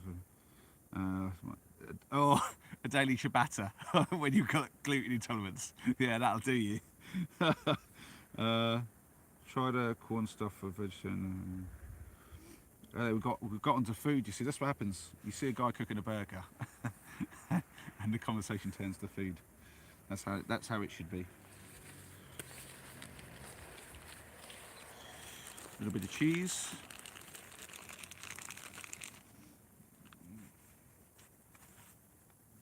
Who here doesn't have cheese on their burger? Where's my knife gone? What did I do with that?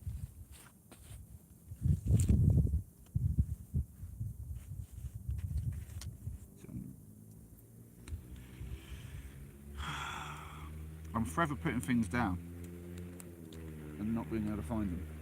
Oh, it was on my lap. It just fell down, so then I found it. Silly me. Right, I've got my little chopping board with me, but I think I can do this without that. Just get the bun off. A little bit of vintage cheddar. I know. People will tell you that the best cheese on your burger is that American plastic stuff. But for me, you can't beat a bit of vintage cheddar. Oh yeah, and Aldi started doing this stuff, West Country vintage cheddar. They often do some nice cheeses actually. I really enjoy my cheeses. They do like the knockoffs from the stuff that you get at M&S and stuff. And there's like this one that M&S do that is really good, but it's expensive as hell. And you can get something like 99% the way there from Aldi's for like half the cost. So yeah, Aldi's it is. But then they often like do this different sort of stuff and change it around and give you something a bit new and a bit fresh to try. And yeah, love that. I might put some of that in the peas later. I'll see how I go. Right, so first part of dinner done. A burger. I'm going to eat that first, then crack on with some totties afterwards.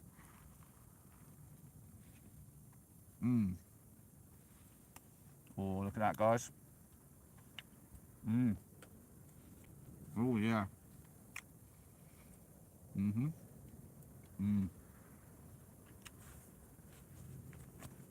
So we got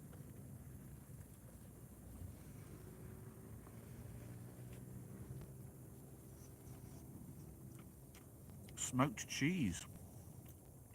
That's something I didn't know you could get.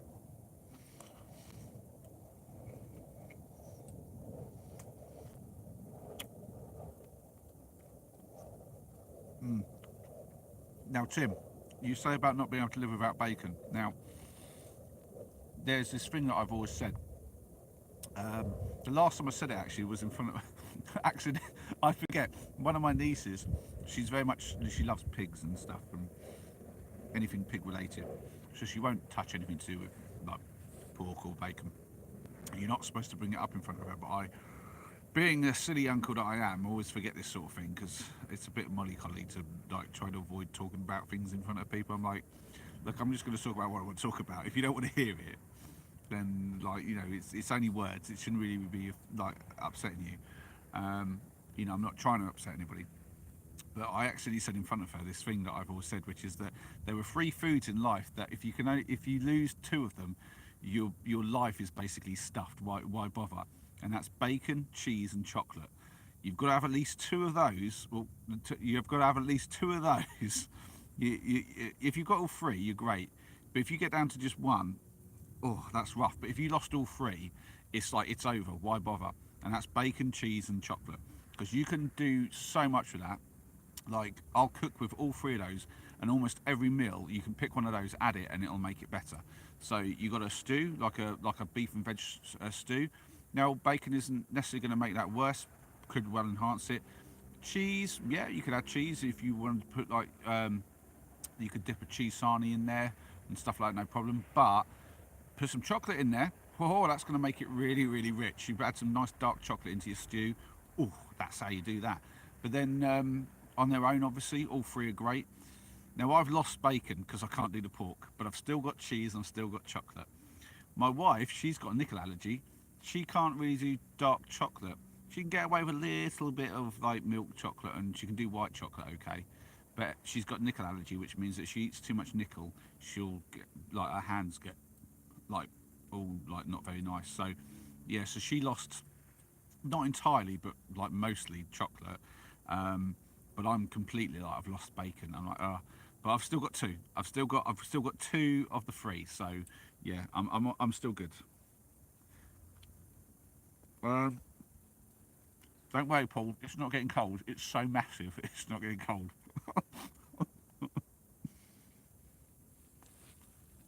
It was piping hot.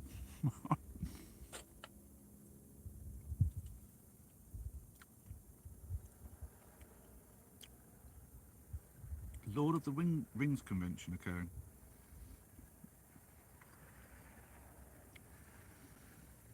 That one's gone over my head.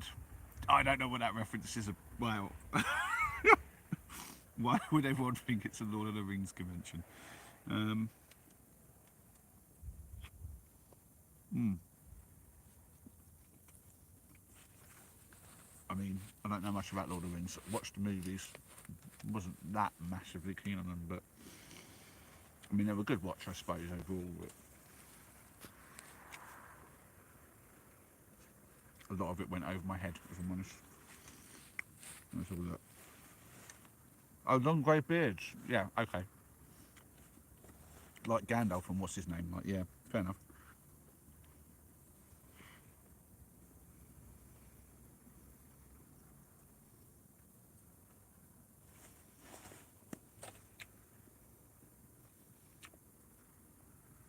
Well, this must be interesting. I'm just sitting here chewing away. Okay. Well, somehow there's 11 people in here now. I'm sitting here eating a burger, and there's 11 of you watching me. We did some way more interesting stuff earlier. If you've only just joined, you've missed loads of good stuff. Although, to be fair, it depends on what your definition of good stuff is. But yeah, great spot. I've had no trouble here. It's like I'm the only person in the world I'm in a place like this. Yeah, it's quite nice because I feel like I mean, obviously I've got my light on, but I've got it quite low down, and with the bushes nearby, just right here. For any of you who've only just joined, I don't know, but just right behind the camera, there's like a little tree and a big bush. But back there's like houses and new builds and stuff.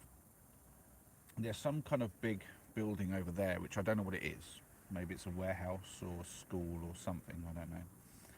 But essentially, I'm in the middle of a field. No, not in the middle. On the edge of a field, just kind of like pretty inconspicuous.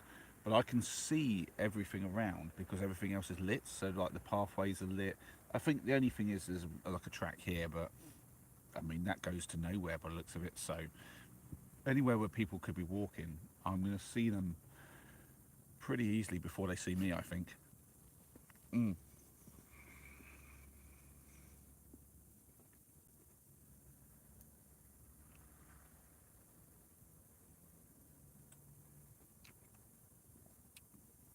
Asked if your beard grew since Saturday.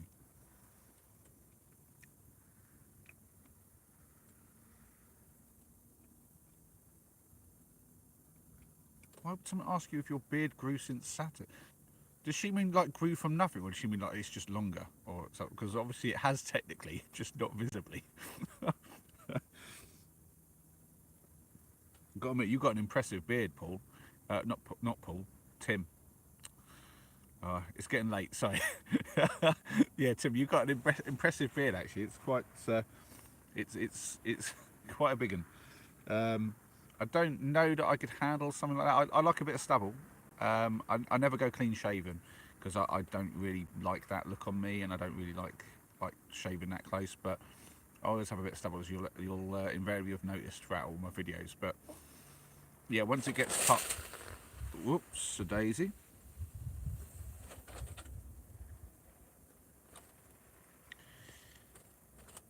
Is that? There we go. That's fine. That is steaming. There we go. That must have got one of the coals burnt through, and it sort of just tipped over, and we lost a little bit of the juice, but it's okay. Children, right? There's things being said, and I can't really read them too well. That's all that.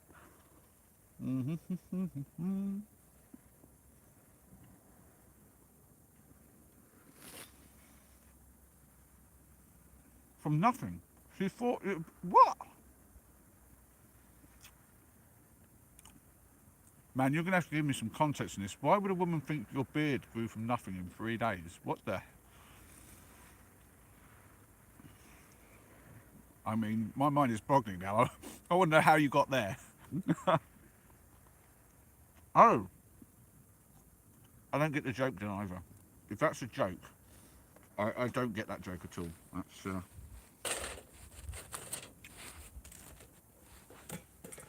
yeah, that's crazy. Some people have a weird sense of humour. But fair play, as long as they've got a sense of humour. It's the people who don't have a sense of humour you've got to avoid.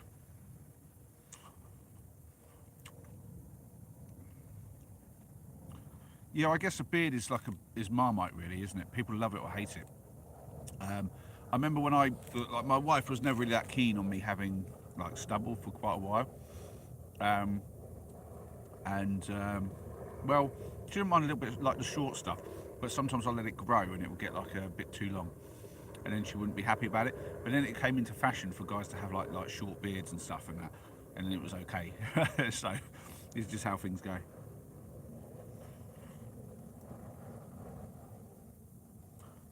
Damn right, Sparker. Yeah, it's a pretty good beard as Tim's got, but yeah, it's hard upkeep though with anything like that. My hair's like I used to be when I was young. I was all like, oh, I've got to have my hair just like that. Spend ages on it. These days I don't spend too much, but it's like I get just annoyed having to have a haircut.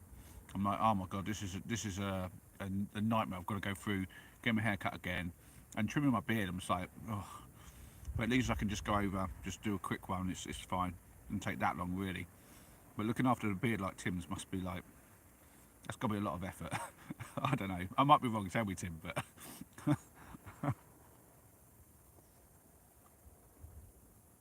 How many people are watching? We're down to 8 now. It seems to fluctuate between about 6 and 11. I think we got up to about 13 at a point. To be fair, that's a lot more than I ever thought I'd have watching me. Um, I think YouTube basically says that I can have, what is it, 25 plus my subscriber count, which means I could have arguably about, I don't know, what's that make it about? Well, it's over 450 people. I couldn't imagine having that many people in on a live stream watching. That would be ridiculous. I mean, the chat would be like not just. I mean, to have that, because I see that sometimes. There's some YouTubers that I do watch who do stream, just a couple, and I haven't watched many of them. But anytime I do, there's just so much chat, and so but that works into their favour, I guess, because then they need to like do the thing where they pay. They're only really responding if someone's paid to get their thing like shouted out properly or made it more prominent, and it's like, so they're obviously getting money to obviously like live stream and get all that sort of stuff going on. But I mean, I'm not here for the money. I'm here for the chit chat. So yeah, it's like it's it's much better to have a good group of you who I can actually just read the comments.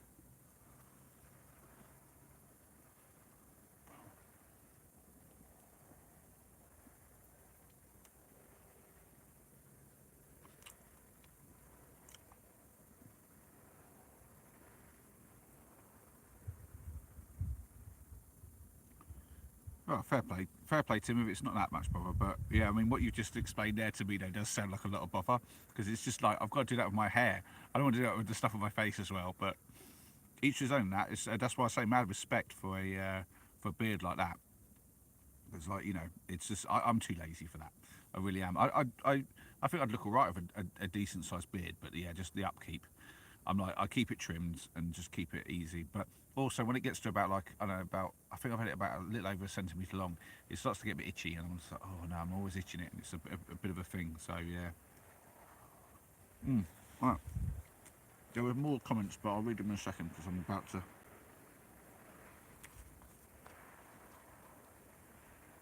just get the crumbs and cheese out of there. I'm going to dish up my totties, which have been sat here, probably getting cold. No, they're fine. I'm not going to pour that water away. That'd be silly. In here, my slightly melted knife, because I kept using it to lift up the and the last live feed you might have noticed me using this on the grill and I really should have been using my saw, but I was too lazy to get it out, so I kept using this, and it's got slight sort of melt points on it, if you can sort of make that out. But whatever. So yeah, still a nice bit of heat. I guess I could stoke it up with some wood, but I think like it's quite late. I don't think I really need to have a fire going.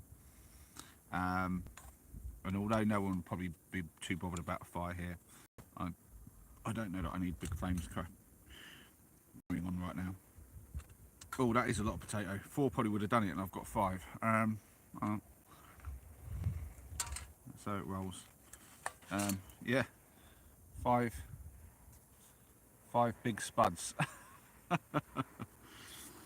Let's get some butter on those. Where's my butter? There it is.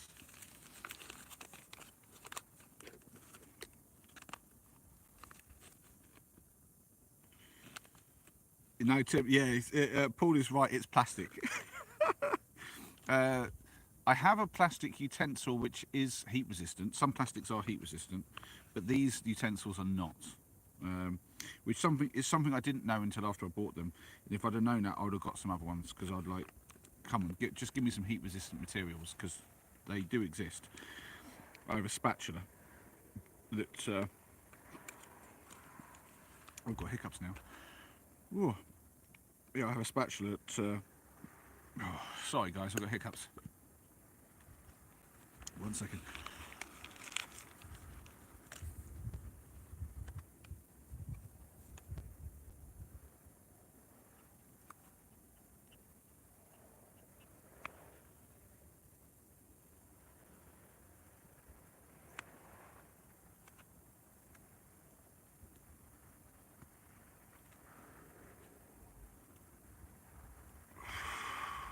Well, that should have got rid of them.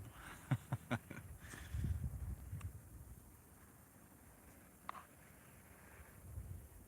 we go.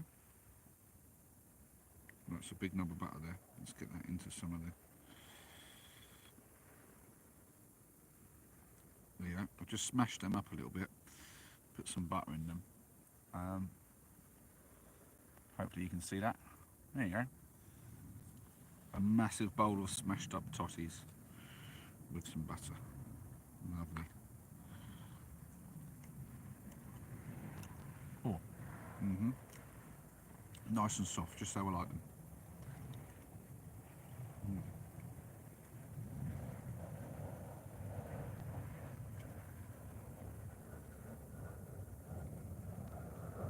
When you say you had to use your titanium pot tin to make a drink, Do you mean you had to like boil some water to purify it, or do you mean like you're just making a hot drink?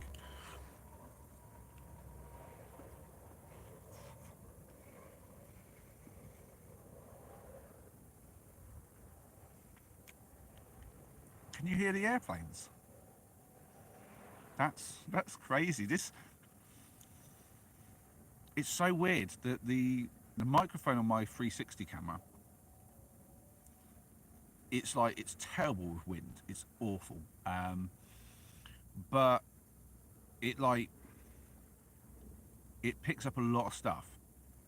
But then that can like overpower what I'm saying.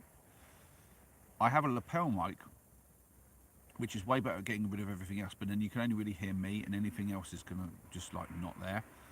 This is a bit of an issue with the footage from the Peak District camp. My sound was way worse than some of the other lads because, I mean, even when I had the mic in the middle of everybody, the camera was there, you can't always hear what everybody is saying, but only like half the people, whoever were facing the mic. And the wind was just kind of causing a bit of havoc. But yet my lapel mic only had me and nobody else in it, so troubles. But the phone seems to pick up everything, like things that shouldn't be picked up at all, like airplanes. But yet you can somehow still hear me very clearly. I mean, is it some software trickery? I don't know. I mean, potentially it is.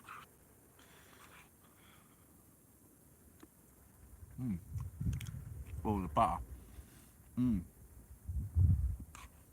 was enticed into buying some expensive stuff at Sainsbury's for the trip to the Peak District, and I didn't actually use it then. So this is the stuff that I took with me because Noah had his own, and he just shared his with me.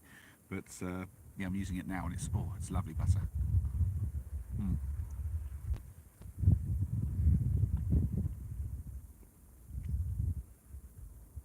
Wow, see that the airplanes I can hear, but very quietly.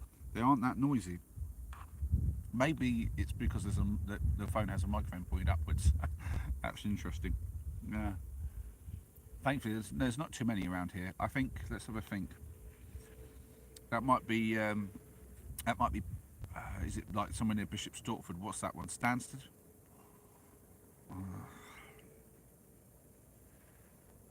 Let's have a think. It's no, it's not. Is it? No. You've got Gatwick at the bottom. Heathrow there. Yeah, Stansted. Yeah, Stansted. Yeah.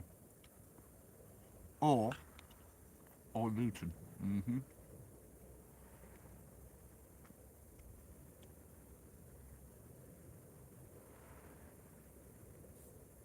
Wow, I don't think I've ever had butter go rancid on me, Tim.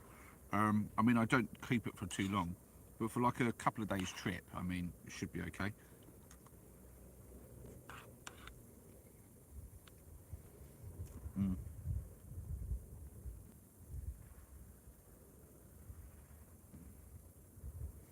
Yeah, Sparker. I mean, to be fair, I like a good phone that's swift and like doesn't mess me around when I'm trying to like search stuff online and whatnot.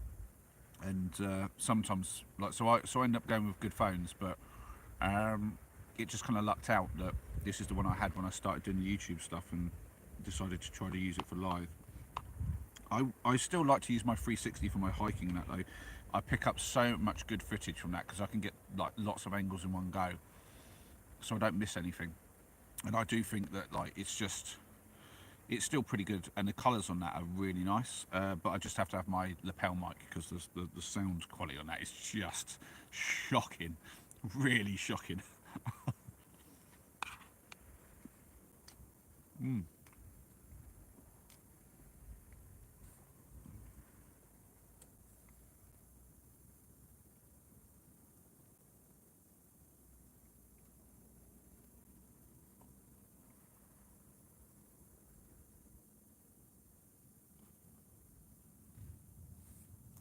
Well, hold on. I'm just reading the comments. Are you trying to say that if you freeze butter, it goes rancid? Really?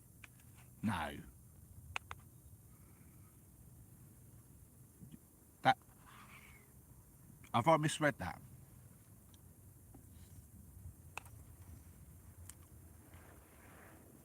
Or you mean it's a separate issue? Like it freezes and so it just goes hard. Oh yeah, it's just hard to use. Okay, yeah, yeah. No, that's fair play. Yeah, I mean, to be honest, I wouldn't use butter for a huge amount of things, but I like buttered totties, and so butter's what's getting used. But I'm putting on a hot potato, so I don't think whether it's frozen or not really makes a difference.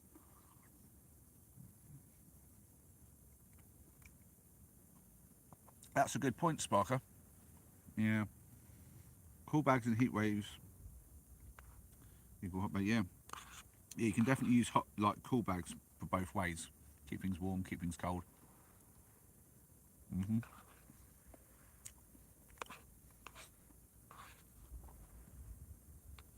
One of the issues in freezing conditions with all the electronics that I have to take is obviously they don't do well in freezing conditions often, and so like some people say, I'll stuff it with you inside of your sleep system, but the issue with that is I might crush that.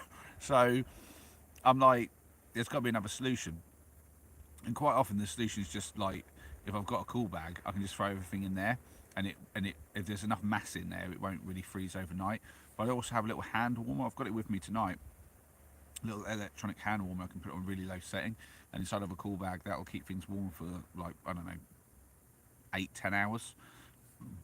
And so yeah, that's what I've done in the past. Really, just to deal with the really cold conditions.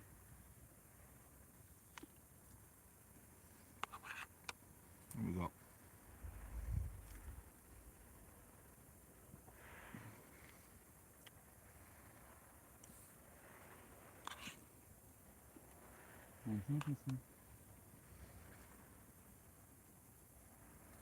Ah, Tim. Tim, I've got a tip for you. You don't have to take a big cool bag. When I say cool bag, I found these little ones. It's just essentially like a mylar envelope with a little bit of insulation. So, and it's essentially just an envelope, but like an insulative one. Um, and I got one of those a while back, and I use that when I've just got a little bit of stuff that I want to keep warm or cold. It's really good actually. It works an absolute treat. Doesn't really take up a lot of space in the pack. Because you're going to put it in a bag anyway, and this thing is barely more than just putting it in a stuff sack anyway. Yeah, I mean you can't fit much in it, so you know if you're going to take a lot, then you'd have to have more. But at that point, you just grab out a cool bag. I mean, you saw I had a cool bag with me. I regretted that. I should have had a proper bag. I just stuffed everything into my cool bag that I use when I go shopping and when I go on like camping trips with the family, and we're got a lot of stuff with us. And yeah, the strap on that is not very good for carrying things very far. But the little pouches, it's like a little envelope slash pouch thing. They are wicked for while camping. If you're going to take some, just often just for the first night or two, if I've got something I want to keep cold, if I'm going out in hot conditions, that's really good. And then, like I say, if in the cold, I could use the same thing to keep equipment warm and whatnot. So yeah, great stuff.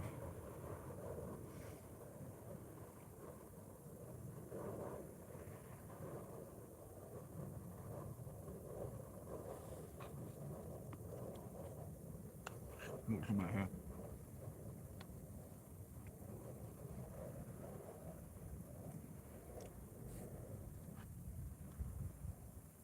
I've run behind on this conversation because I've just given a tip, but yeah. Mm,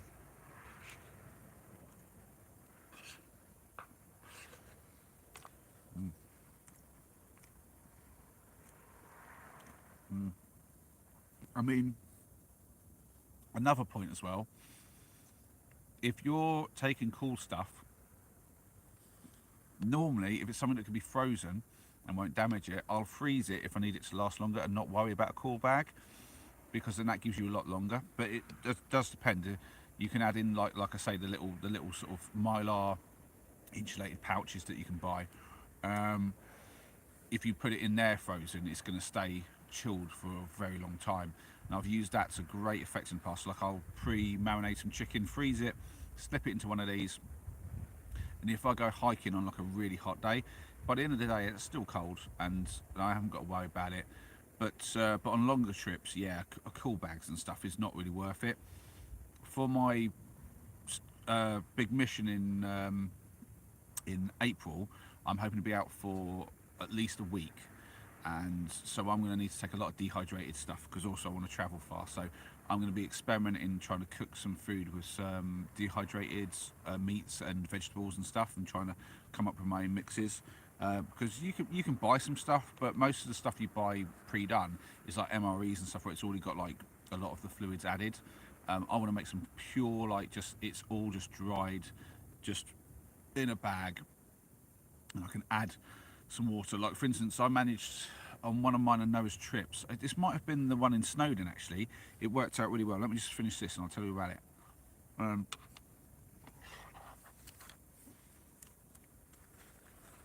Yeah, I think it was a Snowdon trip, but there was a trip where I decided that I wanted to try to do some scrambled eggs, and I had some bacon as well. So I overdid some bacon and got it really super crispy, so it didn't have any moisture left in it. Essentially turning it into bacon jerky. But I also wanted to do some scrambled eggs, so I got powdered eggs, powdered milk, powdered butter, added in some salt and pepper and stuff, and just put this in a bag, like in the right sort of mix, and figured I'll give it a go. I just add water. Oh yeah, that was it. So milk powder, powdered eggs, and powdered butter. And I thought this isn't going to work because often when I do scrambled eggs, I don't just scramble them in a pan. My dad taught me when I was little how to do scrambled eggs, and he showed me this method that he did. I don't know who started this and how many people in the world do it this way, but you essentially scrambled up the eggs, add in some milk, and mix that in, add a few bits of flavouring, throw in another butter, and then you bring that to the boil, and then as it starts to bubble, obviously the egg solidifies up, and then you just leave it go for a little while. You've got a really soft, fluffy scrambled egg, and it just kind of bulks it out more, and it's just what I'm used to. I don't think it's the best scrambled eggs in the world, but it's what I'm used to. And when I made it with this method with all the powder stuff, I was thinking this is going to be terrible. It's going to have like a bad texture. It's not going to taste right. Something's going to go wrong. And I'm not joking. I wouldn't be able to tell the difference. I couldn't believe it. I was like, how has all of this stuff been powdered to come back to life, and it's the same texture, it's the same flavour. I was like, I wouldn't be able to tell you that this wasn't my normal scrambled egg. I was flabbergasted. So yeah, so I'm sort of going to do that, plus maybe some other meals that I can try, using some dehydrated like meats and some vegetables and stuff like that. And so I might even do some videos on those. I don't know if any of you would be interested in seeing videos of me trialing and erroring, doing a bit of trial and error on some cooking. But that's something I need to do over the next few weeks, is sort of get some bits ordered for that, and then try it and see what I can work with, really. Right. Oh, my back's going. Oh. Just gonna hold this position for a while. Sorry guys, I'm sort of laying down a bit, but so they shatter.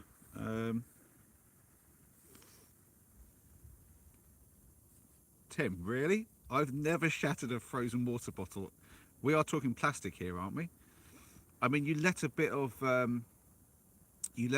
obviously if there's air in there and stuff and all that, you kind of have to let a little bit out. If it's kind of like full and you freeze it, it obviously tries to expand.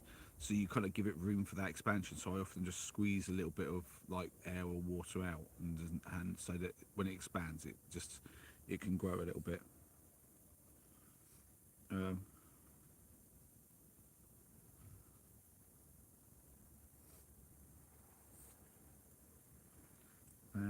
When you say a solid water bottle, do you mean like a reusable one? Yeah, that'd be weird. No, you just freeze like a normal a PET bottle, surely, like whatever the normal water bottles come in.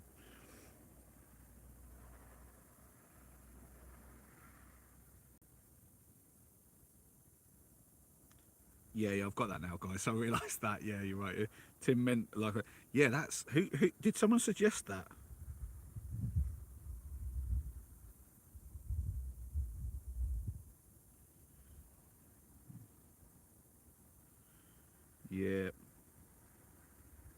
Yeah, there's a lot of conversation on this.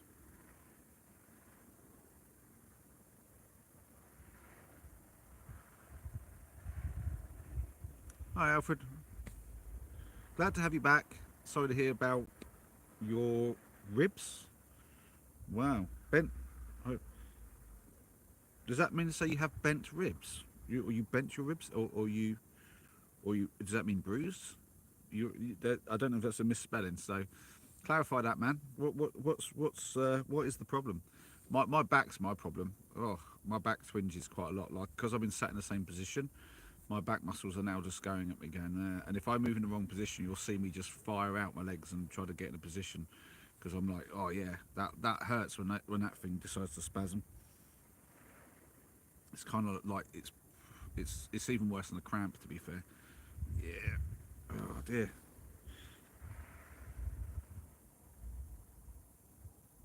I really hope he didn't mean broke his ribs. Jeez.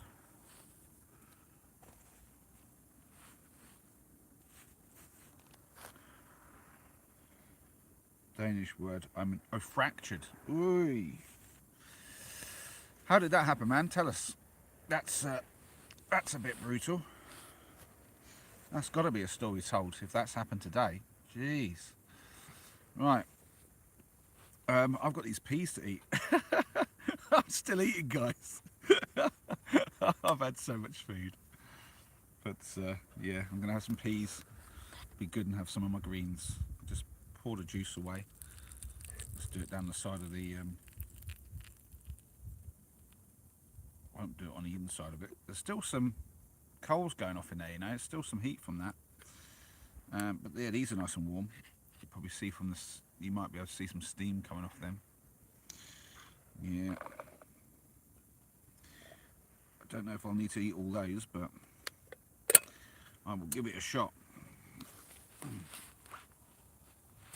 At least my feet aren't super muddy today, so I don't have to worry about getting them underneath. Oh no, I can't sit like that. Wow.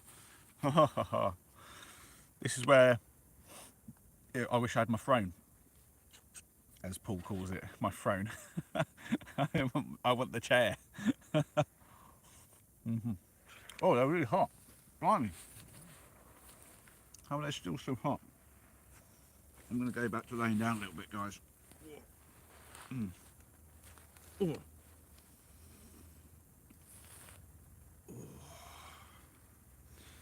Back pain. Lovely.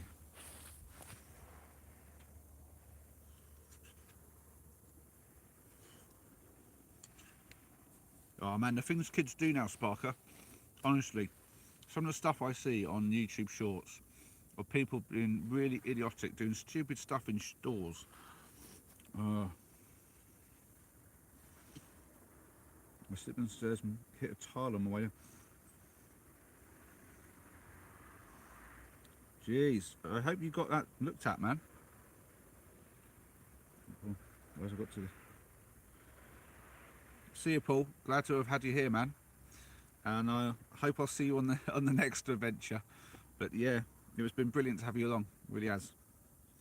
Yeah, well, I'm probably gonna have to call this soon as well, guys. To be honest, it's getting really late. I can't believe we're still going. How long have we been going for? That's oh man, we're over 4 hours. This is ridiculous. How have I been streaming for over 4 hours? I mean, I figured it would be like maybe two, or at least two, but at most 3 hours. I can't believe we're still going.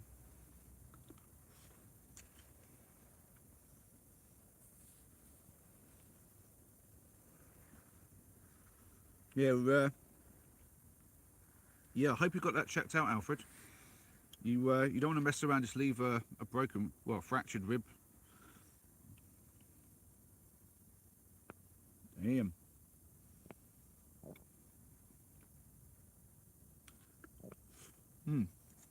Sorry, there's not much going on right now, guys.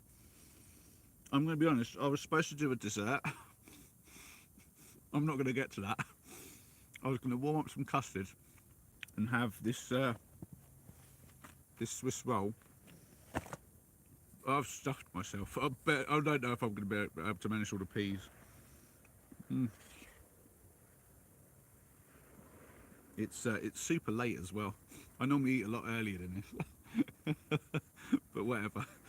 Chatting away and doing all this does sort of slow things down. It's interesting actually. When I did my 1 kilo mission, I think I mentioned this. I did 17.5 miles a day, but that's not considering that sometimes I walk back and forth and ditter around with the camera and stuff. That's got to add on a little bit, and it also takes a lot of time. I feel like I probably could have gone 20 miles a day had I not been filming. If I was just cracking on and doing it all by myself, I think 20 miles a day is sort of doable, but yeah, 17.5 miles a day was about all I can manage. If you're still in, Tim, tell me, 17.5 miles a day very good? I don't know, because you seem to walk a long distance when you go.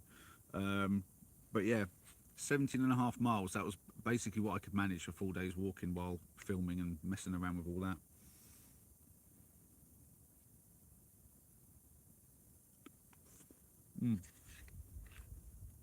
You've been to doctor, good.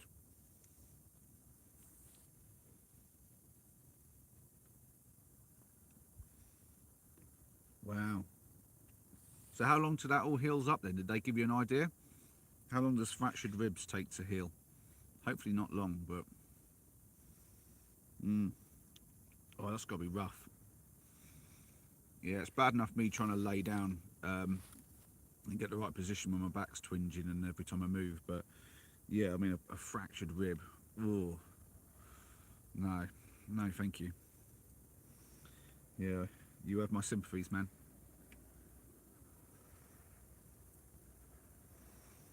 Oh dear. Yeah, we went up in numbers again for a while there. I think people just come in, watch for a little bit, and go away. And then, obviously, a lot of you, the guys who are in a lot, all my regulars, let's call it, you you're in and out sometimes, and others of you were with me the whole time. Sparker, have you been here the whole time? Have you been here for 4 hours? Because that's crazy, but brilliant at the same time. I mean, I've been here the whole time, so no judgment.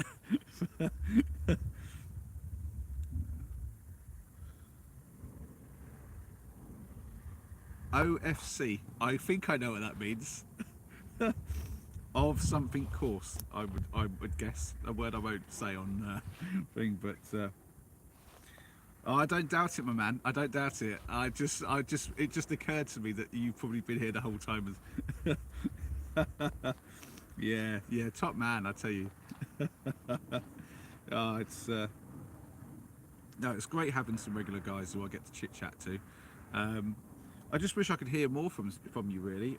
Get to know you guys a bit more.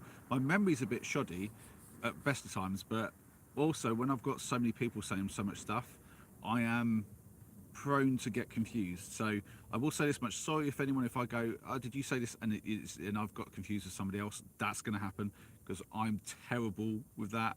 It's like I know that somebody earlier said that they live in London, and I don't know. I think it might have been Yost who said that, but I'm not sure. So yeah, obviously, remember Alfred said he's for you say you're Danish, so you're from Denmark.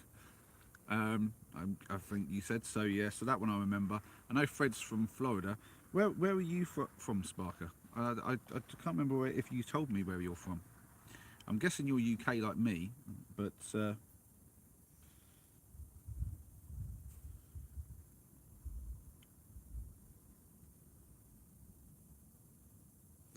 um, Glossop. Oh yes, that's right near the. I mean, that's basically Peak District, then, isn't it? Really, Glossop. Am I right, Glossop? Yeah, that's like north of Buxton, isn't it? Sort of. Is Glossop the one that's kind of almost like in between? Oh, am I right or am I wrong? My geography's reasonable, but it's not. It's not flawless. I'm right. Cool. Yeah. So yeah. Yeah. I mean, you're in a good spot there for some walks. That's brilliant. Wild Sea. Does that say amputee? Okay. Um, yeah. Definitely will get some more collabs. I obviously chatted to Tim and Paul, and we're like, yeah, we definitely need to do some more collabs. So there's going to be some more of that. I think me and Tim definitely need to get on a hike together. We need to do some level of mission or just a good long hike somewhere. I think we could do like a 2 or 3 day trip together. I think we have a similar sort of like love of a good hike. But to be fair, if we do that, Noah could even tag along. Um, Now, if you've only just joined, I'm going to repeat myself from something I said earlier, that I might try and do a thing where I try to get some viewers involved in some hikes and camps and adventures and whatnot.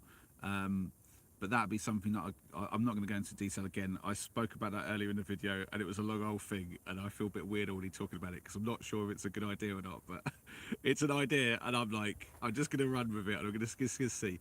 Probably no one's going to be interested, but if somebody is, it'd be awesome because it'd be quite a cool thing to do. But essentially, yeah, keep an eye out in this space, and maybe we can get a few viewers involved in some stuff as well. So yeah.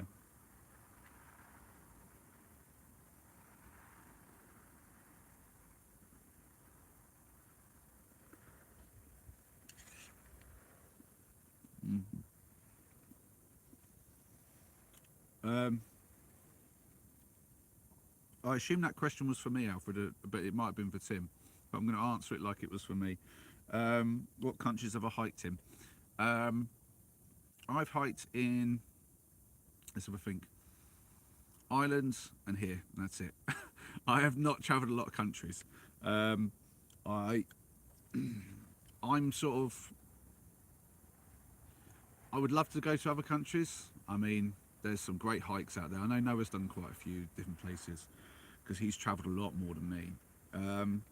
But it's expensive, and I've not got a lot of money, so it's not really an option for me. I did Ireland because me and my wife, before she was my wife, we went there and we did some like little hikes around there. That's actually where I proposed to my wife. And obviously I've done stuff in Wales, and I haven't actually done any hiking in Scotland, but I really do want to do some hiking in Scotland, unless of course you count, well, no, that wasn't Scotland, it was still England, wasn't it? When I went to Pennines is still England. But yeah, I definitely want to do some stuff in Scotland, but I'd love to do some other countries. Yeah, I mean, being a van life, it's pretty obvious, but I do want to get over to Iceland and try that. Maybe get like a couple of months over there or something in the van. That'd be awesome, and then there'd be a lot of hiking involved with that for sure. I don't know if I'd be able to camp with my fire pit because I don't think they have a lot of trees just laying around, but I mean that would be the time to crack out an alcohol stove or solid fuel stove or something. But I've got a feeling Tim's done a lot more countries than me. Egypt, Ethiopia, South Africa, sort of. Not really, but lots of walking. Wow.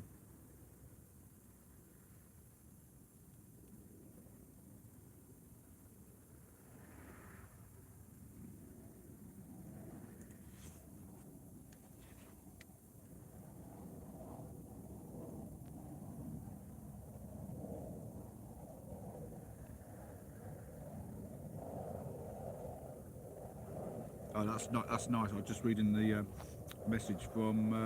I'm just going to call you Wild Sea. Yeah, because I like shortening things down so I can actually say it quickly. But yeah, Wild Sea is just saying that I'm going to assume a he, but it could be a she. I don't know, or something else. This day and age. Yeah, they're saying they camped with the community camp with East Anglia Bushcraft. So is East Anglia Bushcraft, is that like a community thing, or is that a YouTube thing? Because that rings a bell, and that sounds like a YouTube channel that I think I've seen, but I could be wrong. Tell me, I'm interested. But yeah, that's pretty cool that you met up with some people and you've got some people to go off with now. That's cool, because that's what camping's about. It's about the spirit of it as well, isn't it? I mean, we're all trying to like get out there and have the fun. Oh, it is a YouTube thing. Yeah, yeah. I mean, that's yeah. I think I've seen one or two of his videos, but I'll be honest. Obviously, we can't all watch every video that's out there. There's way too many. So, I've people have mentioned to me about different channels, and I'm like, some I've heard, some I've not. I can't just. There's no way you can watch everything that everyone's ever making. Excuse me. Food Game. So yeah, forgive me if I don't know too much about some channels, but yeah, I've definitely watched at least one of his. It's a bit like that with Kent Survival or something like that. I've seen one or two of his as well.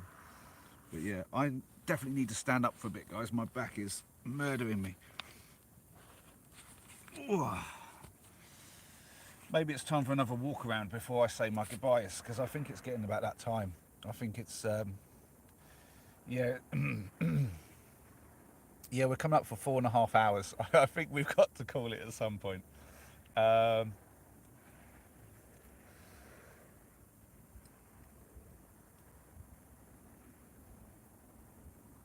you were he. Okay, cool, nice one. Cheers, Wildsea. Right, I'm gonna pull out this charger, bring you guys in a little bit closer, and let's, I don't know, I think like maybe a walk around, I don't know. What do you reckon, guys? Who's up for a walk around?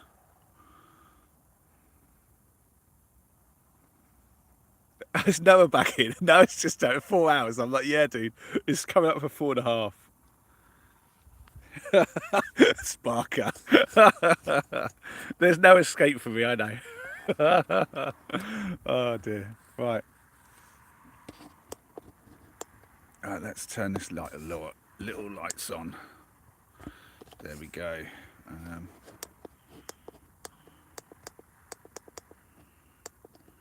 Yeah, that's pretty good setting. There we go. That's not bad lighting. Ooh, here we go. Oh, Need a torch. See comments. Walk around. Here we go. Sweden, Norway, France. Do you know Norway's one I want to do? That is a good list, Alfred. Wow, I am the least travelled person here. By some way. I'm like, what on earth? Where am I walking? Yeah, do you know what? I don't know if this is a... No, we earlier said that these things were... Whoa. I nearly stepped in this, guys. Hold on. I don't know if you can even make this out, but there's a big... I nearly stepped in that. I've got to look around. I'm like reading my phone, looking at a screen, and I'm walking around. I'm like, yeah, I've got to look where I'm going. I'm going to kill myself out here. I mean, let's face it, it'll go viral, but I won't be around to see it. Oh yeah, the back definitely needs a little bit of a walk around. All right. There's not much to see until I actually get over the other side, so I'll just leave you guys looking at me again. I'll have a walk down the other way this time. We walked one way, we didn't walk the other. We walked the way we came. Oh, over the pit. It sounded like I dropped something then, but I don't think I did. Right. I've left the light on, but I wonder if you guys can see. I'm going to just... Oh, sorry. I'm going to turn... There you go. That's the tent. That's what I look like from... Do you know what? I'm going to turn these lights off that are blinding me. There we go. There we go. There we go. Right. Ooh. So, yeah. There's the tent with the light. So it is visible, but when I come back across the path, you can sort of see it gets hidden by the trees quite well. And then, yeah. I mean, it's pretty obvious. Yeah. Yeah, if you were walking along here, you wouldn't fail to see that. So I came through. Do you know what? What if I get both lights on? Maybe. Oh, it won't let me have the torch. Whatever. Okay. Where did I come through? Oh, I came... What? Wait. Hold on, guys. Oh, here it is. It's like, there's a big gate here. I was like, I don't remember this gate being here. Well, of course it was here. I just came around the side of it. I don't know if you can see any of this at all. Right.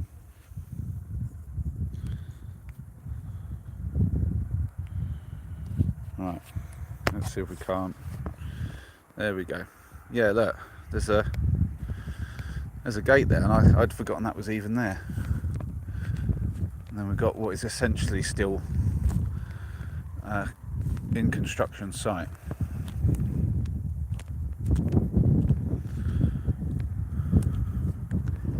Yeah, it's not too cold. It's quite nice. It's getting cooler now out here. It is, Tim, but it's not too bad at all. I mean, I'm not wearing too much, and I'm not massively uncomfortable or anything. I think the hot food is helping, but I definitely could do with warming up a little bit, hence a little walk around. If you're cold, get moving.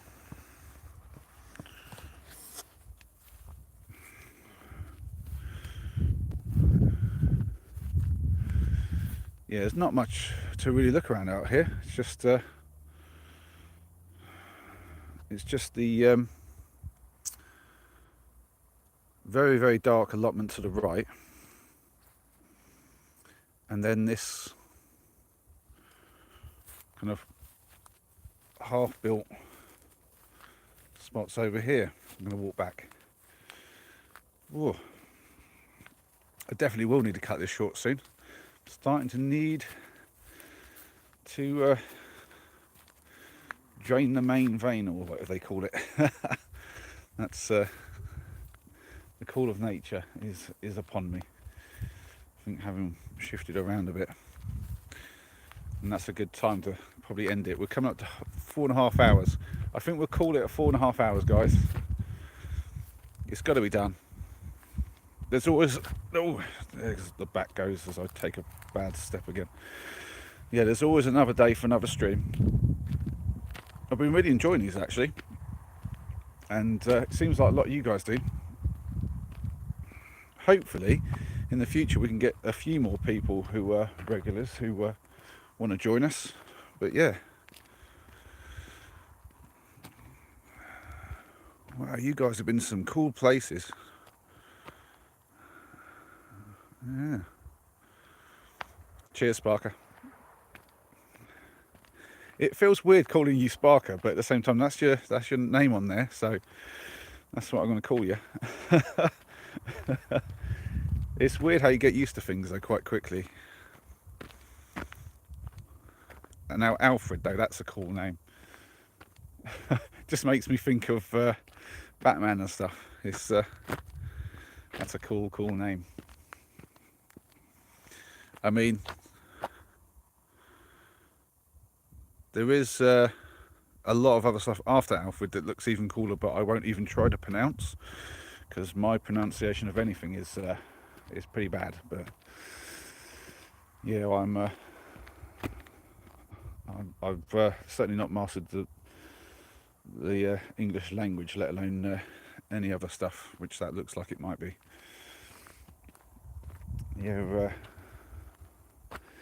Yeah, they definitely came through here and just kind of chopped loads of stuff down. Let me give you some light on here. Look at, wow, they just literally, they've wholesale just chopped this to shreds. Why on earth? Like, most of this that you see is just stuff that's been chopped down and out. That's crazy. Yeah, I'm in the same spot, Tim. or Hard Up Hiker, is yeah, I can't really afford to go off to other countries. Maybe if my YouTube channel takes off and somehow I make loads of money, I'd be able to afford it, but I'm pretty happy just doing the UK. There's so much good stuff to see over here. There's so many places I haven't been. I mean, I think with a whole lifetime you could probably explore most, if not all, of the UK, but I mean, by the time you got to the end and you've done everything, you'll have forgotten all the stuff you did at the start and time to go again. I don't think you need the whole world. I mean, it's pretty cool. There are some places that you could go that are amazing, but I'm pretty happy with the UK. There could be a lot worse places to live. At least we don't have like bears and rattlesnakes and scorpions and other kind of creatures and spiders that want to eat you alive and whatnot. Alfred, I tell you, anywhere in the UK works. I mean, where I live is probably the most boring spot. Anywhere else, and there's going to be loads of cool places. Right, I'm going to quickly spin this around. Come on. Ah, it is spinning around. Here we go. Got to turn the light on. There we go. There we go. Right, so we're going to have to wrap this one up, guys. It's getting cold. I'm going to get back to the tent, which you can see just behind me there. There it is, in the background. So, but for now, you just have me. And yeah, so I'm going to say good night to you all, and hope you guys get yourselves to sleep. And yeah, you look after your ribs, Alfred. It's that's gnarly. I hope you're feeling better real soon. Cheers, Sparker. Appreciate it. Night, Noah.